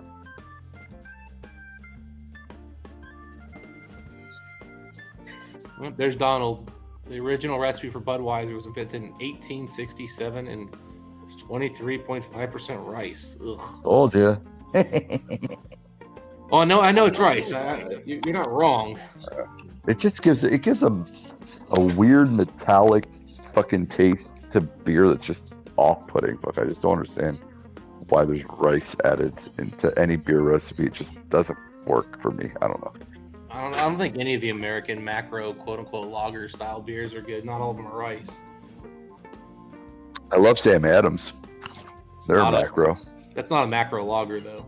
They're a macro. They used to be a micro, but they're macro now. I'm talking about the style of beer. Well, they got 10 different styles of beer, Sam's. They're not just one beer. They just don't have the Oktoberfest. But that's my favorite one. Well, Sam Adams does not produce a American macro lager style beer. I don't know. Oh, bottle kill. American macro lagers is a style just like IPA is. And a fresh pop. New pop. And a fresh pop. I've gotten really back into lagers though. I'm loving lagers again. I remember I went through a phase where I just couldn't stand them. Well, not couldn't stand them, just I was snobby about them. But the microbreweries out there are making such good lagers today that it's hard not to like them. 79 bottles down. They're very bold and full of flavor. The next one. Yeah, we've gotten to where most of the shitty, craft beer 24 fresh bottles have been distilleries popped. have gone out of business, and Drink now up. we're left with the good ones. Yeah. Like I had a really good buck a couple of days ago.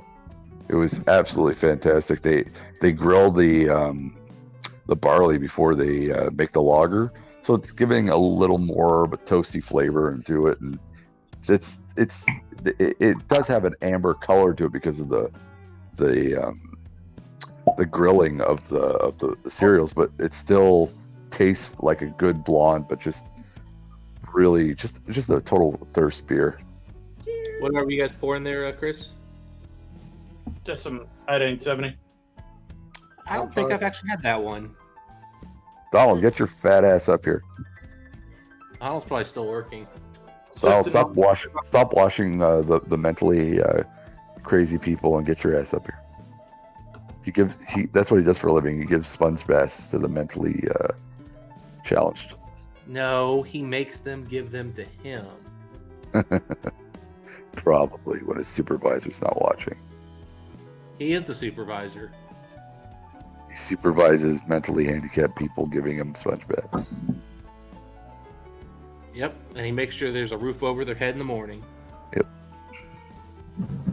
By roof, you mean they're underneath him. Was that roof or What are you roofing? doing, doggo? Downstairs open. Depends on the day. Jesus, lady. Lady, it's called pants. Those are some pretty short shorts there.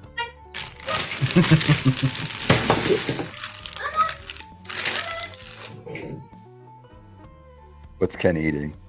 He's opening some sort of bag or something. It's ice. Oh, Making a GNT. you're making a what? A Negroni? GNT. Oh, geez. Gin and tonic? Yep. You're drinking whiskey, but then you're drinking gin and tonics. And he's drinking beer. And beer. My God, you savage. We're Australian. It's what we do. Ken's an animal, man. And he's going to be on for 12 hours. I mean, Why don't you wash it down with a daiquiri? Now I'll do a sherry. Report. Do a mojito. A strawberry mojito really fucking piss people off. Nah, fuck that shit. Do a couple shots of sourpuss. What the fuck's that? Never had sourpuss? It's like sorority girl 101 like beverage. Bitch bite? No, I don't do bitch bite. I think you just need Fireball and Goldschlager, Ken. No, I'll just. There was a guy at my bar. He was being like a real show off, and he was like, "Line me up 9 shots of Fireball," and I was like, "Sure, why not?" Look, so I lined them up for him, threw them down each after the other, trying to impress these girls, and the girls were just looking at him like it was creepy. And then 20 minutes later, we couldn't find the guy, and then one of the bartenders went to the girls' washroom to take a piss. And she comes back and she goes, "There's a guy with his pants around his ankles sleeping in front of the hand dryer." In the girl's washroom. And we had to drag him out by his feet with his dick flopping around. Fucking, he was like covered in his own puke. We called an ambulance for him. And he always comes and they're like, "What the hell?" And they were like, "Oh, he took 9 shots of Fireball." That'll do it. Yep. Ken is Australian. They're professional drinkers. Exactly. Oh God, I've got to see it. Looks like some group, some channel decided to pick for their whiskey of the year that shitty Kilkerran 8 from this year. I'm just trying to see if it's the port one or not. If it's the port, I'm just gonna vomit. When is Kilkerran just gonna, say that they're just Springbank? Or they should stop calling Kilkerran and just call it Springbank too. Well, but it's not. It's from a different distillery. It's the same owners. But it's literally different stills. Like, Yeah, it's Glengyle. like Well, Glengyle is still Springbank. no, it's not. I mean, it's a different building, a different still. No. Like, it's literally made in a different building. That's like saying all Diageo products should just be called Diageo. Why not?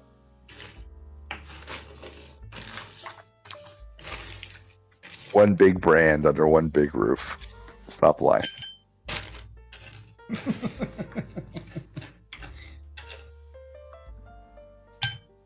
Cheers, Sierra. This year. I want to make a distillery called Glen something.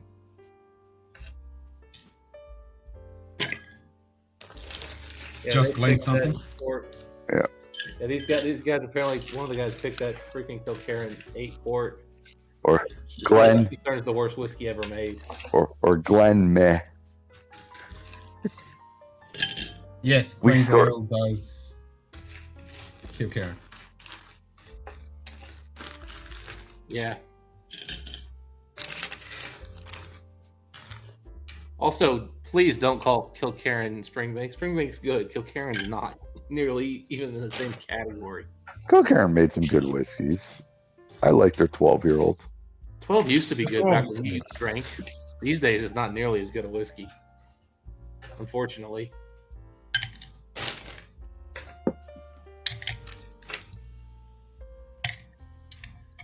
Yeah, Kellen's got a point. It's Jay and Mitchell that own it, not Springbank. Yep. Don't care. Dan, I'm telling you, I have not had a whiskey that bad in a long time.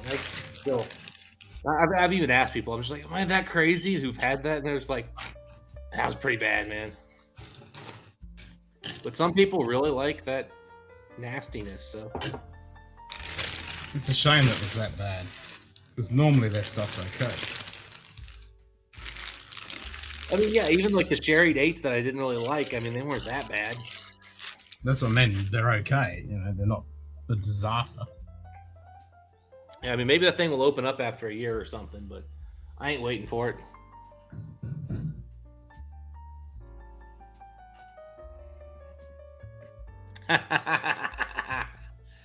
Oh, that'd be perfect, Donald. I'll be right back, guys. I'm gonna grab some water here. Donald, get your ass up here.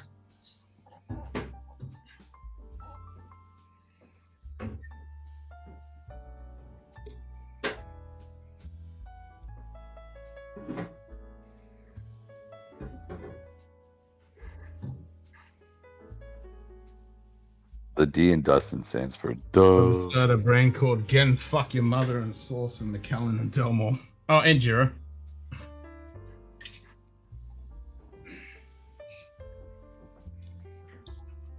Glen Meh is most of American single monsters. Glen Meh. Meh. Meh. Make a t-shirt. Should make a t-shirt just saying Glen Meh. I've got one that just says Meh. You know, you get Glen Meh and the picture will be of a retarded elk. Nah, just black text, just Glen Meh. No, yeah, Glen Meh. And it's got a Glen Meh shirt because I'll literally make that right now. It's got a mentally handicapped elf on the front. Mentally challenged, as they like to say. A transitioning mentally challenged elk. Transitioning mentally challenged. An elk with an elk with gender dysphoria. Isn't that the definition of an elf, having gender dysphoria? Like, Oh, an elk. elk. They always put like an elk on the front of a stag or whatever on the front of a whiskey bottle. Ah, I'm like, an elf, aren't they by definition kind of like male, female? Like, Maybe instead of a elk, you put like instead of a stag, you put like a goat on the front of your whiskey bottle. A prestigious goat, though. I'm just gonna call any whiskey I ever make goat, and it'll stand for greatest of all time because I made it.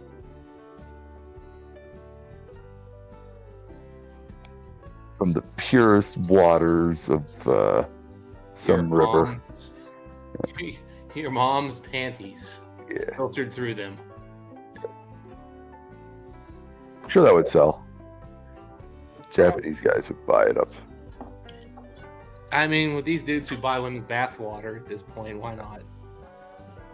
That's the next evolutionary step in whiskey. Distilling it in women's panties. Yeah, I don't think so. I mean, I saw beer made from yeast that was pulled out of some dude's beard. What the fuck? Didn't they make candles a couple of years ago from like vagina juice or some shit? I mean, candles are. Yeah, that was. I mean, the whole Fight Club premise was taking the fat out of like from That like, women's asses, yeah. Like yeah. I mean,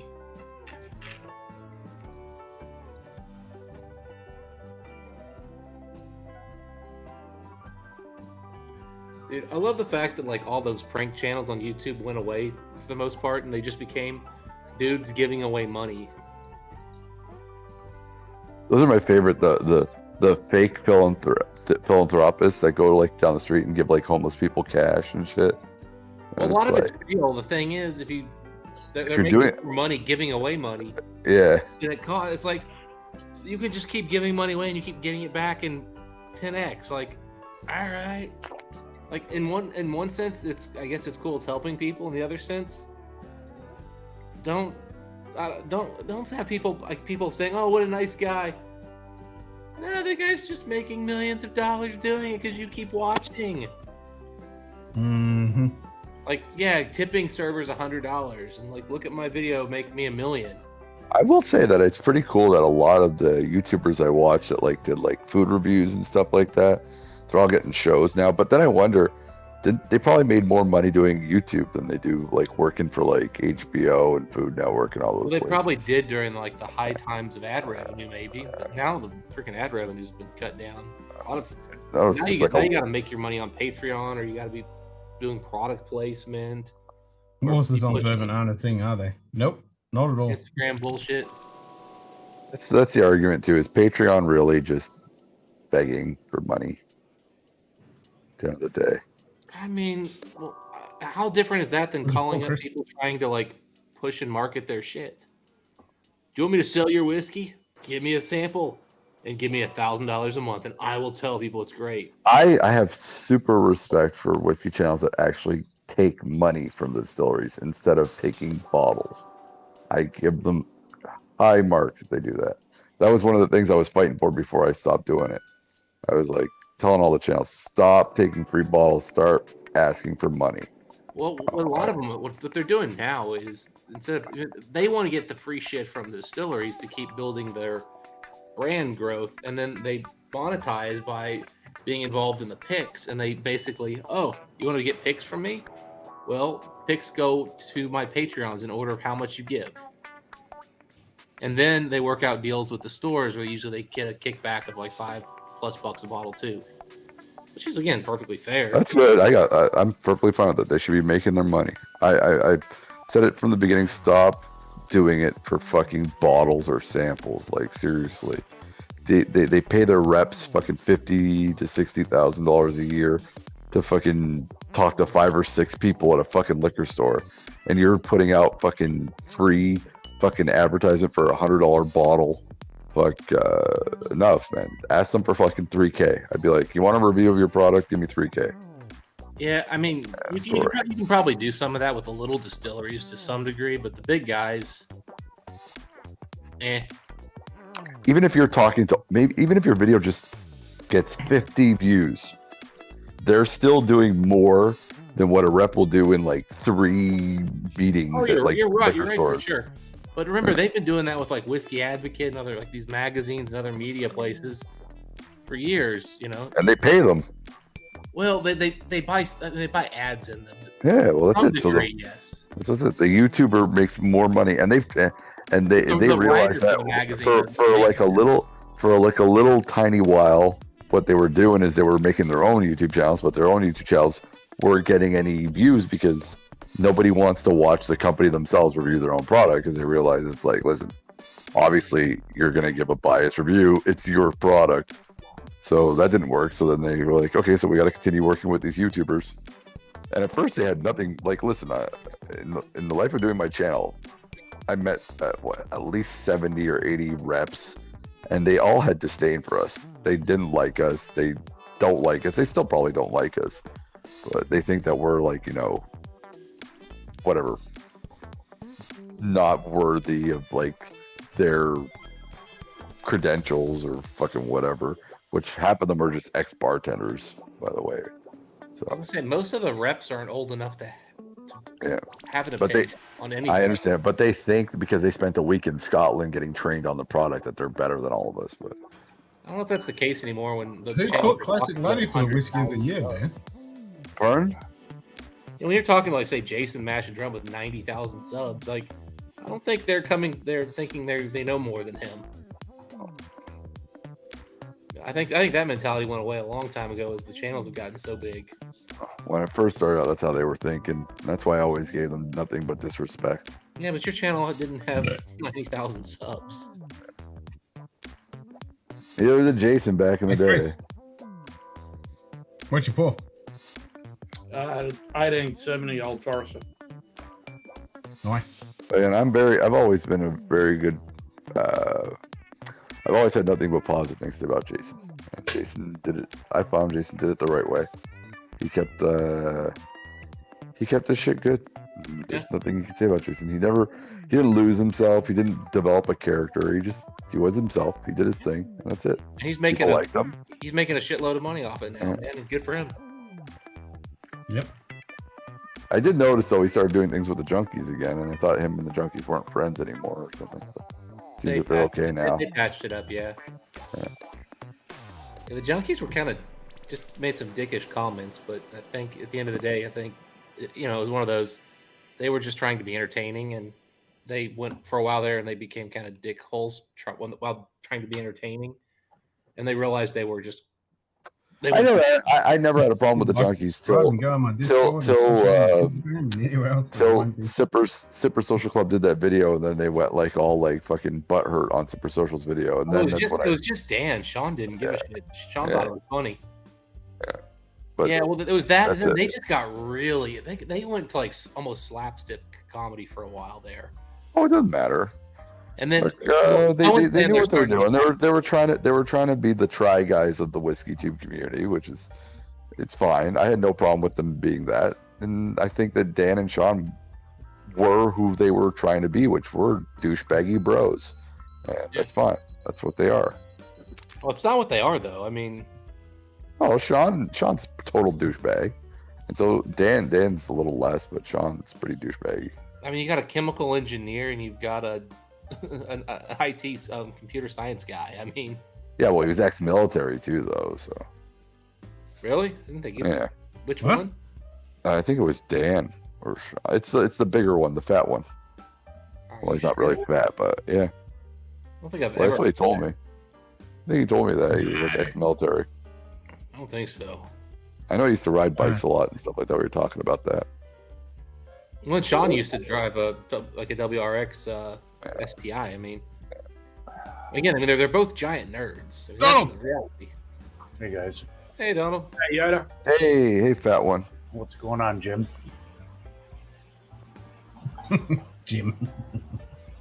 Not much. I keep on forgetting I'm Jim. You gonna do a Port Charlotte 10, Donald? Nah, I've got to be up in a couple of hours. I just finished up some laundry.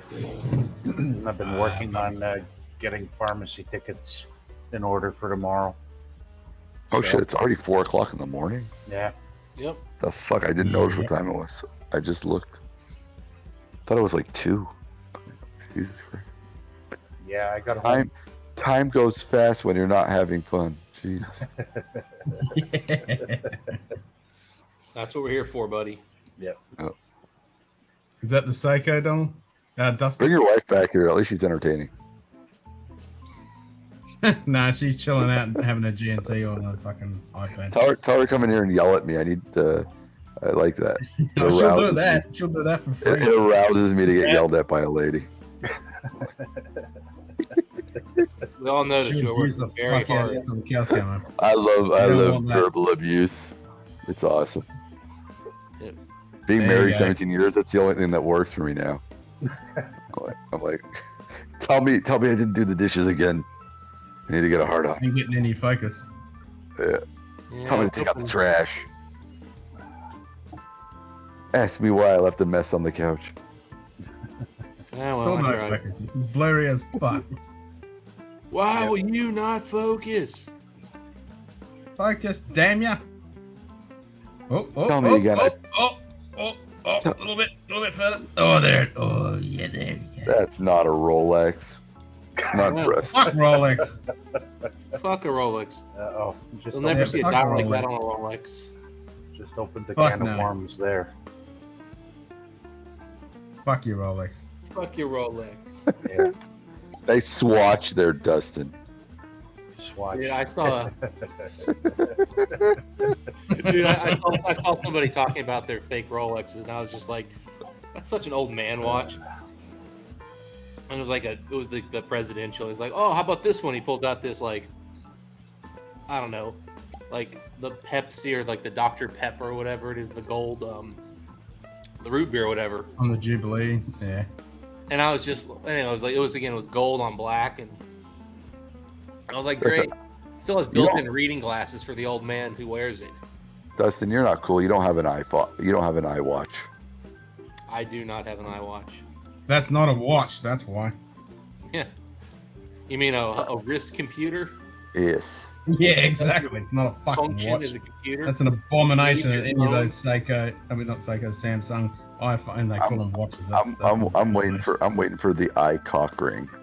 I want to be able to, when I go to the table at the restaurant and they ask me to pay, I just pull my dick out and slap it on the machine. Here you go. It's Apple, so it's classy. But yeah. Yeah, it's been 10 seconds since I mentioned my Patreon. Did I mention that? Also, you remember? Yep, my merch is coming soon. Keep buying, thanks. Yeah, join my Patreon. give me money. Yeah. I hate channels that do that. E-begging right there. Yeah. The worst for a while there with the Scotch test dummies. They like just every other week had new merch pushing. It was like, hey guys, we love you. Cut the shit out. You just need to every 5 minutes talk about your new merch. Just use it. I'll see it. I'll know. There's a link in your thing. We're not stupid. Get the coins. Yeah. Oh, the cassette and stop and rewind tape players and TV volume. Yeah, that was the cool watch. Are the coins still a thing? Are people still doing coins? I assume so. Yeah, Doesn't seem to be too much now. They're not pushed as much as they used to be. No. But the Scotch test dummies I'm still definitely rocking the nailed the best coin of all time, though. Well, they were the first ones to do the coin. Yeah, but they got this is the best one ever, Swami. Is that a Still watch? rocking the Larko. That's Ken. Larko Flieger. Ken, I've got the coin for you, buddy. 2020, yeah. That's the coin. Oh, the middle finger coin.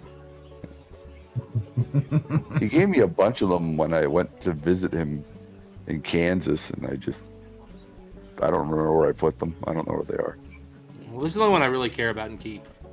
Because how often you just pull something out of your, be like, and you know what I think about that? Yeah, have a giant fucking finger. Just put it on top of your whiskey, your Glencairn. Have a friend over drinking. Wait a minute. What do you think? What are your thoughts on me? Did we get it? Did we get it? Did we get it? Ah, failed. Donald looks like he's about to tell us some ghost stories or some shit. With that lady. It was the night before Cuntmas. Yeah. All through the house. Sacred panty killer was escaped from dry. the hospital. Not even her blouse.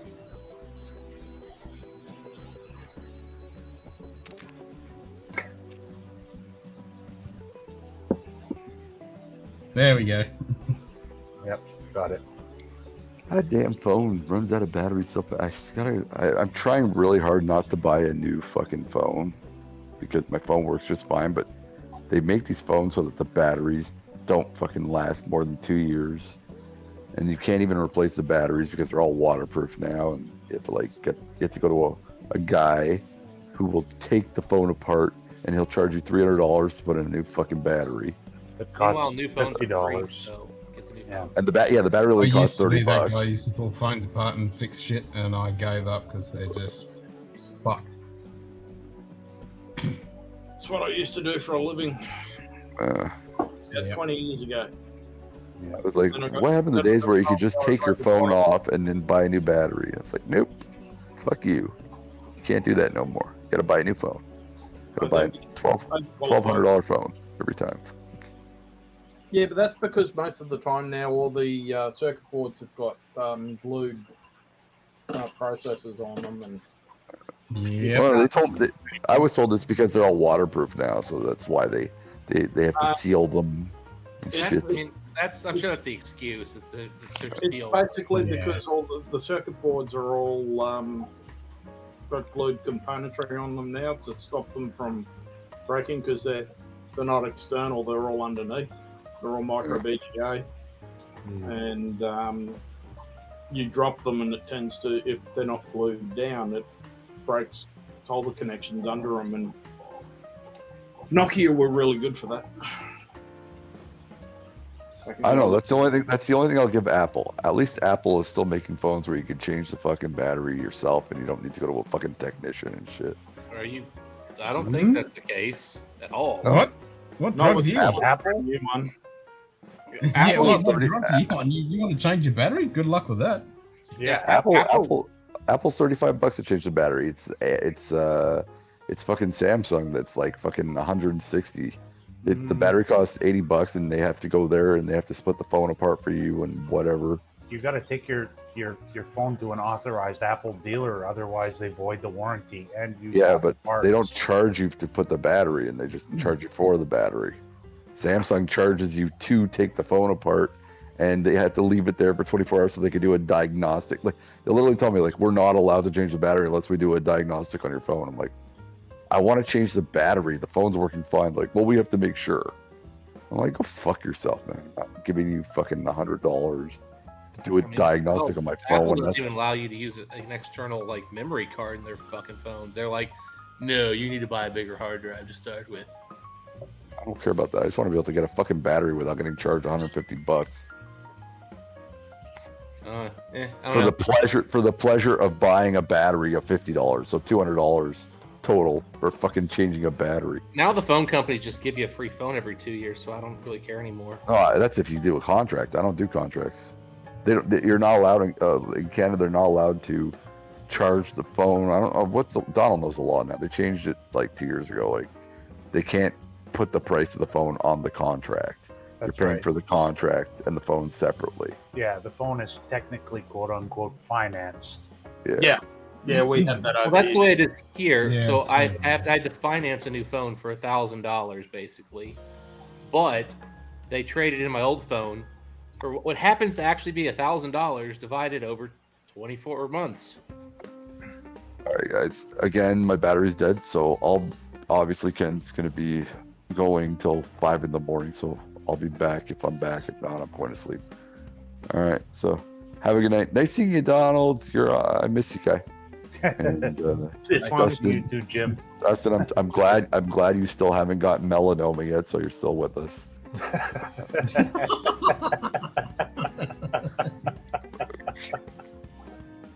She's putting on that sunblock. All right. Hey, Swami, don't worry. I'm sure you can smell me wherever you are. Dan's like, peace, Ari.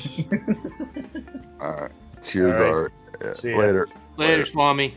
Later, guys. Later. See you, Jim. Bye, Jim. Oh, God. Good to see Swami and remember that he is the most insufferable asshole on the planet. And we love him for it. Yeah, fair enough.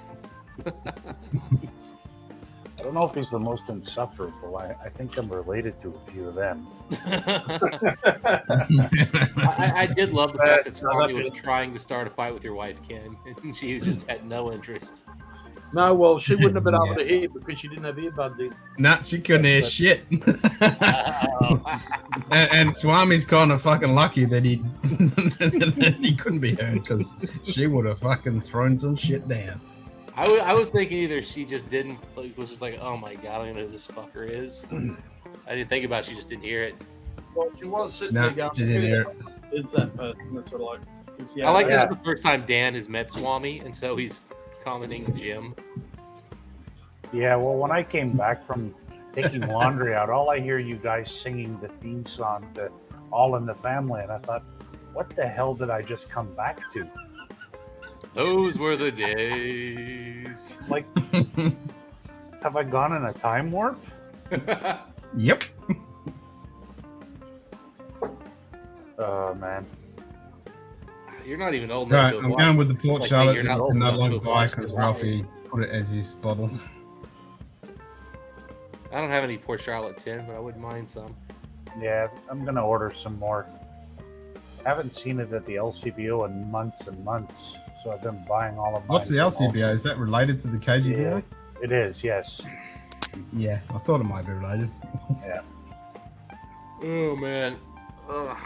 What do I want to do in terms of sleep today? Do I want to try to just power through tonight and just stay up all day? I don't think I'll make it though. Ugh. Yeah, I've still got 2 more days of work. Otherwise, I'd be having a dram with you guys right now. How many days have you got off? Right now, it looks like from the 29th up to at least maybe the 5th, maybe longer. So Okay. I've got a whole bunch of days I'm owed in lieu of and things like that. Yeah, I've got the 3rd through to the 10th off. Oh, sorry, the 30th through to the 10th off. So, yeah. So I've been off since the 16th, but I will work the 30th, and then I won't. Then I'll go back to work on the 3rd. Yeah. Yeah, my coworkers. Oh yeah, are the back. economics talk. Yeah, we solved the world's problems. I don't think we No, solved I- the problem. We right just into it. explained them better. I heard it. I was checking out pharmacy tickets and sorting laundry, and I was like, okay, cool. Yeah, trying to explain things to Swami is always a challenge. Yeah, Rich or 300, too rich. 300. Well, technically, they're about as rich as they were in the Middle Ages when you look at it historically in terms of the amount of wealth they control. But I mean, whatever. At this point, What do you mean? The C word's been brought up. Chris has been drinking out of his stubby holder the whole night. yeah. Yeah. Yep. Can't. There's been zero effort to avoid that word. Nope.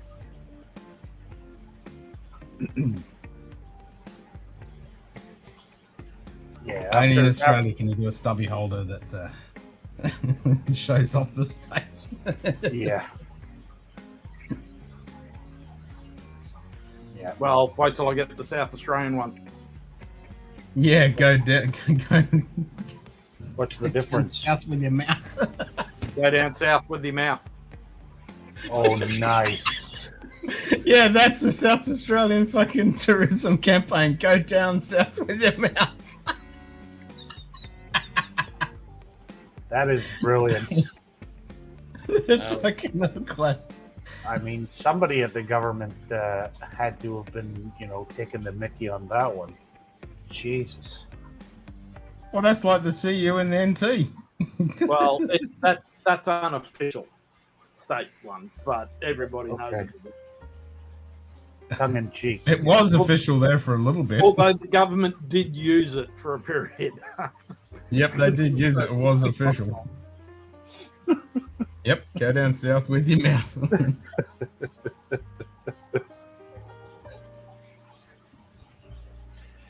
I meant COVID. No. Oh, that C word. Yeah, we don't talk about that one. We'll say cunt all day, but we don't talk about the other C word. At this point, there's not enough. The only country left that really needs to talk about that C word is China. And China. boy, have they set themselves up for a shit show here the next year. Yeah. Yeah. What the fuck's There. Benheim? I don't even know what that is. What is that, Chris? Bernheim's a Heaven Hill weeder. Oh, okay. That's a wheat whiskey, right? No, it's a weeded bourbon. No, it's a Pretty wheat No, whiskey, it's not a No, bourbon. it's a wheat whiskey. Oh, is it true? Okay. Oh, no, yeah. no. You're all wrong. It's a weeded whiskey. Wheel wheat. No, it's a Yeah, wheat you're whiskey. right. You're right. It is. Yeah. Kentucky straight wheat whiskey.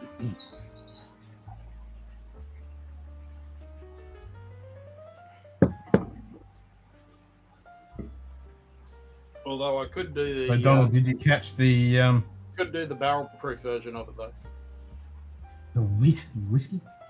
I got like a 9-year single barrel store pick of that once, and it did absolutely nothing for me.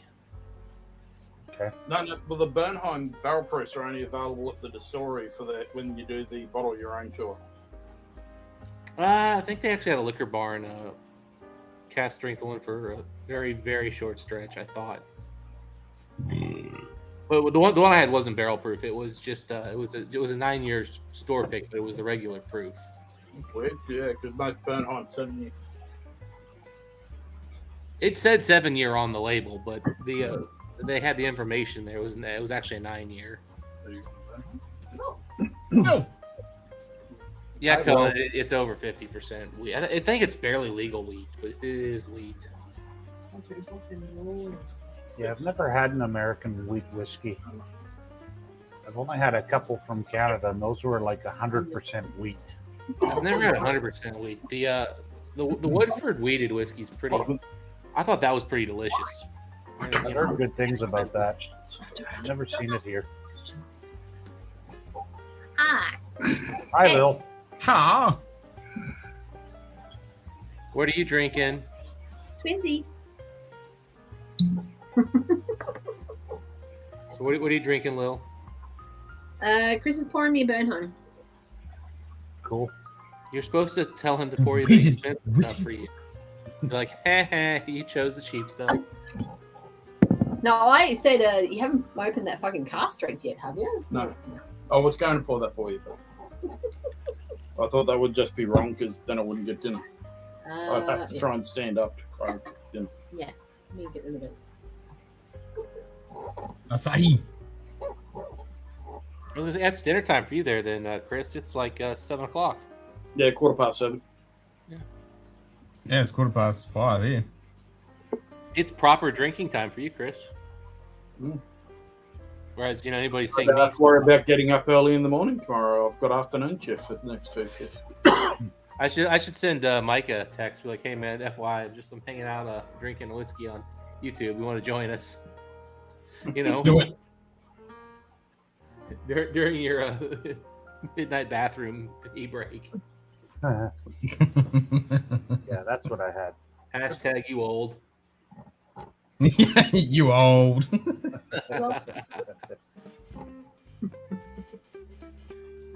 He's the oldest person here. Oh, we're aware. Yeah. The best part though was I think I told you, Ken, but so Mike finally texted me. And he goes, the best part was Swami saying he's the oldest. I'm like, fuck off. Yeah.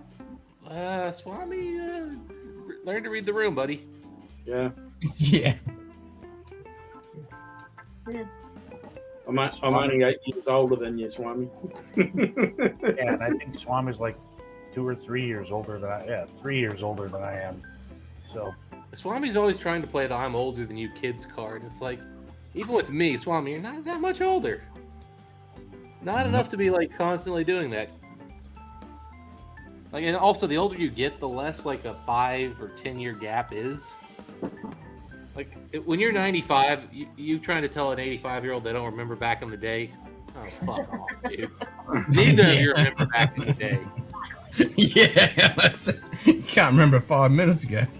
You don't remember dick. Literally, you don't remember your own dick. You've forgotten about it. You would hope not. Yeah, you would hope not. And the 94-year-old guy that was down in my mother's aged care facility, he was trying to nail everything. He was tuning the honey. Including He's like, I'm going out with a smile. That's including a 26-year-old nurses. Yeah. I mean, that's how they do it in Florida in those retirement communities, right? Hey, you know that's what? all they do. She can't tell you no if you don't ask.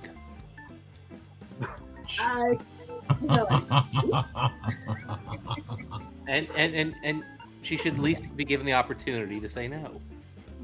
Yes. That's what sponge baths are for. And that's why they give a lot of old people Depo-Vera. Depo-Vera, yeah. Yep. Yep. Oh, God. So you were going to say, Ken, did I catch... Oh, we went on a bio break. He just got... I was going to buy a break. Back in a second. Okay. Well, since we're talking about... Since we're on the Australian stream, I'm going to sip on some 4-Gate Batch 21 Port Perry Perry 8-year-old. It is a 95.5 MGP finished in Australian Tawny Port. Oh, okay. So it's the Australian port is Apres? Yeah, Apres or something like that. Yeah. Something like that. It doesn't specify exactly one little label. port, but yeah, Australian How port. did that get in focus so quickly? Australia makes port. Yeah. Can't get anything else in focus. Yeah, South Australia and I suppose Victoria. Hunter Valley would make port too, maybe. Yeah, I really like that proof too. That is a good bourbon. That's a nice color. Yeah. Well, it's got the port finish and everything. And again, I love 112. Like sometimes cask strength bourbon, like unless it's really exceptionally good, is a little rough. And I'm not always looking to get hit in the balls when I switch from Scotch to bourbon. No, it's just Any question, Dom? Yeah, you were asking me, did I manage to catch, and then you stopped.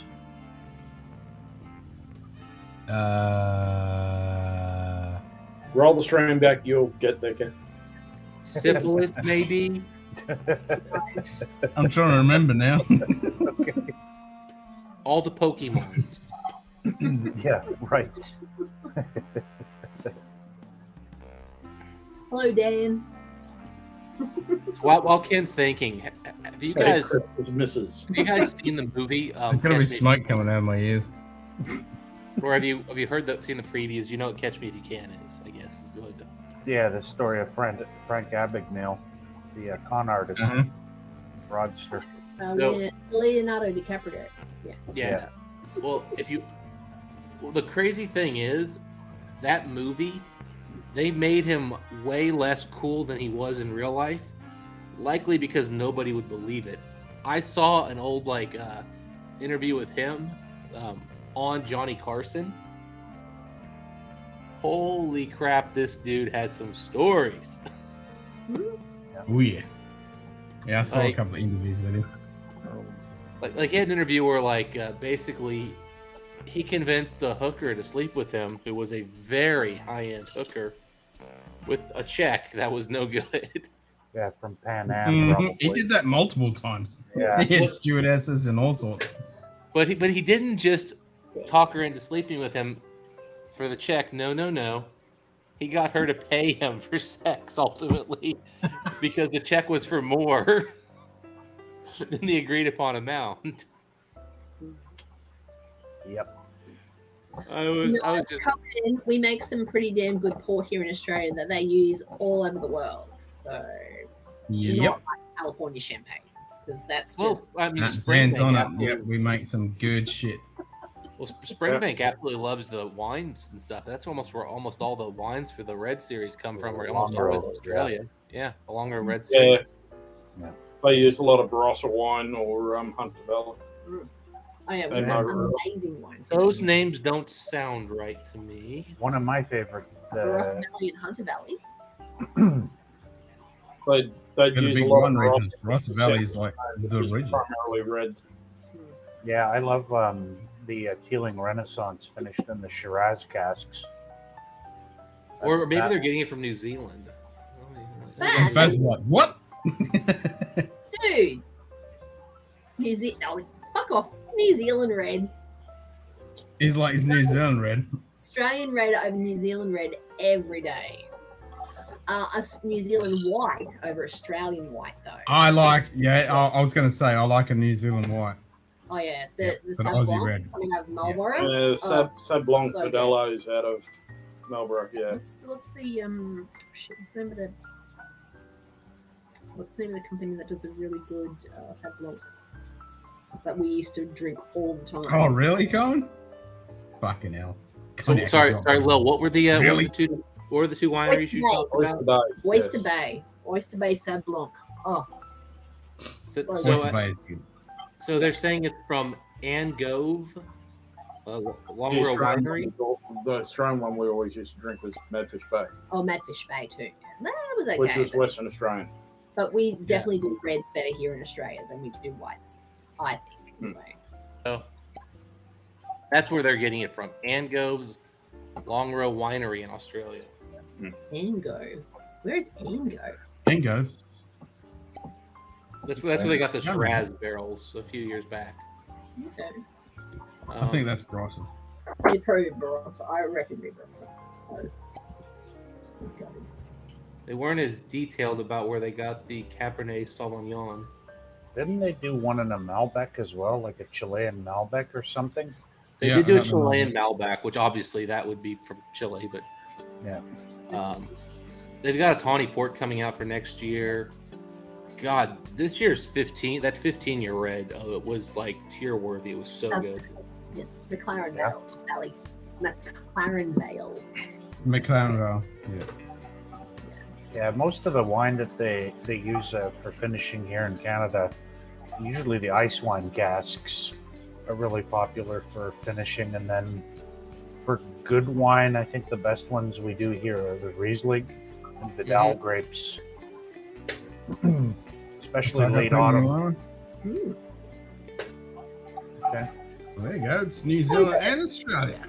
Is it like 10:30 there? 10:30, or 10:15, 20 past. Yeah, they're going on 10:30 for Baz. Yes. He's probably only just come out of the bathroom doing his distilling. Oh, that's something to do. I was going to go and check and see what that shirt was.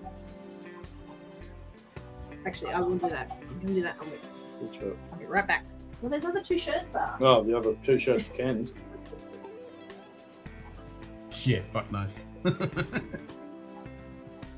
Yeah, I didn't bother watching Ralphie's, whiskey of the year. I just scrolled to the end to when he pulled it out of the bag just to see what the fuck it was. I wasn't going to listen to the rant. If I wanna see an ugly, balding white guy ranting, I'll just do it in the mirror. Yeah, I was going to say, I'll just look at my own face. I was going to say, which of the three of us are you? Which of the four of us are you talking about? Yeah, which four of us are we referring to? Yeah, we're all fucking. Just look in the mirror and do it for like 20 minutes, and then name my whiskey of the year. I scanned through Malt Review, and they listed a few bottles that I thought made sense, and then they brought up fucking Lagavulin 8, which I just think is ridiculous. Shitter. Like, I don't. Everybody's been talking about that this year. Like, no, the 16's so expensive. I'm like, yeah, man, the only reason because the 16's too fucking expensive, and they're just. Unless that bottle got way the fuck better this year. And, like, it's not. The master distiller Lagavulin used to say, even 12-year Lagavulin was young Lagavulin, and you're gonna bring out the master distiller saying Lagavulin is not meant to be served under 16 years old. Apparently, the 3rd of January. Want an 8? Because at least the 12-year cask drink that made sense. Like, I agree with that, Dan. The craft breweries in West Australia down through the Swan and down in Margaret River is off the chain. I think around the world the craft beer scene is still off the chain. Cheese and nuts and yeah, you're not wrong. Well, the thing is, though, with the craft beer world, I mean, we've started to see contraction, consolidation. Like, it's no longer just everybody's got a new craft beer everywhere. Like, it's starting to be like actually like the ones who actually knew what they were doing have risen.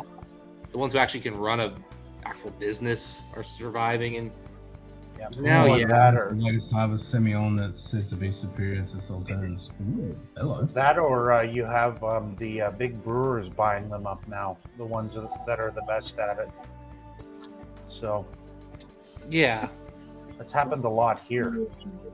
Well, and I mean, we're seeing a ton more of. I mean, again, we're seeing the distilleries are getting bought up left and right. Yeah. So, I mean, Diageo just brought freaking Balcones. I mean. Yeah, and Bacardi looks set to take over Teeling.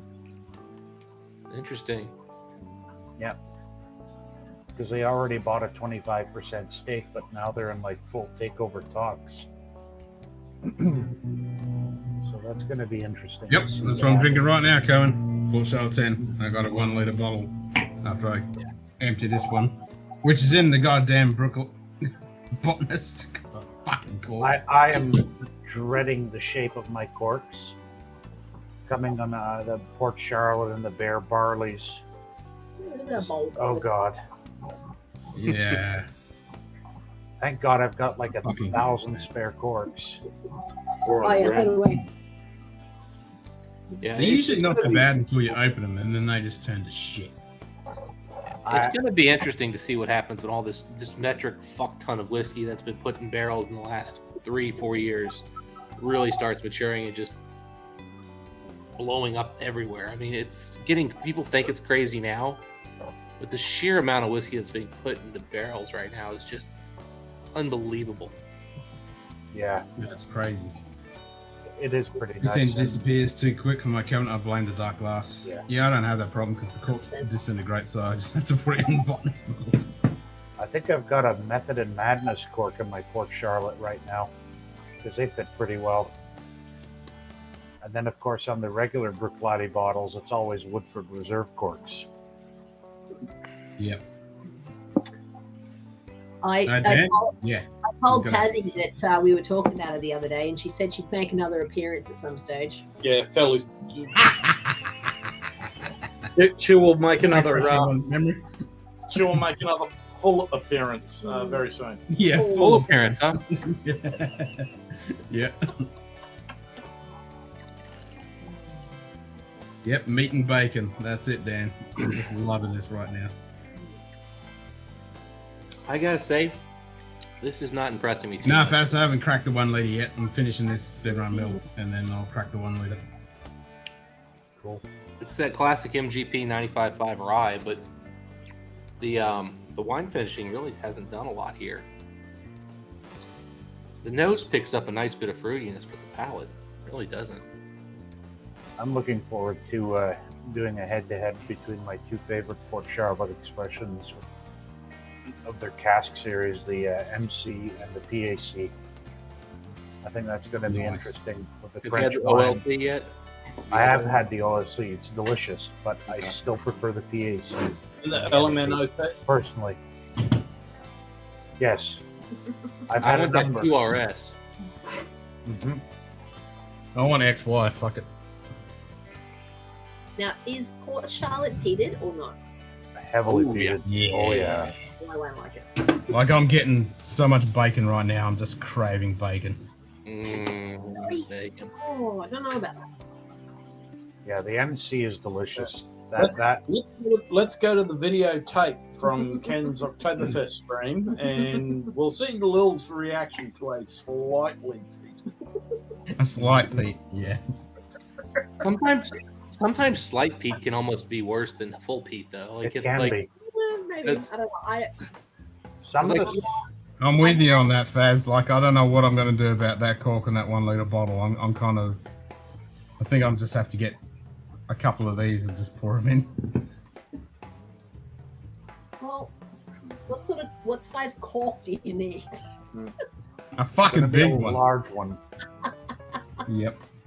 he needs the one that's listed as Magnum.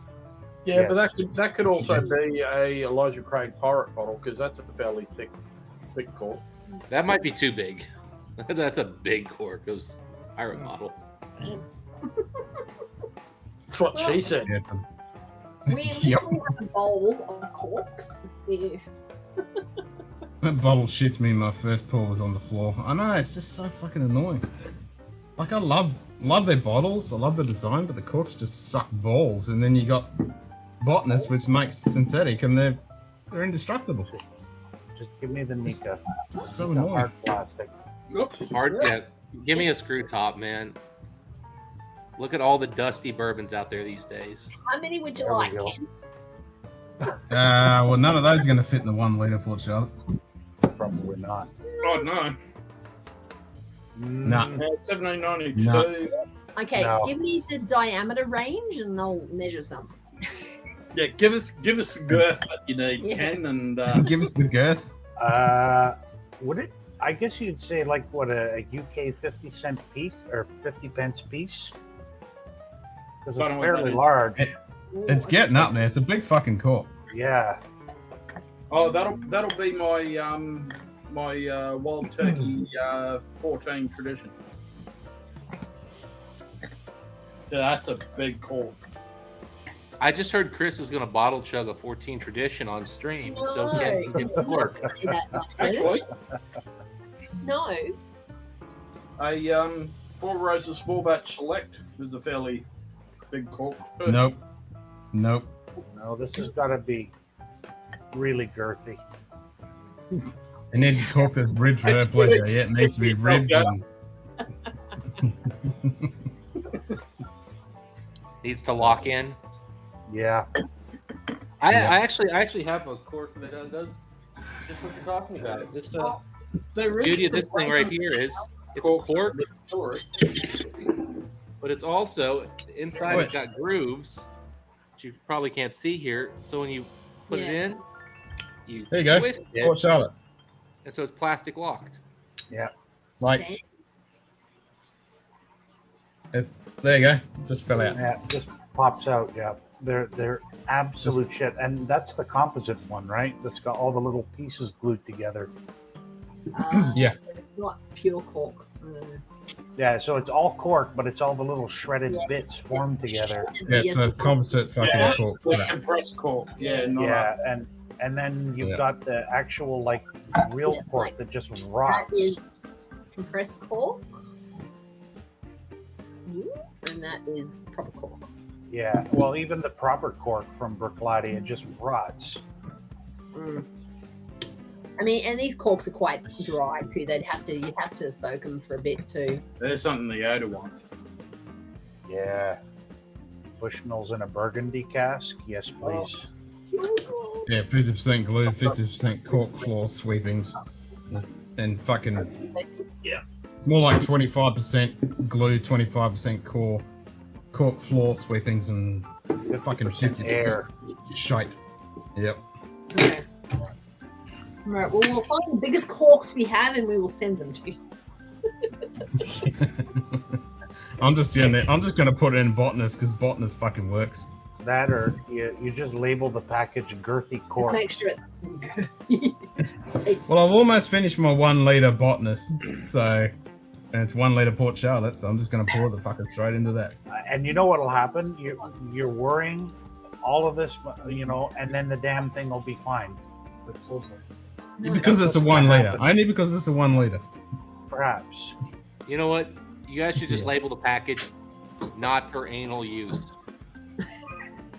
Yeah. Not a plug. No, Dust. No, Dust. This is not for backdoor fun times. No, Jackson. No fun times. No. No fun times.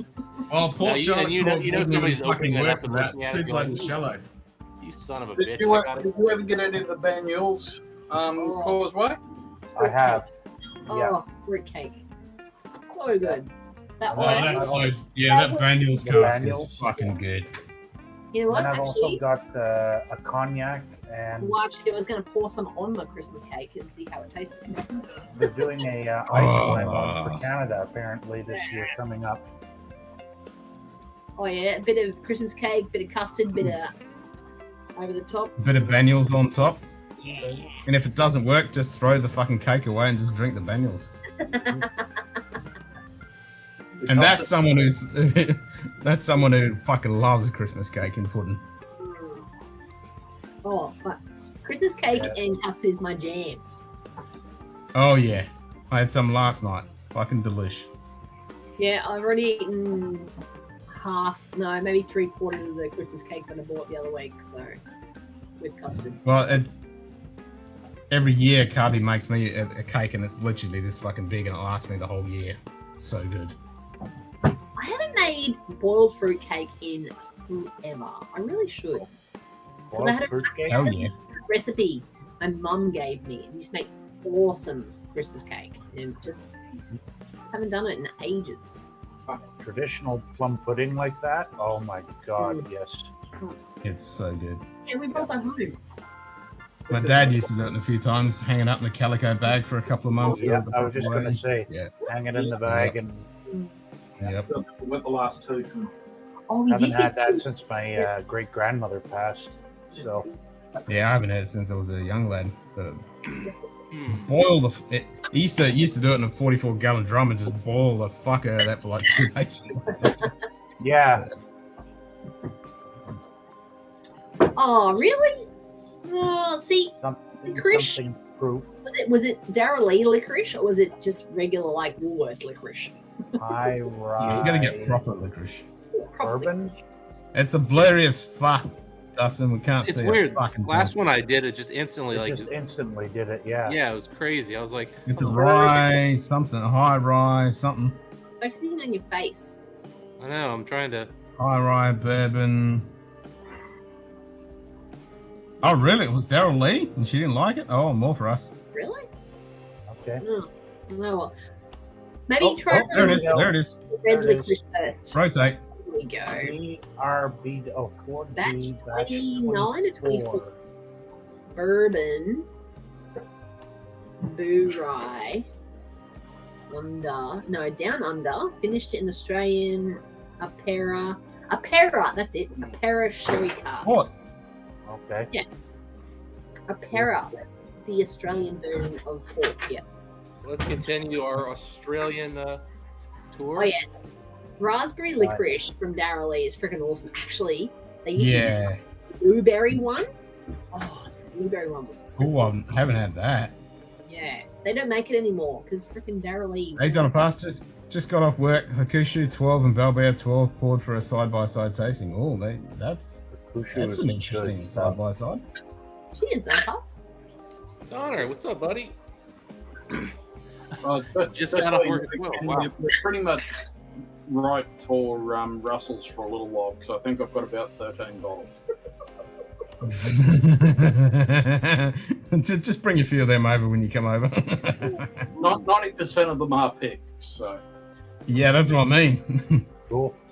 So this is a Boo Rye, not a bourbon, I believe. So but it's definitely coming off more bourbon-y. Wow, it's a book. Yeah, it's a full-on book. Oh, this is nice. So you opened it and that was about as far as you got? Yeah, I went to go and start it, and then I went, let's pour it. Have a beer. Let's have a pour and stuff. Yeah, it's got like the oaky Well, notes, it's like building. bourbon, but it's got like a nice little minty, spicy rye kind of thing going on. Crack the That sherry is nice on here. Oh, man. this bacon and this Port Charlotte's killing me. I'm craving bacon. This is super. Carly just said, I'm going to make quiches for dinner. I'm like, with bacon? Bacon? Yes. With bacon? It's almost like green grass and sherry together on the nose. We can have quiche. Smoking if you got them? A little bit of like a red wine syrup, like Yes. Little mini quiches in there. spicy Yeah, Port strawberry. Charlotte's bacon.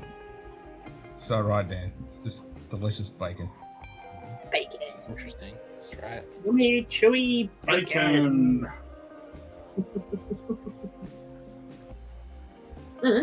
Good port there, Dustin. I think he's liking it. After about 100 Really complex. Dribble? Or we think All over the place. All over there. I've got everyone. No, it doesn't all go together. But More of them. No, I don't have another. honestly, it's really nice, really complex. We can get more. Because of the prohibitive prices on these 4 gates, I would probably not buy this one. But I'd be very happy if I had one. You know, it's like if I bought it, I'd be happy. If I tried it, I would. Yep. Oh, ball kill. Oh. Okay. Something across the river from Dustin. Oh, there's licorice in here for sure, Cohen. Ugh. See, I don't like licorice on my bourbon though. Well, this is a Boo Rye. It's a rye. Yeah. Poor. The thing is, I didn't even think about licorice until somebody said it, and then I was like, yeah, that's definitely here.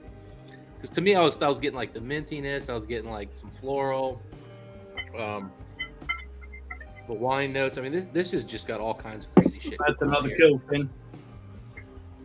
No, that's it. Okay. This has just got so much crazy shit going on. Synthetic. Yeah, I know.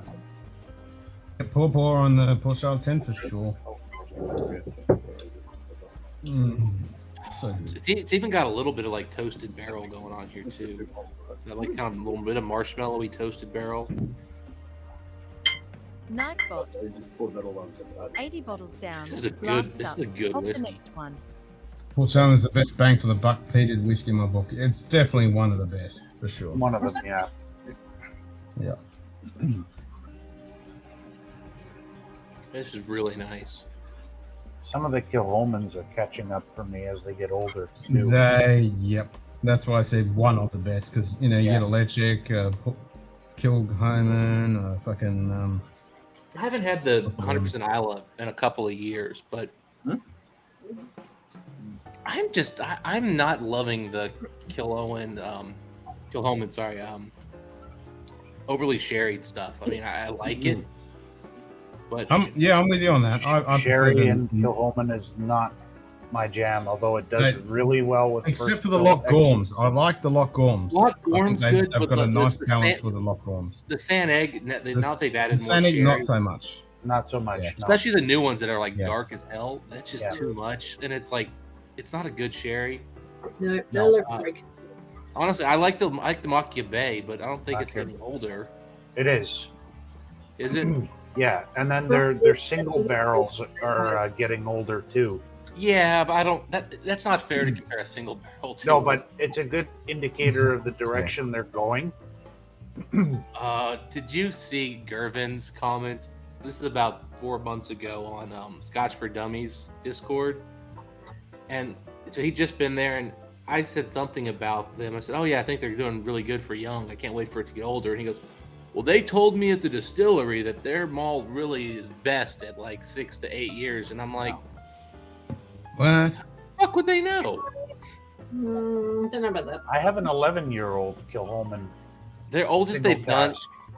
The oldest, 11. The oldest they've done is a 16. That was for Fishiel this year. Okay. Yeah, because the oldest I've had Fuck you, from Dan. is 11. Hell yeah. But it was like one of those things, and I forget exactly what he said, but they're like, "Yeah, we don't think our whiskey's going to be great at 20 years old." And I'm like, "How the fuck would you know?" And I understand the Nancy Fraley scientific thing where they go in and they check for certain esters and other stuff in the barrel, and they look for this concentration of certain like fatty acids and chemicals within it, and that's usually a sign. Fuck that shit. Taste it. Well, this is Nancy Fraley who's saying the shit. So I get that you can do some chemical testing, but you still have to have the You've stuff. got to taste it. Yeah. Well, you know, that's even And if you still you're have doing to have the testing. raw product too. Well, you have to literally have it to existing to tell us what the numbers look like. Yep. So, like, I would disagree with that wholeheartedly. I think that 11-year-old is just brilliant. First fill ex-bourbon, and I've got a 9-year-old Madeira, and then I have a sample of one of their STR casks, which is just really good too. yeah, I heard the 16 they put out for Fishiel was like one of those where like people were talking about how, oh, this is showing signs that age is really starting to make this stuff into something special. Mm-hmm. And I trust those people's palates who understand. Yeah. Oh, Cohen, the Balanchin is good. I mean, it's not Port Charlotte 10. It's different, but it is fucking good. The Balanchin is good. That's such It's a different flavor profile. Different profile. Yeah, it's such a different profile. It's good on its own unique profile for sure. Yeah, it's just like I have a hard time putting Legic 10 up against other peated whiskeys at times because it can it's be so unique. quite a different. Yeah. I need to different try taste. more Leche because so far I find it so challenging to get into. And the only bottle I own myself is a 16-year-old Blackadder. And I've had a pour of like a 23 or 24 that Keith brought over that was some kind of wine cask. And I just don't think those are really good ways to learn that distillery. No, and the trick with Legic was they were actually kind of a B-rated distillery for a long time, and it's only been in the past few years that they've really tightened up and put out good stuff. Tobermory has really Yeah. come to its full. I need to pick up an 18-year, I think, because that's the one that everybody seems to think is really just blowing. And that's the people one away. I'm after too, the Electric 18. And it's that's the pretty, one I'm it's after. pretty well priced, where it's not a crazy bottle. So that's probably one I'm trying to cut back my spending till for the next couple months. I'm sure I'll buy something before then, but I'm trying to cut back. Yes! Hey, Faz. That'll probably be a Faz is March, back. April purchase for me. I'll pick one of those. Okay, Faz. where's the window? There we go. You can see the I'm chat. happy to And live. see me. I'm happy to live with Legic 10. I mean, that's great. So Is that this Oh, I Fino. don't have it locally, Akira, so I'm not. Oh, it's what we use Expensive to buy from the UK. Oh, nice. to get away from the whole Spanish calling it sherry thing. So this is Yeah. a sherry knockoff. This is not good. This is just standard New Zealand made cheap stuff. I break my oak in with this. So if I'm making anything that's going to be fortified Season wine, it. Yeah. I'll season it with that. because I thought so- a parrot was just a purely Australian version of port. No, New Zealand as well, but I Oh, okay. think port Yeah. port doesn't have a name. It's only for sherry that they use that Apera name. I Oh, don't sherry, think they use sorry, it yeah, for yeah. for anything else. Okay. But I'm Yeah, the going to sherry. be having a pour of this because this bottle is Oh, nearly I'll join dead. you. I'll join you. So Nice. I'm just Oh, looking at bottle bottles kill? that I need to kill. Yeah, That's another bottle kill for the season. All that right. cork's- Yeah, that's that a man cork's not down. Great. All right, this is getting dangerous That's- now. That's a little manky. That Yeah. cork's looking a bit Manky. dry. Didn't Well, make a very good sound coming out. I'll be back in a second. I'm going to go get a little bit more tea. I don't think I was sober last time. Bit I more drank. tea. Just And not when a good I'll time. join you, Donald's- Faz. he means whiskey. No, I actually have to get to 50 bed pull. shortly, so This is one that everybody's been hyping up. This is the Port Perry. Wait, no, this is not the right one. Damn. Where's the? Time is it there? That's the Peri Peri. What's the one that everybody's been 10-11. hyping up? Is like a super good one The lately. Peri Peri. The Peri Peri. 10% of it. Okay, this is the one I started with. I wasn't that impressed with this one. Let me go back to it.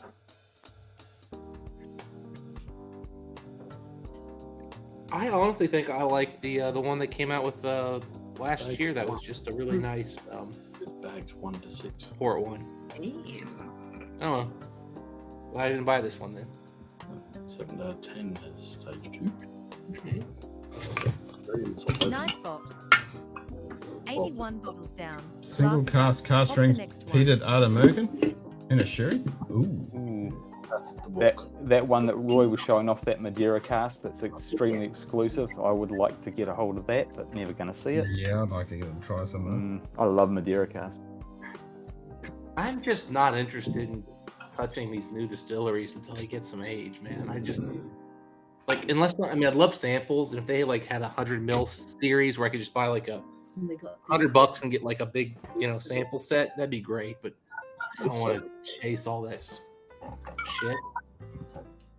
What I don't like is the stuff in the middle. I'm thinking young cask strength in your face, or 15 to 18-year-old plus. Lower proof, maybe higher proof, but just that stuff that is in that middle of that 46% youngish, sub 12-year-old, middling. It's just I'm over that middle ground stuff. I want to either have something that's got some age on it, or it's just got youth and it's massive. I have no interest in having whiskey Here's some images. where it hasn't had a chance to do its thing. I don't mind that. So, well, especially when you're paying premium prices for it. I mean, I think so. Roy had on That's young. That's 55%. probably.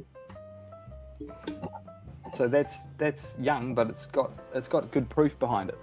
But Got you know, nice fresh they could. sherry casks. But they also that bottle could be getting a mixture of some older stuff and younger stuff too. True. And you can round out a whiskey with older and younger. 1027. 1027. Whereas if it's all young whiskey, man, you just it's like those Kilkerran 8-year-olds they keep putting out. Like, I think they've got a distillation issue with the recent batches. I think there's something where they're not aging it long enough, or it's keeping too many still notes. Like maybe they're just not cutting it narrow enough. I don't know. That too. I am getting just too much bitterness, too much sourness, and I'm getting like I'm getting like these weird, funky notes that just shouldn't still be in a whiskey at 8 years old, even. Yeah, it's a strange situation there because it's Springbank is the main show, and then they have like a break. They go on holiday, and then they just open this mothball distillery, and then they distill for a little bit, and then they close it again. It's almost like you're a coffee shop, and you've got a car wash, and you just like part of the season you open a car wash. Well, I mean, it's like nothing about. Yeah, I mean, effectively they're distilling for what 4, 6 weeks, 8 weeks. Yeah, it's a weird one. Like that. It's probably summer camp. It's probably like summer camp. It's just like whatever goes. Yeah, and something again. Some of their bottles from the past, I thought were really good. The recent stuff, something's off, and I can't figure it out because I mean, again, I have the bottles. It's not like it's memory.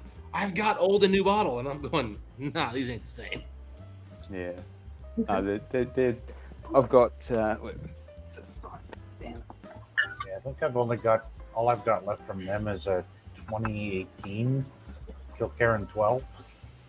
Yeah. Yeah, I think that's what mine is. And then Cohen's talking about Octomore. You know, the thing with Octomore, though, man, I think Octomore takes an obscenely narrow cut. So it's both of these are open. God damn it! Yeah, so you got the old and new. What do you think about old versus new 12? So 2021, 2020. This is a much better bottle. Yeah, when they change bottle style, the quality to me just massively drops. Yeah, these are the same fill rate.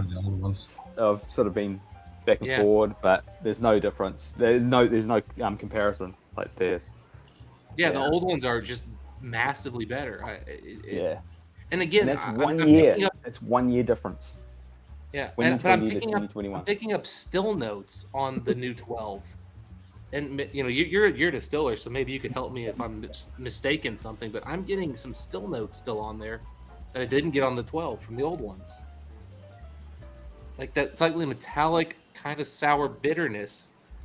Now, and I've had some people say maybe the lack of copper is leaving some off-putting sulfur notes.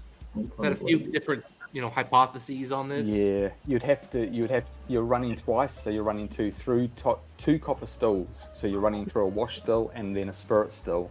You would have to have your distillate, a large amount of your distillate, completely miss touching the copper as it runs through the wash still, and then you run it through the spirit still, and it also doesn't touch any copper.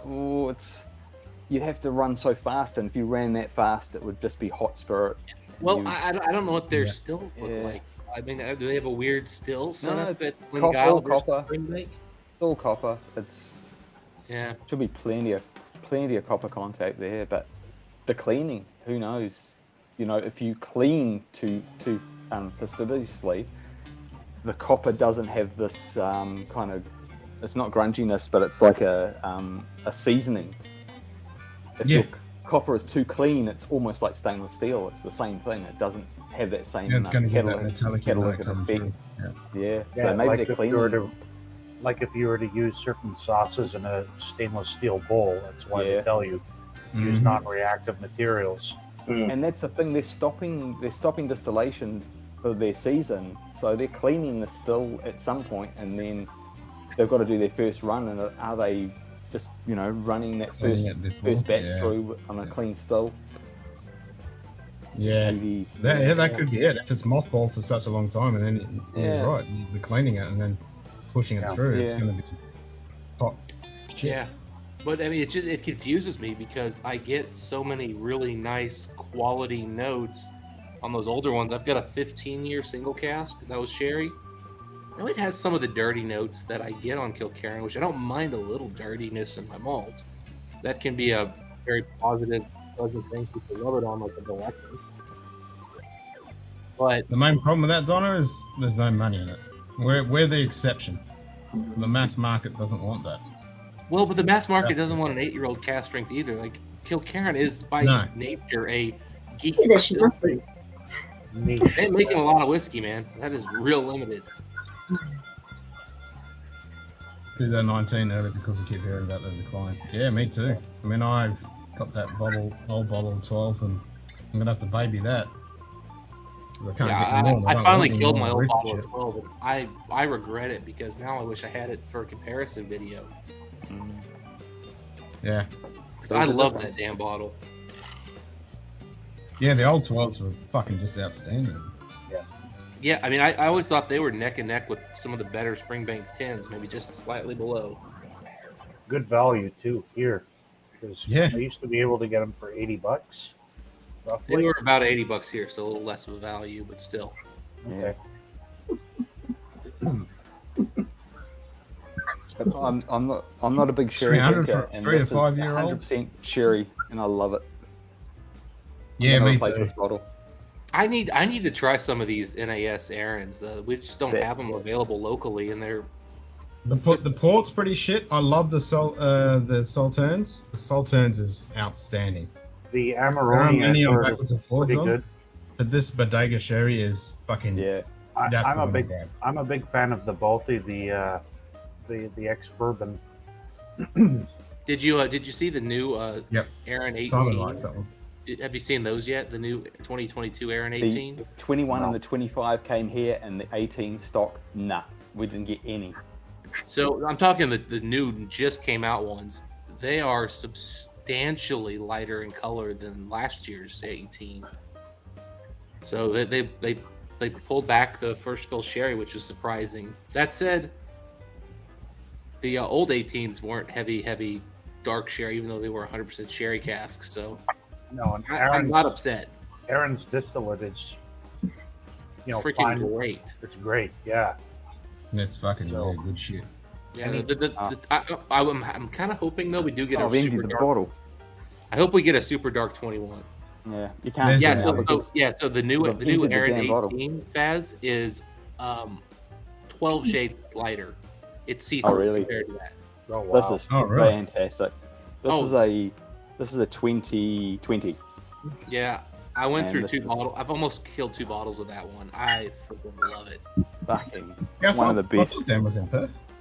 Yeah, I got one in the US and I got one from the UK, and I wish I bought more. Well, they brought 21 and 25 in, and yeah, no. I bought no 2 of the 18s. 21s as well, and I bought 2 of the 25s as well. I bought 2 of all of them. Yeah, 25's gone up a little bit more, and it was already a bit pricey for me. The first 25 I bought was incredibly fair priced. The second one I paid a little bit more, but I think I paid $2.80 for the first one. And the second was $3.30, I believe. So Yeah, right now I don't have any Aaron available locally. we've got the Any. 10, and that's pretty much it. Well, no, I can still get the old 18. Yeah, I the- don't even have the 10 right now. I might have to pick one of those up actually. I really like that bottle. But the new 18, that one you've got, Faz. I wish they were keeping that level of sherry because I love it. But I guarantee you the new one's going to be great too. I wish I could. I mean, I can get the access to a couple of private casks. 14-year ex-bourbon, first fill. 14-year, I think it's refill sherry. And then there's a red wine one as well at 14 years.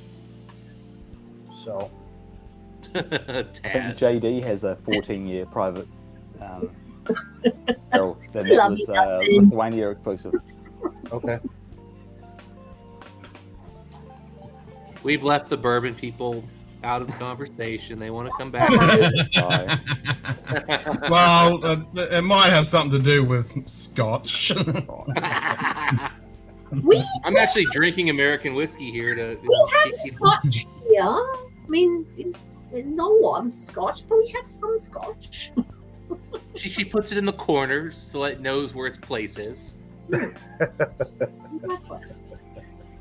Oh, there you go. The Aaron sherry is 8 according to the distillery. Quarter cask is 8 in bourbon, then 18 months in quarter cask. I did not Very like good that quarter cooking cask. bowls to have on the shelf for good price in the UK. The, I did not like ex-bourbon, it at all. The Balti. Yeah, the bothy Okay. really was hot, and I love ex-bourbon, and I was just like, this has got to be like a high-proof proxy to the old cast strength 12-year-old that they used to have, which was fantastic. Better than the 10, better than the 14 when I had that, and the bothy did not live up to expectations. I wonder if there's different happy. batches, because mine is just an absolute Sounds like fruit bomb, Really? and I don't get any of that heat at all when I drink it. Yeah. Well, I mean, Simon Donald, liked his bothy as well. well, Yeah. Donald, to your point, Where you is just Simon? That's what I was. Yeah, good point. Well, I had Yeah, I mean, this is 55%, 55.2, and that bothy was 56.2.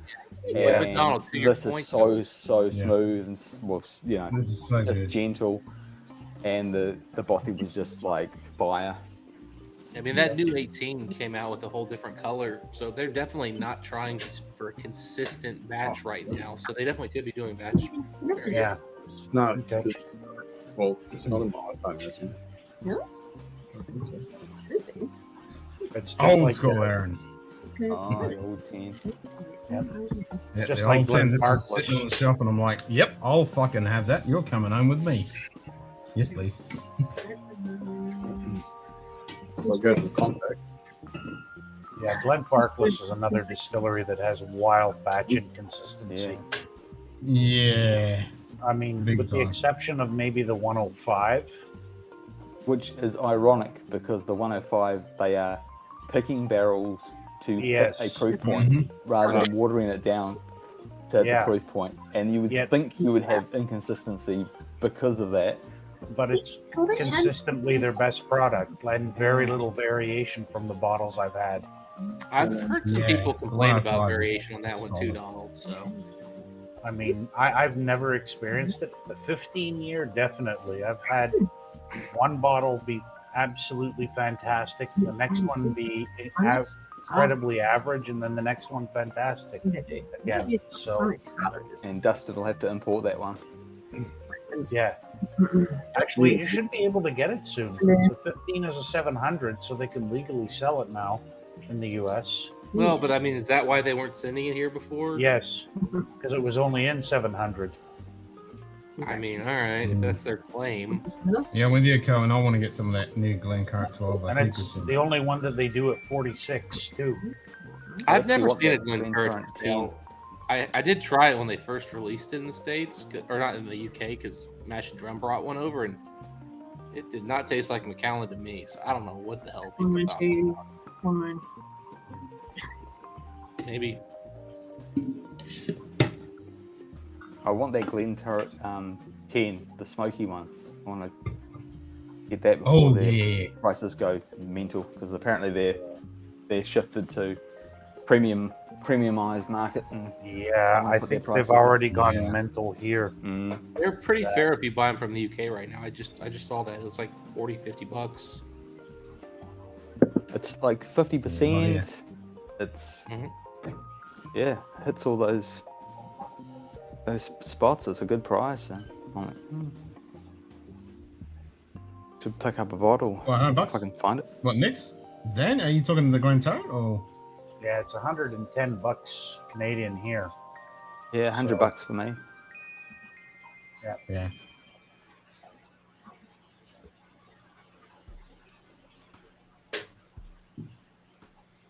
Well, I had Oh well, at least we can still argue about fucking good whiskey. There's still some around. I did have them. Definitely. Glencairn 10. Yeah, Donna, I was just talking about that. I'm excited to see the new 18 because I really like the old 18s that were pretty light color. And I love So 21 how light. how late has the 18 dropped? Because the 25 and the 21 have been here for about 3 weeks, maybe 2.5 weeks. So is there, in that time, has there been the 18 drop? Because that's really weird for me to get stock down here. I thought I've missed it. Maybe it hasn't even released. I mean, they just got it from the UK. It could be another year before you see it there. That age. Yeah, usually Usually I would see it within the season, but Oh yeah, they could grab the phone. And I mean, buy it. we haven't seen the new 18s in the States at all. So it's or well, in fact, I don't think we got the 21 or 25 in the States at all. So yeah, maybe it's still coming. I mean, again, they just got it. They just got it. Okay, so because when the stocks the 21s and 25s, because I haven't seen the 21 and the 25 for 2 years, and then they arrived. I'm like, ooh, 18's back in stock, and I'm like, ooh, nope, no one's got it. Yeah. Well, that 18 being so dark, that just sells. I've even noticed, and we've talked about it before. The new 10 bottlings have gone from super light to super dark. Not quite that 18 dark, but Where they were. They've gotten darker too. Yeah, still got to get a new packaging 10. You know what? I'm gonna change my. You know what? I'm gonna do a Simon. I'm gonna do a Simon maneuver and change my shirt. Oh, I was like, No, you're that's passed out. a shirt change. That's not a Simon maneuver. That's when you just walk off. No, it was going to just walk off, but Okay. If you announce it, it's not a Simon maneuver. no, that's right. You have to type it in chat. He's only just started doing that when he does the power blackout. So we can't call it an official power blackout because he types it in fucking chat and then just drops out. Yep. And you can tell when he's fucking... I love when he's like, no, I'm good. And then Yeah, he's doing 30 this seconds later, Stevie Wonder. I'm out. Yeah, I'm good. Takes 20 minutes to type it out. When he could, I tell him all the time, it's like, why don't you just say it? Yeah, I'm done, guys. See you later. It's like, that's so much easier than going. Then he's got this goofy grin when he's doing it too, because it's like, I just told you I wasn't leaving, but guess what I'm doing? I'm not drunk. I'm not mother's. nope. I'm not drunk. I just can't see what time it is. Or word. There you go. Nice. Live wire shit. Nice. Get chugging. No, it says nobody drinks alone. Oh, that's a good one. Oh. Chris and Lil tipped $10. Kaboom. This is just to scare the shite out of Donald's cat for kicks and giggles. The controller's not on because it's 5 o'clock in the bloody morning here. So You learned that lesson. Cheers, Chris and Lil. Hey, Donald, it's actually early enough where like you could almost claim like that's just my alarm. It's time to get up. It's morning. Yeah. yeah. About half an hour before. Simon's move is when you pass out in front of camera. Yeah. Yeah. Right, who wants the drams? Share. Okay. Blitzies. Pixies.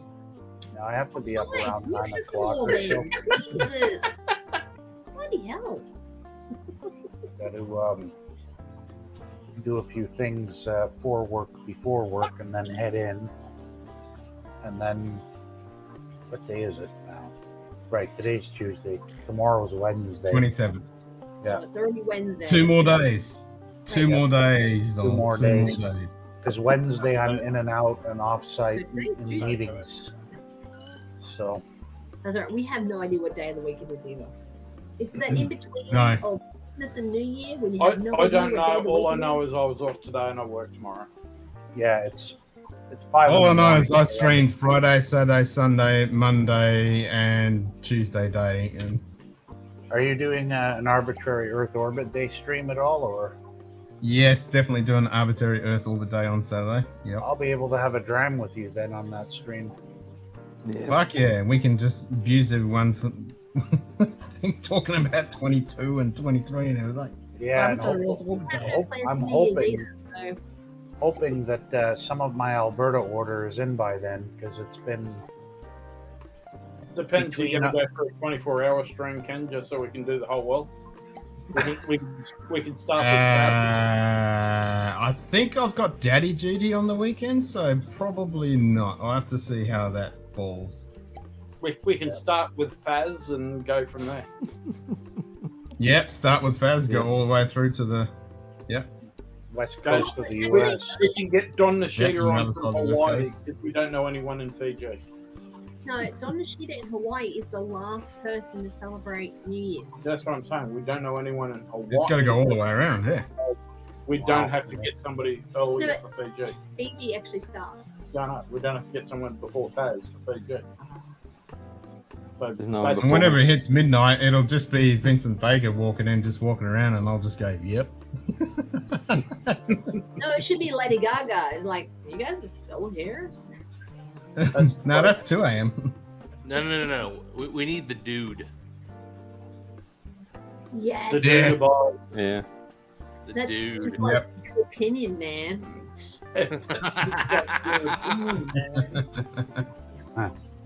I You know what? freaking That love is that. just my opinion, but I think Or the you dude. can always, or you could have shut the fuck up, Donnie. We should totally do that watch party for that on New Year's Eve. Watch That would be fun, The Big actually. Lebowski. My missus worked all Xmas. I've been daddy daycare the whole time. We just hit up the Lotus Parks. Nice. Yep, daddy daycare. I mean, Carly had to work today, but she's off tomorrow and Thursday. I think she's back Friday, and then she's working Saturday, so I'm on daddy daycare. Really? Hey. Daddy Yeah, but you daycare don't, on have to start, Saturday. you don't have to start till 7 p.m. Well, 6 p.m. So an hour before Faz is midnight. So That's true. That'll work. What are your plans for New Year's, Faz? Do you have any? No, I don't actually. Yeah, I'm camping on the 10th, so it's like I've put it off for another. After everyone gets back from all those hot spots and everything, we're supposed to be going fishing, and it's like a marine heat wave, so we're not going to catch shit because all the best fish, like the cold water. I'm in the North Island. Yeah. Anywhere? No Mrs. Faz? No, free agent. That's us. Heat. Freedom. Well, actually, you guys going to cop the heat wave that's just going through southern Australia at the moment, going through Victoria and We're just Tasmania? getting thunderstorms every day. We have these beautiful sunny hot days, and then in the afternoon it's like Sydney. It just thunder rolls in and just I missed that pisses about down. Australia. Yeah.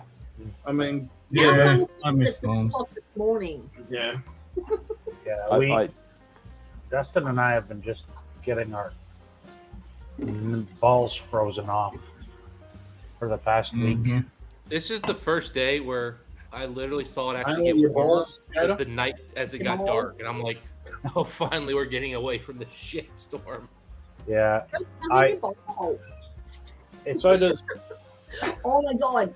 Adol Rants, you have to watch Shorzy. I've watched the first 3 episodes. Oh my god, it's fucking hilarious. Okay. It's very Letterkenny-ish. Hang on, is Okay. it an offshoot of Only Letterkenny? playing It is. Oh, okay. Technically is Shorzy. Yeah. Damn, I still have season 9, 10, and 11 to see, which 11's not started yet. I don't I think. haven't watched Yeah. season 10 or 11. Season 11's about to start, I think. Yeah. Haven't Oh, seen dear. season 10 yet. Okay. Because season 9 where they're all at the bar up in Quebec and they're punching on with everybody, and then old mate goes out, the brother. Yes. And Okay, sees so I am up to his season 9. girlfriend who was cheating on him. Yep, that's where I'm up to. Ah, right. Yes. Yeah, I need to see season 10 and I need to start watching season 11. So, freaking hilarious. Yeah, because Embarrassing. yeah, Balls. based on rural Ontario, right there. That Yeah. whole series. have you?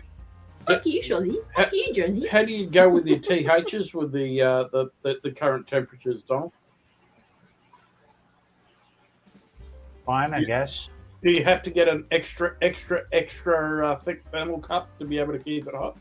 Nah, Yeah, all you good. just adapt. That's all. And No, by Timmy Hortons just makes it extra hot. That's it. And if push comes to shove, you just stick it down your trousers. You're good. Is that a trouser snake? No, it's just my coffee. It's just my coffee. It's just Tim Hortons. That's it. The Tinny Hortons. Yeah. Gotta keep it warm.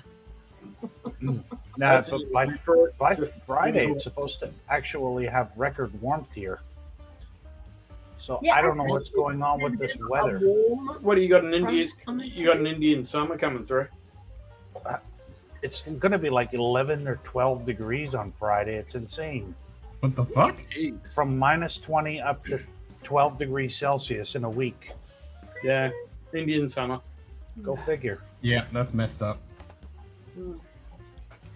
Which Yeah, a few people were probably, saying that their temperatures are going to rise in the next couple of days.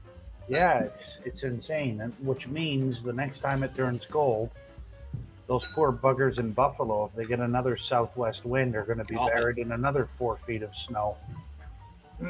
That's been terrible for those guys. Oh yeah, there's been parts of Ontario that have been buried in like 5-6 feet of snow, and they've had to declare them disaster areas. I think the Niagara region, one town got something like 124 centimeters of snow, so it's like 1.2 meters of bloody snow. So you die Fucking hell. drowning in snow. Yeah, Dude, you're crazy. right, dog. It's going to be in the 50s Thursday and Friday. Jeez. yeah, told you.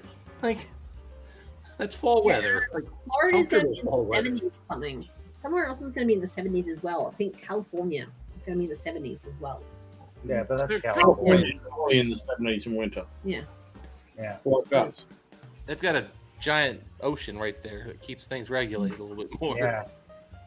Yeah, it's No, been I got like iced over. winter. Yeah, like we have winter for maybe 2 weeks of the year. Not this year. If we're lucky. If we're lucky. I don't think the fall We don't have iced winter. over this year. Trying to remember the last time. We're still very mild over the next week. I mean, we're pretty much 80 degrees every day until next Friday, which is 85. No, I got the 80s in the last couple of days, but then we're back to the 100 plus, 105 shit. That's like Oh yeah, the American Falls, part of the American Falls did freeze over this year. Okay, that makes sense. Oh, okay. Well, I thought Niagara froze over every year.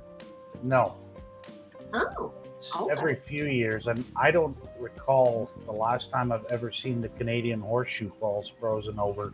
Ah. So It makes for good photos, but that's about it. There about 5 or 6 years ago, and it was frozen there. okay. Yeah, because when you stand at the bottom of the falls and the water's going over you, you realize how powerful that is. That like Oh, the noise will make you deaf. Mm. Yeah. Yeah, we did that when we went to Niagara the other year. We went to the caves or whatever it is, where you walk down through the thing and you go out. And it's like And now they've it is actually, the falls. yeah, now they've actually redid the old power plant, the Seratum Beck power plant that was decommissioned, and now you can go inside and walk through the hydroelectric tubes that are fed by the falls. Cool. Yeah. Cool. I would love to do that. Well, we definitely need to go to Niagara Falls again. Oh, What do you got six. there, Chris?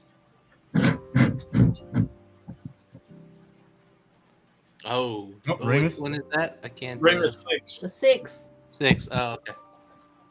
We've got I've the not 5 had and that 2, but we can still get more 6, so I'll drink that while we're. Yeah, I haven't even seen that one yet. There's still about, if you live in Australia, there's about 5 or 6 bottles still sitting at our local Dan Murphy's. The description and the notes I've heard just didn't make me want to run out and spend $100 on it, so I passed. Which is quite funny because it's $149 over here. Well, that's, I mean, in terms of you guys getting bent over and, kissing yourself goodbye. It's not as terrible as it usually is. No, that's right. Not too bad. It's because it's not Sazerac. Yeah. I Sazerac wonder just what's gonna happen once all of that Buffalo Trace expansion, once that's all completed. What's gonna happen when Buffalo Trace is just actually a shelfer again? It might be a decent price. I mean, we'll still get bent over. Yeah. I mean, they've like tripled the production. Sideways. Like, I'm just wondering what's going to happen when like all of those hundreds of people who've just been stockpiling never-ending supplies of it are going to be like, "What do you mean I can just get this anytime I want?" And I bought 4 lifetimes supply. Now what? Well, what are they at now? 60,000 barrel rickhouses up on the farm or something now? I mean, they are literally. It looks like they're just constantly putting out new rickhouses. I mean, literally every 3 months they're supposedly opening a new rickhouse up there. So yeah, I mean it's crazy. I mean, last time I drove by Heaven Hill, they had like 4 rickhouses in construction at the same time. Yeah. Actually, it's going to be interesting to see when they start building the Bardstown distillery again, back down on the old site. Yeah, I mean, it's just nuts. I mean, it's just everywhere you look, there's rickhouses going up. Because that'll be interesting to see what'll happen down, what they do with the old site, and how they cut back into the hill there. Fuck being on that boat. That's the mate of the mess. Oh, that's so much fun. We did that. Yeah. Yeah, we did that. Pretty cool. Yeah. But yeah, you can access the full power station now. They've restored it and all the generators and everything. It's turned it into a museum. That's cool. Yeah, next summer when I get down to It's Niagara. not that close. Oh yeah. Yeah. Wow. That's pretty cool. Yeah, That the was sound is so much fun. Oh, sound we is had the deafening. best That time. thunder. Are they life jackets or raincoats? Those are hyper red. Ponchos? Oh, ponchos. Super red. So if you fall in, you can be Wear a seen. raincoat and a poncho. A poncho and a life jacket. Yeah. Oh yeah, and then that was when we were inside the caves. Yep. Cool. Yeah. That's crazy. Yeah, it's about an hour train ride, hour and a half train ride for me. So Yep, there we go. Not too bad. yeah, it's not bad. Yeah. I've in past summers I've just loaded my my bicycle onto the train and then gotten a map and then toured a whole bunch of War of 1812 battle sites on my bicycle, Oh, and nice. then rode my bike to the train station and then back home. Yeah. Oh, yeah. So we went to Canada and we got The poutine. fries and gravy. Yeah. Okay. We actually made it, unlike those people in Vermont. Yeah. Okay. Yeah. Going to Canada, huh? Where was Almost made it. That looks That's- good. I don't even remember eating that. Where was that? I don't remember eating that. That's normally what you say the next day. That is It looks by the like plate. Hard Rock. That's Hard Rock. Yeah, it must have been Hard Rock. Oh, actually, it is Hard Rock. It's by the plate. Yeah. Yeah. Oh, Just by the plate. and at night time, Hey, big. they have. Ah, God damn it, Faz.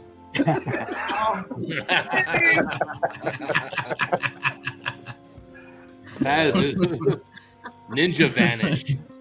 He timed that very nicely. Need another pour.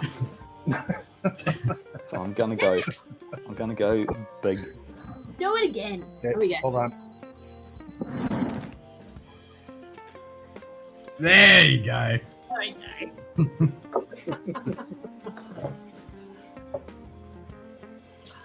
nighttime they have like light shows and stuff and all the lights, and then they on Fridays and Saturdays they do fireworks. It's Niagara Falls is actually a cool place.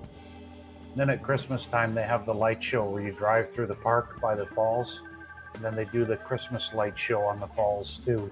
Oh, cool! That'd be awesome. I mean, you can't see a lot from the American side. You can see more from the Canadian side, but yeah, that's cool. That colour coming out. Ooh, that's a nice color. Nice. Nice. 100% Oloroso. Okay. Oh yeah. So what have you been doing lately? Like all sorts of things or what? I did my summer run of gin. I only make it once a year, more or less. Nice. And this one is a peated. This is the last lot of peated that I did. And the one that I've just done now is it's pretty much non-peated but with 5% peat, so sort of like Highland Park. Okay. Did you say peated gin? So how do you get 5% of a peat in a glass? So most of the mash bill is barley, which is a distiller's malt. It's a standard malted barley that has a high yield. It's distiller's malt means that it makes a lot of sugar, which means it makes a lot of alcohol. It's not particularly flavorful. It's just characterless malt. And then part of the mash bill is malts that have had like caramelization, roasted. They've had, they've been cooked so that they get nice toasty or roasty or biscuity or toffee sort of notes or honey. And then some of it is peated. So like, if it's 20 kgs, then, you would say 5 kgs might be peat and, 15 kgs might be non-peat. That's how you get a mix of your mash bill, So and where do you get your mixing up? It's called Gladfields as a maltster down in the south coast in the South Island, and they grow their own and peat their own from South Island peat. So it's all New Zealand. This is an all New Zealand product. So essentially, it's all the peat and all the malt in here is New Zealand grown. Cool. That's awesome. Nice. Dustin's trying to catch up to Evil. Well, Evil's got 0, so you're way above him. Oh, did he time himself out? Did he? He spent it all. Himself out. He spent a lot. Yeah, I've been he curious. like, He vanity'd himself out. Yeah. his name up and shit. Yep, Yeah, he I've did been- the vanities. Curious about when I see some distillers using like different types of barley, like they use for beer, like Maris Otter and all that stuff. think- Just I think in search of Anthony's flavor. I think. Yep. So I did 100% golden I can't promise. remember how to do that. And I did Oh, a Golden Promise. Okay. I did Exclamation mark, a Drams. 50 Top Drams, golden top promise in Maris Otter. Okay. And that's because I had leftover golden promise from Onward. my 100% golden promise. I bought a sack and I couldn't use an entire sack, so I had leftover. So I thought I have got to buy another malt to make another batch, and I used Maris Otter for the second one, and it's a little too space-sidey. Okay. That grassy. Yeah, kind so of- I was going to ask because Maris Otter is the typical malt you get in your classic English ales, your ESBs, and then they use like the Golding, the Fuddlings hops, which are also very grassy, which is why they're very grassy and bitter. Yeah. Okay. Yeah, I'm struggling through my Maris Otter one. Yeah, all those It's not Drams. to my taste. Yeah. I can take grassy on my malts, especially like the Lowland, like Glenkinchie. It's got a lovely grassy, heathery quality to it. Yeah, I like that. I really enjoy, and I've had the Glenkinchie 24, and that grassiness in there with that age is just lovely, lovely, lovely. Oh. Yeah, it's when it becomes It's the like honey like horse in that blanket. Glenkinchie 24. That's what I don't like. It's kind of. No, I've got nothing. It's yeah. a musty grass. It's Yeah, so kind of comparable to what Ricclati go for with the Bear Barley series. To yes, show exactly, off what exactly. what 6 row does. Yeah. Yeah, Okay. that kind of that musty smell, that funky. And I have a bottle of the 2012 coming. So I have the 2006, 2008, 2010, and I'll have the 2012 Bear Barley as well. Yeah, only got the 2008. That one is Yeah. a farmyard monster, isn't That's it? farmyard monster. Yeah. So good though. Yeah, I've got to be in the mood for it, I think. It's a very cereal, very interesting dram. Or as I'm looking forward to. Bourbon calls it shit whiskey. Yeah. Yeah, well, Ben, like, Yeah. quite a lot of things, so who knows? Yeah. Yeah, he No, needs to try some of that actually. That'd be interesting to see him nose that and drink some of that. And react to it. Yeah. To the Bear Barley, or even the Floki, the Sheep Dung Smoke Reserve, because that one was Reserve? yeah. Because so instead of peat or wood in Iceland, they have sheep dung pellets that they use to malt the barley as the fuel. I don't know about that. It wasn't that bad. Cohen's still on. All right, guys, I'm hopping off. I haven't seen any, Cohen. Was that a bit like the cat poop coffee? Cheers, Dustin. No. Cheers, all. All See you, right, take Dustin. care, Dustin. I might go back up. We'll see how it goes. Okay. Take care, sir. Yeah, I'm not too long off either because I have to get a bit of sleep to get up and get on with my day later. So it's going to probably be a 12 to 14 hour day tomorrow. Ah, Well, that man. sucks. So, Yeah, that sucks. now the sheep dip is different. Sheep dip's the blended malt, but this is actually using sheep dung pellets as the fuel for the malt. The Loki, yeah. Loki, yeah. Yeah. Loki. Yeah, they come in 500 ml bottles, and it was about 80 or 85 bucks Canadian, so not cheap, but Damn. I figured, saw it on the shelf, I'm gonna give it a go. It's definitely different. Yeah, I've got this one I just killed recently. I got a sample of Manuka smoked whiskey, New Zealand made, and Manuka is a tea tree, which I was just gonna say, Australians yeah. will be familiar with. I have Manuka honey in the cupboard right now. Yeah, Manuka honey. Yeah. So the tree itself, like for smoking, is usually used in New Zealand for fish. So when I poured whiskey, when I first tried it, I immediately smelt that Manuka smoke and I went, fish.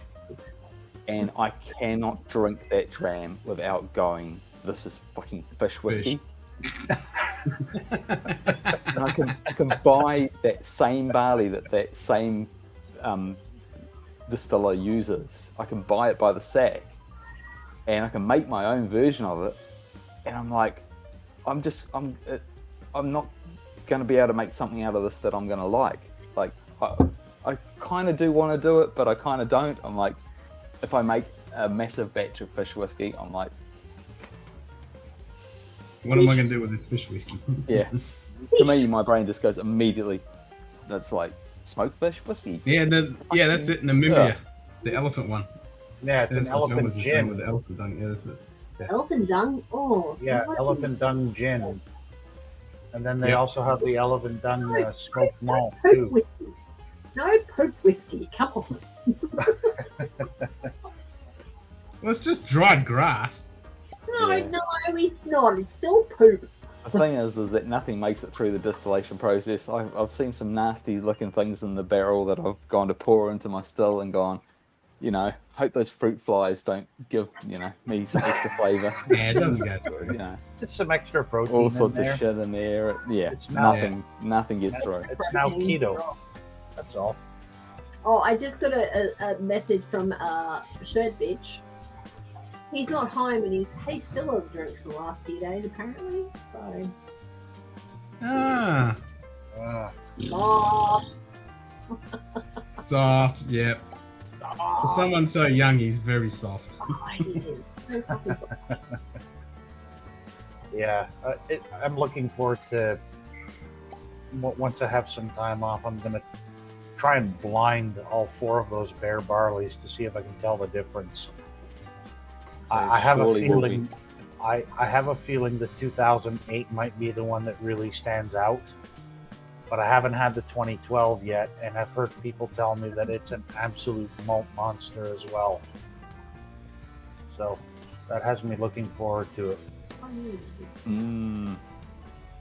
Yeah.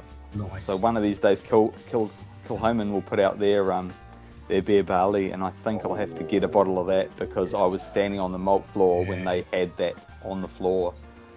So it was actually there in front of my feet. I'm like, yeah, I'm gonna have to get a bottle of this in the future. And there's a good reason why those ones are more expensive, because that 6-row barley is such a pain to work with. Yeah. Because I remember. Yeah, I was just gonna say, I remember the first time they used it at Bricklady, it destroyed the mills, like flooded the equipment. It was created an absolute mess, and they had to figure out how to actually work with it. Actually, speaking of Bricklady, you're a big fan. Donald, have you seen the extended version of Water of Life? I have, yes. Extended version. Is it worth getting the extended version? What? Because it's only on the site. They talk about extra things about blending and things, and that's right up my alley, being the distiller. Yeah, there is some in there, but I mean, I thought you meant Avatar. It's not available on Netflix or Amazon Prime in my region yet, so I haven't been able to see it for free. I would just wait until then, because I have it on Netflix here in Canada. So yeah, but that extended version, they're talking about extra footage and blending and Springbank. They said that there was Springbank footage as well. So I thought, oh, is it worth hiring that on the site? It might be. Well, that's how much? Like $4 or $5? Yeah. It's Christmas. Oh, it's not much, but it's like I'm a snob. Yes. I have to either watch that on the computer or I can watch it on my TV. If it's on a streaming service, I can watch it on my TV and I can enjoy it. Sit back on the couch, have a few drams. If I have to watch it on the desktop, I'm like, Yeah. That's where you get a HDMI cable and plug it in from your computer to your fucking TV. That's what I do. Yeah. Do you need like a Netflix login or something? They make like 30-meter cables now for HDMI. Yeah, you can get a long ass HDMI cable. Need a wireless keyboard and mouse. I was in the. No, you just play it and then just wander over to your TV. Yeah, and then someone comes in and interrupts me, and fucking phone goes. Or the other way, just buy yourself a fucking Chromecast, and then anything that's on your computer or your phone or your tablet, you can put on the TV. And it looks like shit. Looks like absolute no, shit. It doesn't. The frame rate sucks, and fucking sucks. Chrome to Chromecast, it's fucking shit. Chromecast, well, the service is great. Chrome to Chromecast, fucking No. Frame rate issues. No. Looks fucking choppy. No. Nope.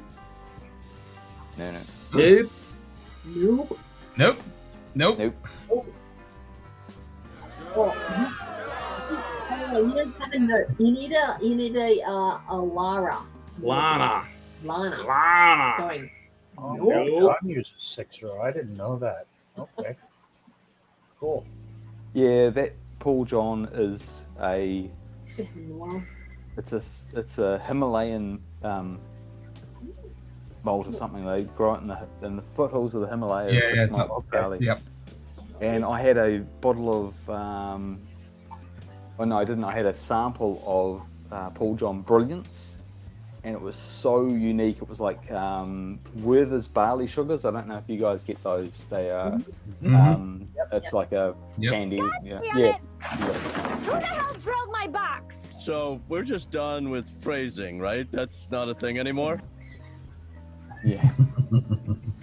Yeah, it was like this beautiful barley sugar taste, and I was like, oh, this is fantastic. I'm going to get a full-size bottle. And got a full-size bottle, and the batch was different, and no, it's I don't even think I've finished that bottle yet. It was not good at all. Oh yeah. Really Paul not John, happy. There we go. $73 Canadian. Definitely Yeah, worth that. that's about what I paid. Yeah. Okay. Cheers, Donna Pass. Don't work too hard, mate. Another 12-hour day there. Yeah, that fucking sucks. Yep. I feel you. What do you want?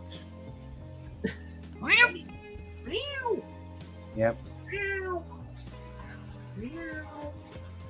Want more of that catnip? Kitty. Yeah. So she can.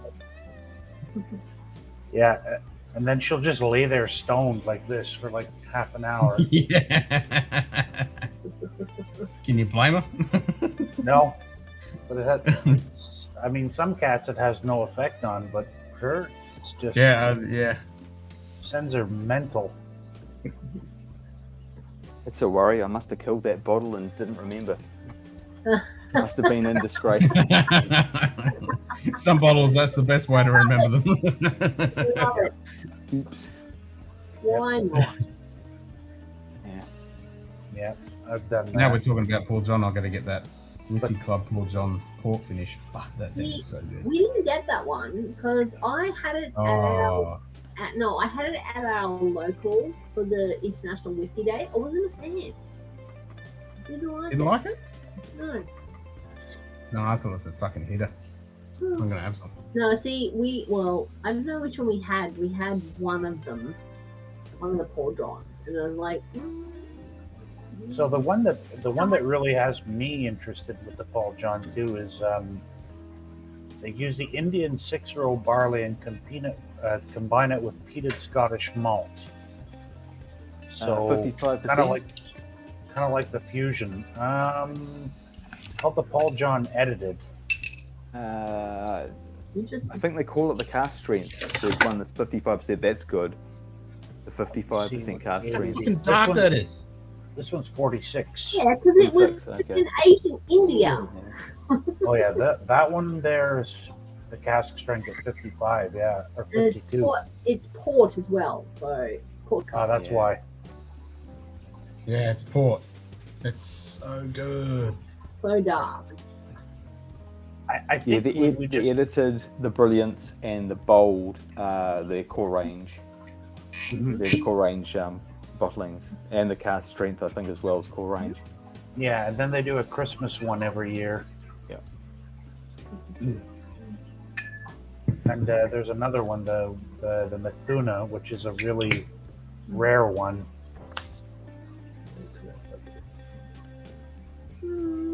Never too much.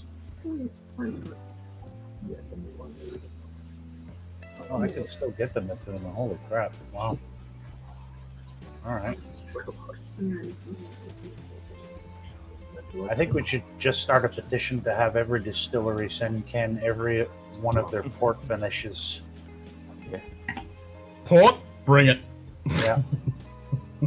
It's weird because I love port finishes and I've got no commercial bottlings of anything port finish at the moment, and I've got no distillation of my own in port at the moment. And it's like, why is that?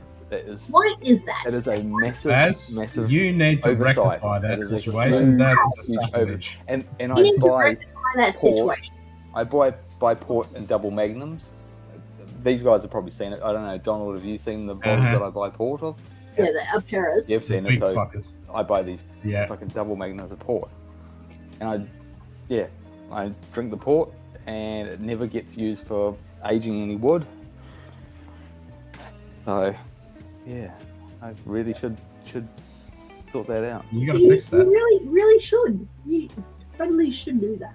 Every other maturation Port. under the sun and nothing in port. I've got Muscat, I've got Madeira, sherry, every kind of sherry you can imagine. I've got a rye at the moment that's got Manzanilla, which is bonkers. So, But no port. Should sort that out. Yeah. You gotta You sort need to message me and tell me all the things you've done. That would be a long list. Yeah. I was gonna say that's gonna be a long list. I'd like to know, so I know when I need to say, hey, I'm excited to those. Yeah, brought a lot of fortified wines And you and can literally fly to ruined a New lot of oak. and pick them up on Yeah, the Quinta Reuben, Talisker Port Rouge, Tomatin 14 Port. And it's a hell of a lot Port cheaper to John. fly to New Zealand than it is to Geraldton. Yeah. Fuck Tilling yeah. Brabazon. Seriously. Yeah, Tilling Brabazon. Fuck yes. Amazon. Actually, it's almost as cheap to fly to Charles New Ashworth. Zealand as it is to Sydney. Cheers, mate. Really? No, Nah, Charles. Just only a starts standard at daytime stream. 2 Yeah. p.m. his time, so it's fine. Actually, 1 p.m. his time. This Yeah. is a 1 or... What time is Yeah, I it? started 1 p.m. my time. Yeah, because when I looked at my phone, I went, "Holy shit, Ken's live! What's Yeah, going so on here?" he's already at about 6 hours. Yep. Yep. 10 minutes and it's 6 hours. It's only a basic stream. Yeah, Cohen, Yeah, he's this is- on bed, Just basic. so we can talk shit about Dustin, but that's fine. Yeah, well, that Kira port doesn't sound too fucking good. And I can't get it anyway, so. I just downloaded Lil the PDF of the build for a police station. Nice. It's 316 pages. Oh, you want to see the Titanic? Each PDF, there's 3 of them. They're like 170 meg each. Yeah, this was Lord. 160. Damn. I was like, There's 100. what It's the fuck 100. for the freaking the Oh. Saturn 5? It's like, rude. It's No, you want to see each book out of the Titanic is like a fucking. It's I can imagine. 119 pages just to get to the end of the first story. Well, how many pieces is the Titanic? 9,090. It's like 3 times your police station. No, it's like 5 times my police No. station. Police station's just under 3,000. Oh, that's I think, what was a DB? Like 1,500? That was relatively Yeah, small. the DB was great. Yeah. Yeah, that it's, was a good it's number. just under 5 times the Apollo. I'm going to start the police station tomorrow. Nice. Cool. All right, I'll folks. have it done I'm by going to jump off. noon. I'll have it done by You're out, noon. Dom? Yeah, it's about 5 to 6 All right, in the mate. morning, and I would like to get about 3 hours sleep. So, You need more than 3 Yeah, hours. don't work too hard, and I look forward to hanging out with you on Arbitrary Earth Orbit Day. yes, sir. Yes. Yeah. Okay. Cheers, Donald. Cheers. Take care, Yeah. folks. Have a Hey, good one. Cheers, mate. Oh, and now we are just the Southeast Asia contingent. Yeah, the We're just- Oceanic. Sorry, We're- Asia Under Pacific. and under. just you cross the ditch. How is the Yeah. East? Anzac! Yep. Hot as Anzac. balls. Anzac! Yep. Yep. So Damn right. it's 20 degrees. It's hot as balls. It's still So do that's that. 27 here in the Thank dungeon. So what is the it's the humidity. It's not the temperature that's killing me. It's the humidity. Yeah, it's 72% What is it? humidity. It's 22 here, so Okay. Dinner's ready. Do you want some of the coleslaw with it? Yes, please. Yeah, right. Yeah, right. Yes, please. Chris just said yes, please. Hey, Charlie. Ow! Oh, hey, Fez. Hey, everybody. What was that one? What? he said yes, please for the coleslaw. What? You want some quiche and some coleslaw too, do ya? Yep. Cheese. I've turned the mic on. She can hear now. I can hear now. Yeah. Not cheese. No. Cheese. Cheese, Gromit. Cheese. Google says I've got 0 Oh, humidity. there goes the whiskey. That smells good, she says. Yeah, absolutely. Dunkin' breakfast, nice I one, got Dustin. drunk. What? I got drunk at breakfast. No, it's got a Dunkin' breakfast. Dunkin' Donuts breakfast. So it's coffee and a donut. They got Dunkin' breakfast. Uh-huh. And he just dropped off. He's been on there the whole time. Yeah, I know. Yeah. I'll be back with your dinner. Okay. Yeah. Bring him some quiche and coleslaw. Well, now leave it up there. I'm going to end it in 7 minutes, so. Oh, Okay. yeah. Okay. No. I'm going to end it in 7 minutes. So I can have my And dinner. then are you going to go live later or what? I wasn't planning to. No, it's He fine. wants some penne alla arrabbiata. I wasn't planning to. No, you don't Since have I've done Friday, Saturday, Sunday, Monday, to. You Tuesday don't have day. to. You don't have to. If you want to end it, just end it. We'll go and do our thing and might see you tomorrow night. Whiskey Wednesday. Oh yeah, Whiskey Wednesday. Whiskey Whiskey Wednesday, yeah, for sure. What's going on here? Good news. The humidity is 0%. Zero. How is your humidity 0%? That's bullshit. That is bullshit. I got fucking 72% and it's fucking 7 o'clock. It's not fucking zero. Oh, there's the humidity. Oh. The coleslaw froze? Oh, don't worry about it. I like your quiches as they are, yeah. How big are they? We are 78%.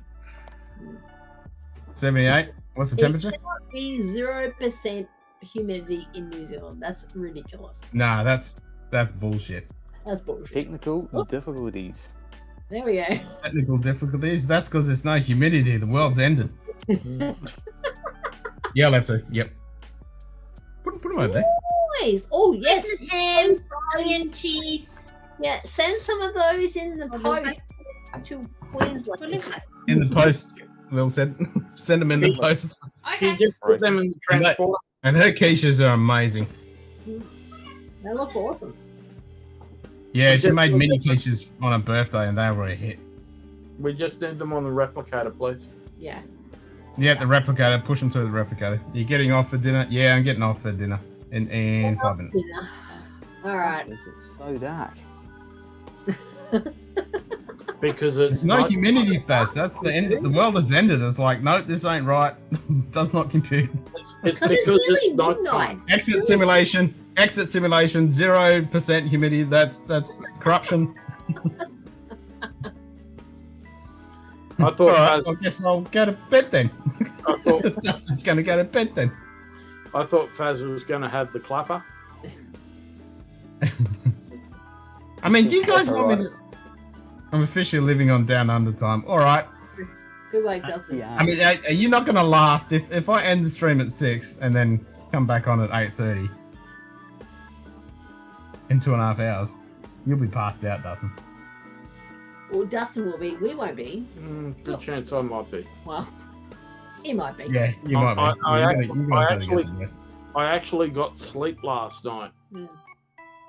Oh shit! What's that feel like?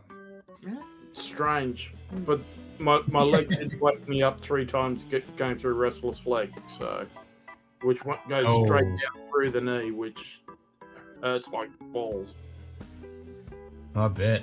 You hurt your balls? Yeah. Yeah. I'll be up by 10, maybe 11, maybe 12. What about you, Lil? Are you feeling pretty much over the Rona? Oh, I'm good. She's been over the Rona for the last couple of days. It's just that the rat test says no. The first couple of days, I was like, and then after that, it's She fine. did a rat test this morning, and it still said no. You're still positive. Yeah, that's same as me. And it wasn't a light positive; it was a dark positive. It's like, dude, come on. But you know, we went to the Oh, shop at least your body last said, night. "Fuck you, COVID. You can go fuck right off." Yeah, exactly. That's what I said. I said, "Fuck you, Rona." Yep. We had to go for emergency supplies of alcohol. Damn right. You know what, Dustin? straight. I don't mind the Dunkin' coffee. I don't mind it. I've never had Dunkin', so I've got it here, but We had it for the first time in Texas. I've got video footage. She was sort of like, It's okay. It's not 100% coffee. It's fine. Yeah, Dunkin's Dunkin' Donuts. Yeah, it's Dunkin' Donut. It literally was a 2-minute walk from our well, it was right hotel. next door to our hotel in So we DFW. thought, fuck it. We had some Dunkin' Donuts, coffee, and it was fine. It was fine. It was fine. It was fine. It was fine. It wasn't great. It was fine. It was coffee. That's what we It's needed. coffee. So. Adriana seems to like it. And Mike Saul. Mike Saul and fucking Adriana live on that shit, apparently. Yeah.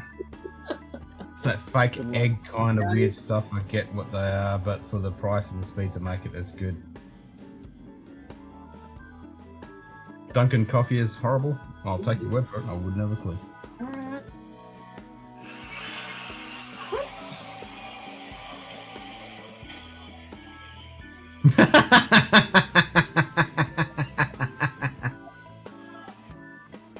Dude.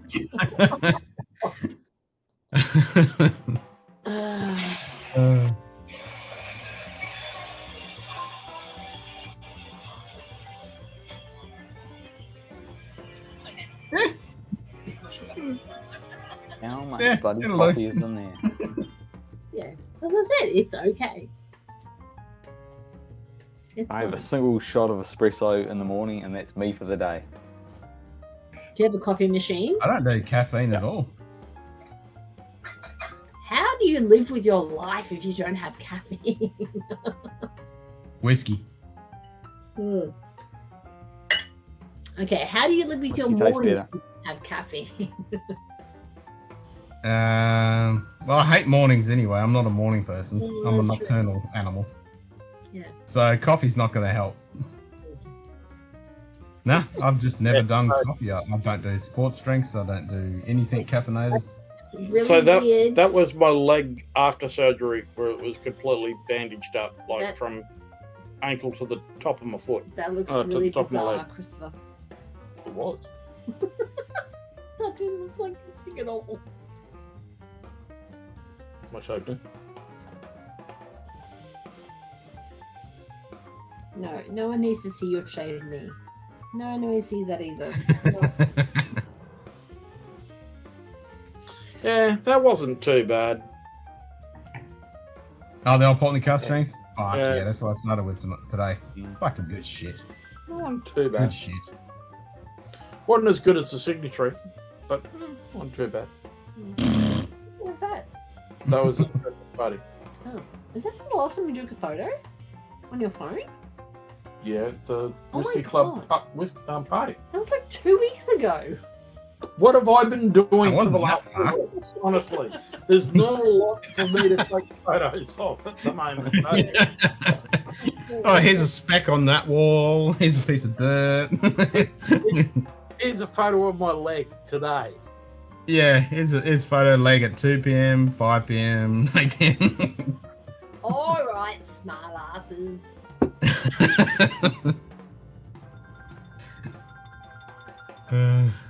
Right, well, you Alrighty, I'm going to eat my delicious quiches. dinner then. And Yes. we'll see you all on Whiskey Wednesday Whiskey. in just over 24 hours. Will you be joining us, Which, Taz? Which is when? was what? At about an hour and a half from now, tomorrow. No. No. No. Safely say, Maybe no. there'll be no. But Alright. I will watch the replay. All right, and we will see you sometime on the weekend, maybe then. Yes. Yes. Yeah, we'll yes. see you for New Year's. Possibly. Yeah, because we're doing arbitrary Earth orbit day, and I might start that early. We'll see how we go with Daddy Daycare and all that bullshit. That's all right. Just give him his iPad and a game and. Yeah, well, that's it. But I don't want to sit here and drink while he's on his iPad. Because we're like, Dad, I'm hungry. Dad, when's Mum coming home? Dad, I want something to eat.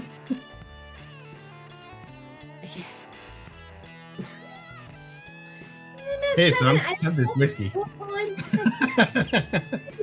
Here, son, have this whiskey, and I'll see you in 6 hours. Oh, have this sleepy juice. Be fine. Yeah, sleepy medicine. Sleepy juice. That's it. No, we will not. All right. do that. That's inappropriate. No, we will not be doing any of that. That was just for fun. We will not be doing any such things. No. No, definitely not. All right. All right, we'll see you on Whiskey Wednesday and then Arbitrary Earth Orbit Day. Well, arbitrary Earth Day, we might crack that. Oh, the Knob Creek 18. Get some Yeah. wood in your tongue. Yep. Yep. there's a couple other things we might crack too. Yeah, and we might crack An old the elf. old elk infinity Ooh, bottle. That's Sweet. what whiskey food dude Paul got us for our birthdays. We'll have to let him know so he can be on. Yeah, we'll get Paul on you. Nice. All right, guys. Cheers. Cheers. See you all later on. Lunch. Wait a minute. We haven't got shoot kitty to type piece, so I'll have to type. Oh, sorry, Kitty just jumped in. What? No, I said we haven't got shoot kitty to type piece, so I got to do the That's piece right. on. It's not officially ended until that comes up. Oh. Come on, here it comes. Here it comes. Come on, I ain't come from on, there. I ain't from there. come on, come on. I'm not Come streamlined. on. There it is. Stay moist. My God. That's it. Stay moist, my friends. Now we can officially end it. Cheers. Cheers.